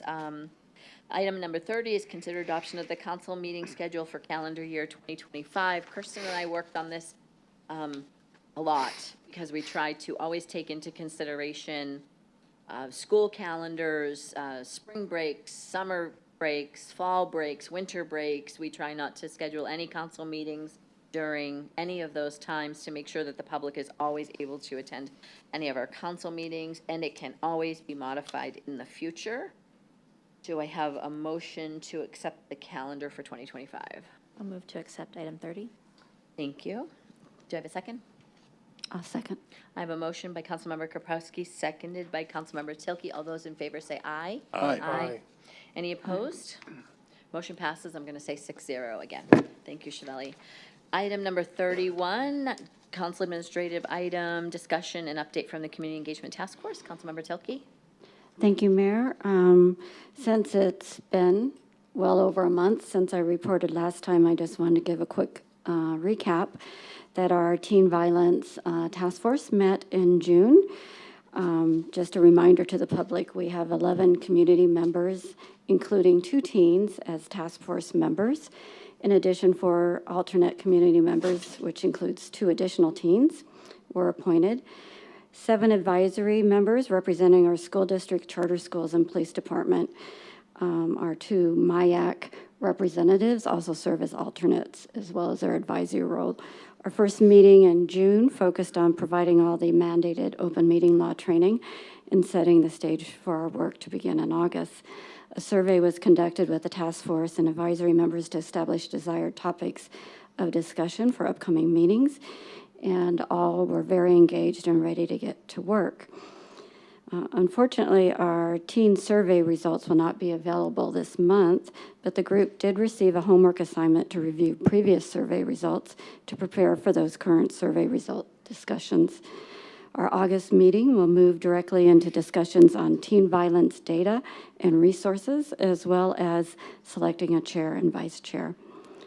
Our council liaisons will be meeting with our school district leaders to discuss how best to work together to get in front of issues. As we mentioned previously, addressing teen violence is a community-wide issue, and the town is committed to working together. We can make a difference. I'll be reporting monthly as we move forward, but that's where we are today. Thank you, Councilmember Tilke. Any questions for Councilmember Tilke? Seeing none, moving on to item number 32, consider adoption of resolution number 4501, supporting a public vote approving the municipal incorporation of the area known as Santan Valley, Arizona. Just for a quick synopsis, Santan is trying to incorporate. They do have to go through Pinal County in order to do so and have a measure on the ballot in their area for their registered voters to vote on to be able to actually incorporate. All we're doing is, with this resolution, should it pass, is just saying that the town of Gilbert is not opposed to that and in favor of them moving forward with that, should they choose to. Any comments? Councilmember Torgerson, I don't know who was first. Vice Mayor, your mic's on. Did you have a comment? Yeah. You have a comment on this? Yeah. Okay, go ahead. You're first, sorry. No, I just wanted to clarify. You want to make sure before we take action on this, the person that wanted to speak, normally we don't do administrative items with the public, but Right, thank you. do you want to do it before or after the vote? Vice Mayor Anderson has a slip for someone that was asking to speak on this item, but it is an administrative item, so we'd be happy to let you speak during communications from citizens if you're still here. What was the name on that? Go ahead, if you. Adrian Litton? There he is. We don't take comment during administrative items, but you can speak during communications from citizens, which will be the next portion of our agenda. We will have already voted on the resolution at that point, though. Thank you. Next was Councilmember Bongiovanni. Thank you, Mayor. I don't know if anyone else went to any of the prior meetings, but Councilmember Torgerson, myself, and Councilmember Buckley went to one of the presentations from Santan Valley, and it was amazing to watch a city, potentially being birthed. They were showing their first potential budget, and it was really exciting to watch. To watch them go through that process, and I'm in full support of that. Councilmember Torgerson? It definitely was interesting to watch. It's going to go through its struggles, obviously, but it's the largest unincorporated census designation in the country. It's about 91,000 people or so. They purposely restricted a lot of their boundaries to not incorporate some farms, some steer land. There was one person they were able to work around because he's just, I guess, cantankerous and they don't want to deal with him. But they're going to have a hard road. There's a lot of things that they're going to have to do for 91,000 people to get up to snuff. They have no substantial infrastructure to do it. Everything's county and state roads, a lot of dirt roads. But I definitely support the idea of being your own master in that area. So, and they seem like they've gone through the process well, and it's going to be determined later, but they've done their homework. They have been working on this for quite some time, and this is not their first attempt at this. It's probably their third that I can remember. I've been through this before with them, but this time seems to be going a lot better than the first two attempts. So I give them a lot of credit for giving it a chance. It will add another city or town to the state of Arizona. We have 91 right now, and we would change to 92, which might mean less money for all of us cities and towns because it's state shared revenue. But we support that, so I'll go ahead and make a motion to consider adoption of this Mayor resolution. Peterson, Yes. Councilmember Buckley is back and she has a comment. Okay, Councilmember Buckley, thank you. Chevalier. Councilmember Buckley? Thank you. Thank you. I don't know what happened, but our wise and great Chevelle got me back on. So as Councilmember Bongiovanni mentioned, I was out there as well. And what really impressed me about this group is how much they are dedicated to get this done. And they have a lot of good people helping them. They have, other towns and others, not towns, we're the only town, but almost.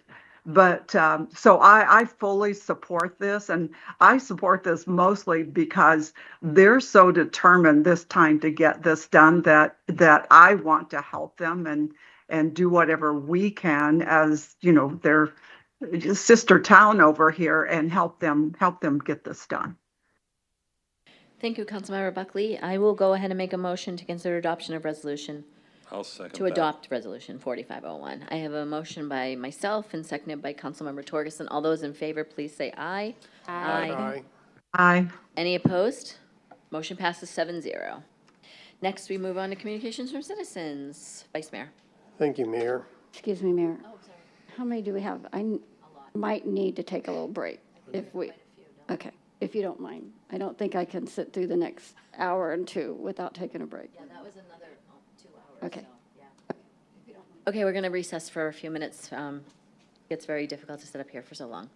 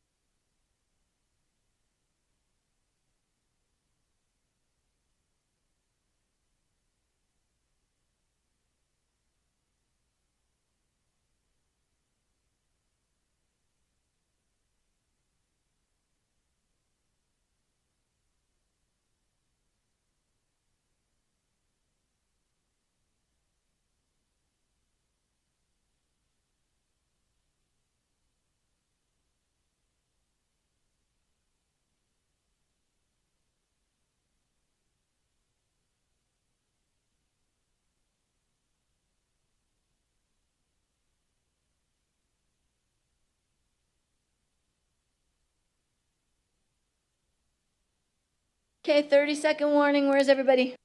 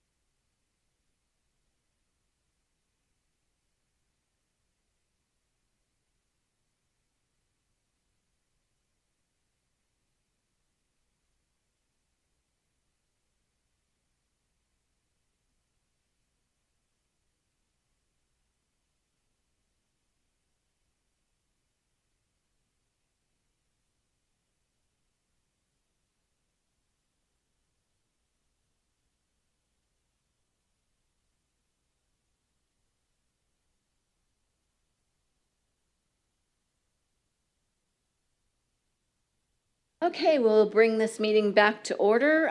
Vice Mayor, communications from citizens. Thank you for offering us a minute to take a break. Thank you, Mayor.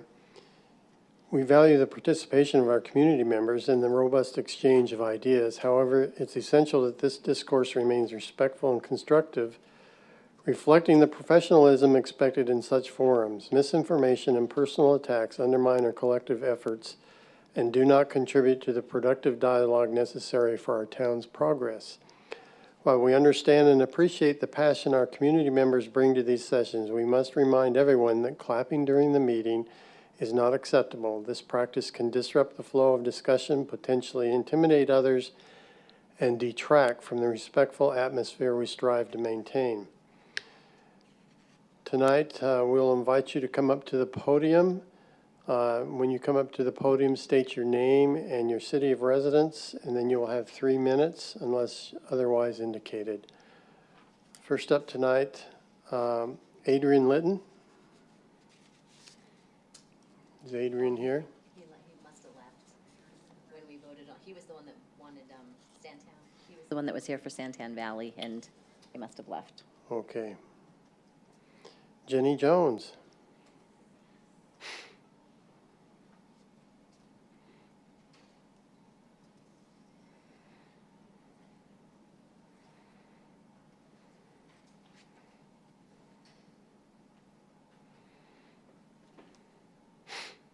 Push the button down at the bottom until you get to the bottom of the mic, the bottom of the microphone. There you go. There's two, it looks like 2 buttons. You Okay. got it. My name's Jenny Jones. You guys know that our barn is the one that was burned down on July 3rd. It could have been prevented had the police chief investigated the other alleged crimes that we have video of. So there's a lot of people that have come forward from Morrison Ranch. They have actively been trying to get their voices heard about these types of crimes committed. The boys riding on the Surons, throwing fireworks, doing other sorts of crimes, and nothing has stopped. Parents are not holding their kids accountable. I know that the police chief mentioned that he was hopeful that parents do. I've seen firsthand parents do not hold their kids accountable. Maybe 10% of parents are holding their kids accountable. The kids are laughing at the police department because they're getting away with things. A report was made back in November 21st, I believe, A police report was made. The cops came out, a hole was blown, a giant hole was put in someone's yard because of one of these fireworks was thrown. The parent identified the children, the juveniles, nothing was done. The parents didn't get talked to. It is illegal, we all know that, in November to throw a firework. It's illegal for a 15-year-old, a 14-year-old to have a firework. It's illegal according to ARS 36-1606. States it all there. We all know that, okay? The assistant police chief, Jim Bisceglie, he did give a report regarding that incident, and he was asked about my incident, and he did tell the public that there's not any, they do not have enough proof or whatever to link the crimes. Totally false, and not being transparent at all. I'm a mom who, my attack happened on July 3rd. By Monday, I was able to give the police a list of all the boys involved that I knew of, at least 12 juveniles allegedly involved. We have proof, but for him to not be transparent is disheartening. And then also there was an assault in January. Only one boy was charged. I'm curious to know why the other boys involved in the attack were not also charged when they were identified. Easily identifiable, you can easily identify these juveniles on their social media accounts. They have surons, which are illegal. Why are we have video proof. Why are we not citing them? They could bring the town money. And just again, the parents are not holding their kids accountable. So we need the police chief to do that. We need the police to step up and do that and stop the kids. Why are we parents not being believed when we can identify the kids and name them? So the parents need to be held accountable, and the children need to be held accountable. So thank you. Thank you. Dan Lundell? Wait, one thing. Are we able to direct the police chief to talk to her? Yes. Yes. Yeah. Can I ask what word she was saying? Right, but I want to make sure she sticks around for it. I don't understand a word, the word. Please stay. She said the kids at Seville or so. Ms. Jones, please stay. Not at the back, but stay for the meeting. She's asking for clarification of the word she used. Yeah, what was that word? Dan? Yeah, what is that? Sorrow? Sorrow. Okay, thank you, thank you. The SRO officer made a video stating that the surons are illegal. Okay. Dan? Mayor, council members, thank you. My name's Dan Lundell. I'm a resident of Gilbert. I'm here to talk about this incident, this pattern. This is a pattern of violence and harassment by a group of boys that have called themselves the R. Kelly Gang. These are monikers in their social media, which are public and open for anyone to see. This pattern of behavior culminated in the arson and reckless endangerment of 10 children on July 3rd, when the Jones barn was burned to the ground. Our daughter and several of her friends have been victims of this group of boys, so at this point we have learned their behavior pattern.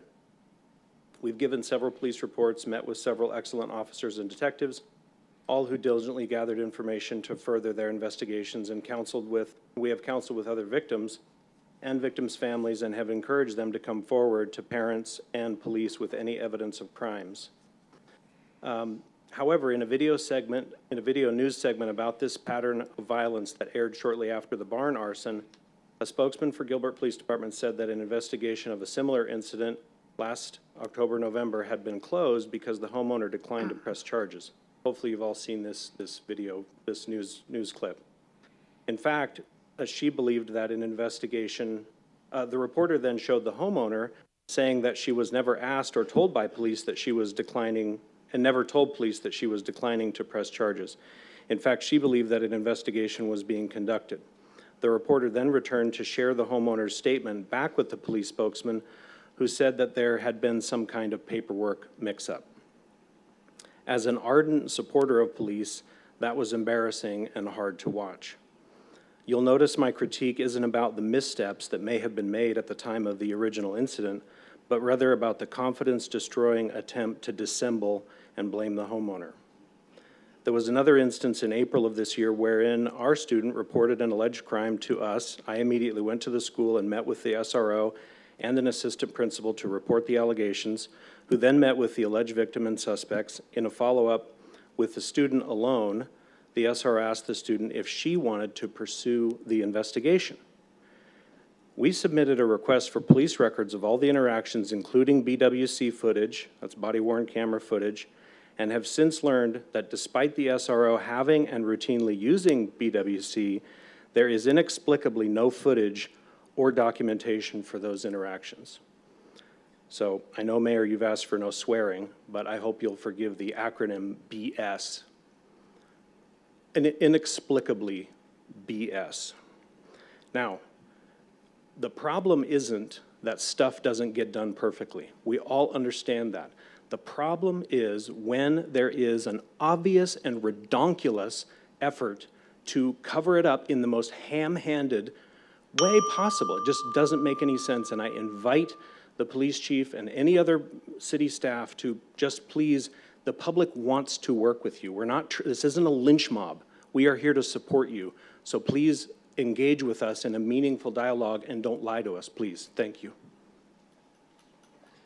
Thank you. Bridget Vega, and you're taking Ann Doucette's time, so you have 6 minutes.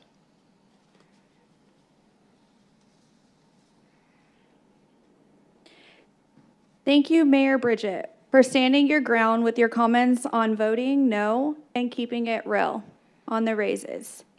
We have failed as a society in allowing the government to lead versus God. Recovery begins with acknowledging our faults and seeking redemption. We must trust in a higher power, humble ourselves, and embark on the journey of self-improvement. Only then can we extend a helping hand to others and heal our communities. Let us not be bystanders, but agents of upstanders and change. Let us commit to breaking the cycle of harm and fostering a community built on love, empathy, accountability. Together, we can create a brighter future for generations to come. It starts with every single one of us, and it starts in our homes. To the community, please know that your voices do matter. To the youth, I am sorry for the comments made by leadership tonight. Please know we hear you, we see you, we stand by you, and we love you. I wholeheartedly, again, pray for this council, for humility, and ask that you go home and check your heart posture and ask ourselves, how can we serve our families and our communities better? I pray for humbleness of this council as innocent children have been murdered, assaulted, raped, brutally attacked with brass knuckles. Let's use Connor Jarnigan, his case as an example, and him being a powerful voice for the community and leading this community with hope. Again, a barn was burnt, and thank God the children and the families got out safe. Normally, I do a moment of silence for the victims. Tonight, I ask during this moment of silence, I'll be playing a song. I pray that you listen to the lyrics and open your hearts. Again, if we can take a moment of silence for Preston Lord, all of the teens who've been assaulted mentally, physically, and sexually, and all the youth that were wrongfully murdered due to senseless acts of violence. I'm gonna play a clip to a song. Bridget, how long is this? It won't be long. It'll be in my time frame. We bend our knees. Oh, Spirit, come make us humble. We turn our eyes from evil things. Oh, Lord, we cast down our idols to give us clean hands, to give us pure hearts. Let us not lift our souls to another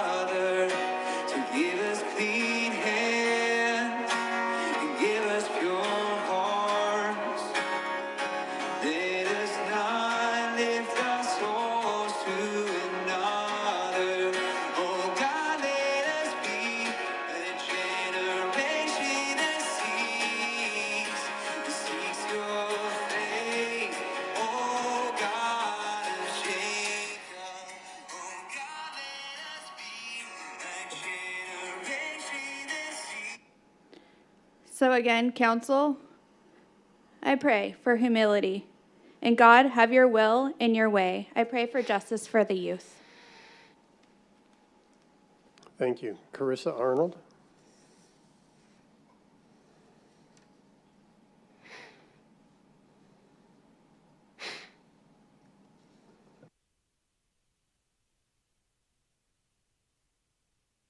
I can't begin to describe the emotion that was going through my heart as I was sitting here listening to you guys talk about abuse that you've endured.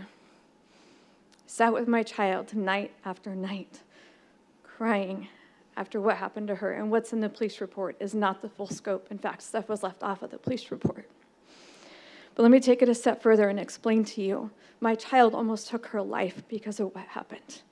Because of her being raped, the sexual assaults, what he did to her, and in the bullying after, I almost lost my child. So as you sit there and talk about abuse, let me help you understand what it's like as a parent to sit and watch your child go through the pain that they have. We have kids that were sitting in a barn. We have kids that were beaten and have had to be sent overseas. Girls think it's normal to have a gun held to their head.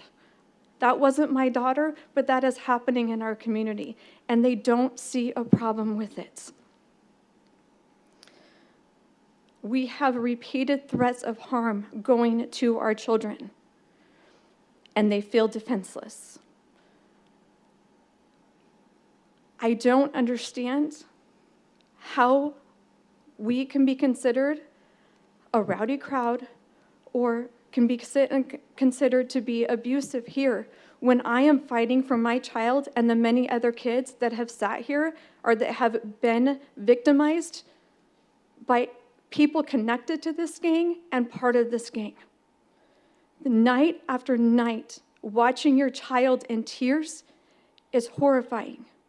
Not knowing if your child was going to come home because their pain was so deep that the only option that they thought of was to take their life is horrifying.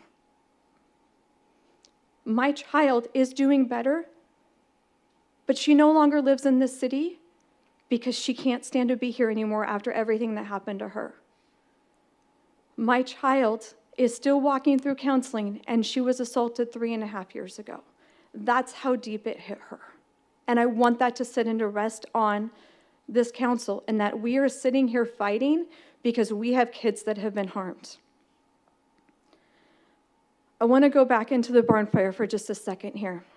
One of the boys that has been arrested in the barn fire is the nephew of the town attorney. That creates a conflict of interest for their investigation specifically. He allegedly made a statement on social media stating that he is a certified Gilbert goon. When he was in court, his attorney stated he had nothing to do with them. These kids have had the ability to terrorize this community for years. They are not afraid of the officers, and that is a problem. Your officers should be respected in an appropriate way by teenagers, and they should be fearful of the officers in an appropriate way, and they are not.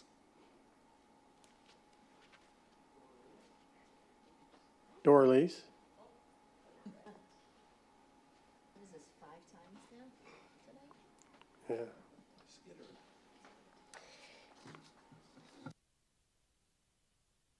Yeah. Good evening again.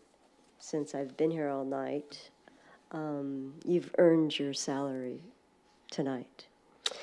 I just have a few observations and comments because I really believe in a proactive approach to law enforcement. And I, as Councilmember Bongiovanni, I did go to the parking structure early in the morning, and what I noticed, like 6:30, I noticed a lot of cars parked on the first floor. I would suggest that we look into having the employees park on the top floor of the parking structure to alleviate problems. I would suggest a form of a parking pass that the new people or uniformed officers, not officers, security people could observe.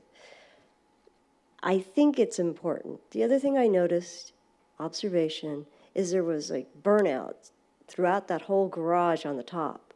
So I was thinking, wow, this is really dirty.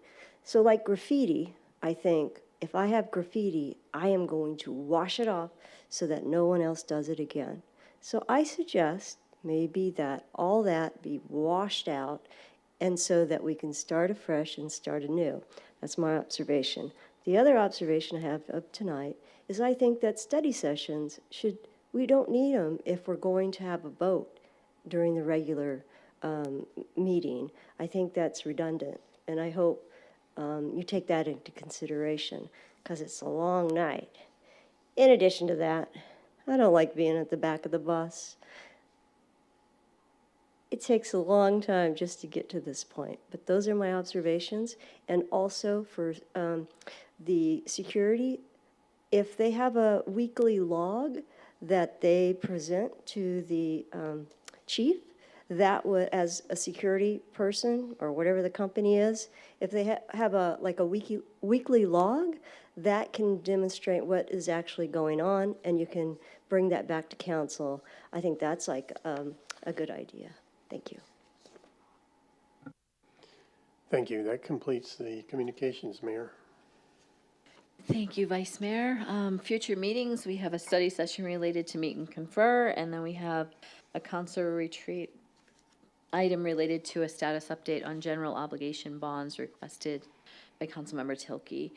Communications, Patrick, did you have anything to add from report from Town Manager? Yes, thank you, Mayor, members of council. Two quick items. Could have him bring up the slides. Okay, we want to move to the first slide. First, congratulations, Chief Duggan. He won the 2024 Gilbert Leadership Alumni Award presented by the Gilbert Chamber of Commerce. He been very active since going through Gilbert Leadership, and I know they greatly appreciate all of the work he's done to support that program.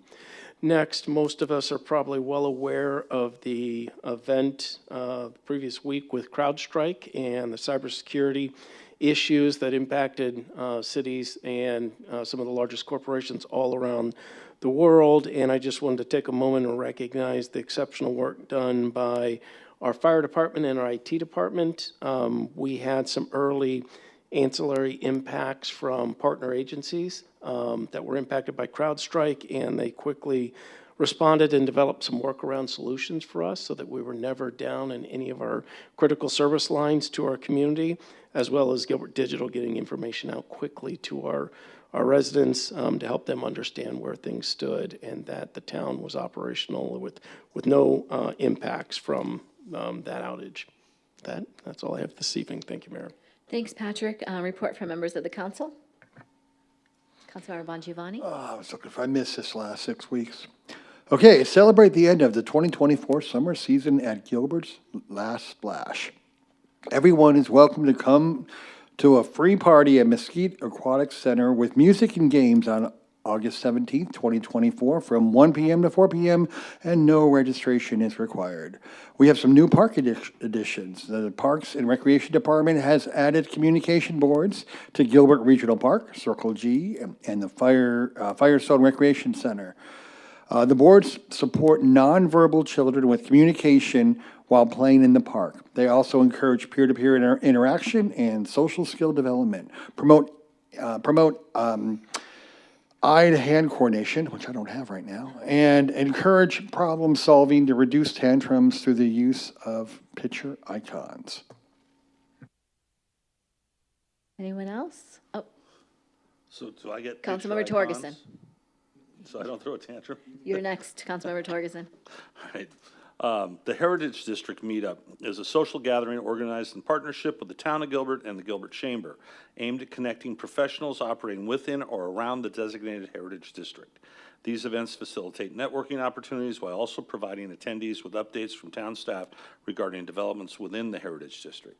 The next Heritage District Meetup will take place Wednesday, August 21st at 8 a.m., so it'll be breakfast time.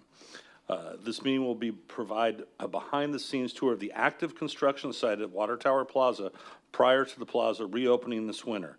RSVP on the Chamber's website at gilbertaz.com. I can tell you from starting this with Sarah at the chamber, it's a lot of people come, and it's very informative, and you get, if nothing else, you get to meet a lot of your neighbors and people that you wouldn't have, and it's community building, it's informative, and you should take your time to do it. Councilmember Kaprowski?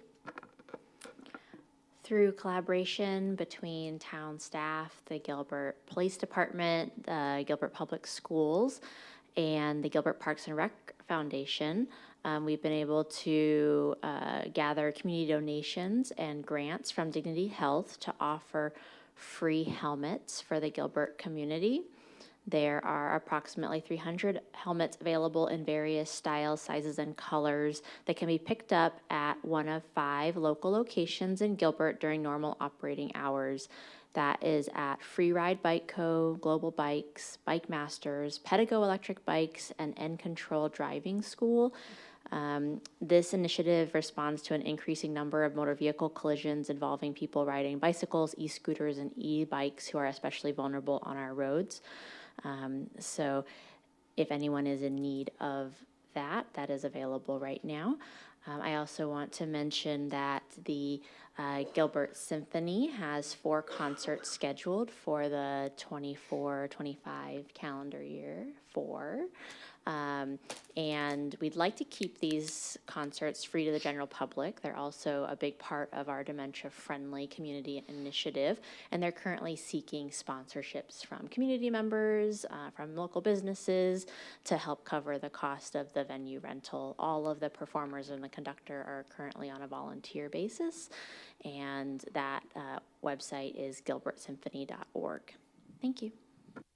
Councilmember Bongiovanni? Thanks, Mayor. I just wanted to compliment Councilmember Kaprowski on the work she's done with the bike helmet. I mean, I know you put a lot of hours into that, working with the community and the businesses, and it's definitely showing. So thank you. Councilmember Buckley? You have Yes, ma'am. Thank you. I just am pleased to offer us a few tourism points for you today. The Discover Gilbert team will proudly represent our town at the Arizona Governor's Conference on Tourism later this summer. This significant event serves as a platform for communities across the state to exchange best practices in destination marketing and stay informed about the latest industry trends. Furthermore, recently released economic impact data underscores Gilbert's remarkable growth. Our strategic partnerships continue to bolster our ongoing tourism initiatives. Is that all you had? That's it. I said short, quick. So, thank you. Thank you. I appreciate that. Any other? Oh, Councilmember Tilke. Sorry, Mayor. I wasn't asked to announce this, but I just realized that maybe not many people know that we have a Family Advocacy Center open house scheduled for August 13th here at Town Hall, so from 6 to 8 p.m. So if you haven't seen all the details on that, if you want to come by and learn more, that'd be great. Thanks. Thank you. Any other comments? I will move on to report from the mayor. I think Ashley has a slide for me.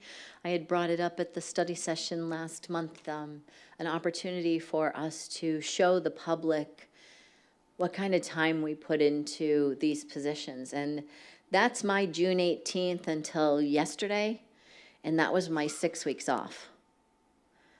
So I just wanted you to have an idea of the time that is spent, and it's not all done with ribbon cuttings, even though I did get to do a leash cutting this week, which was adorable for a dog park in Gilbert.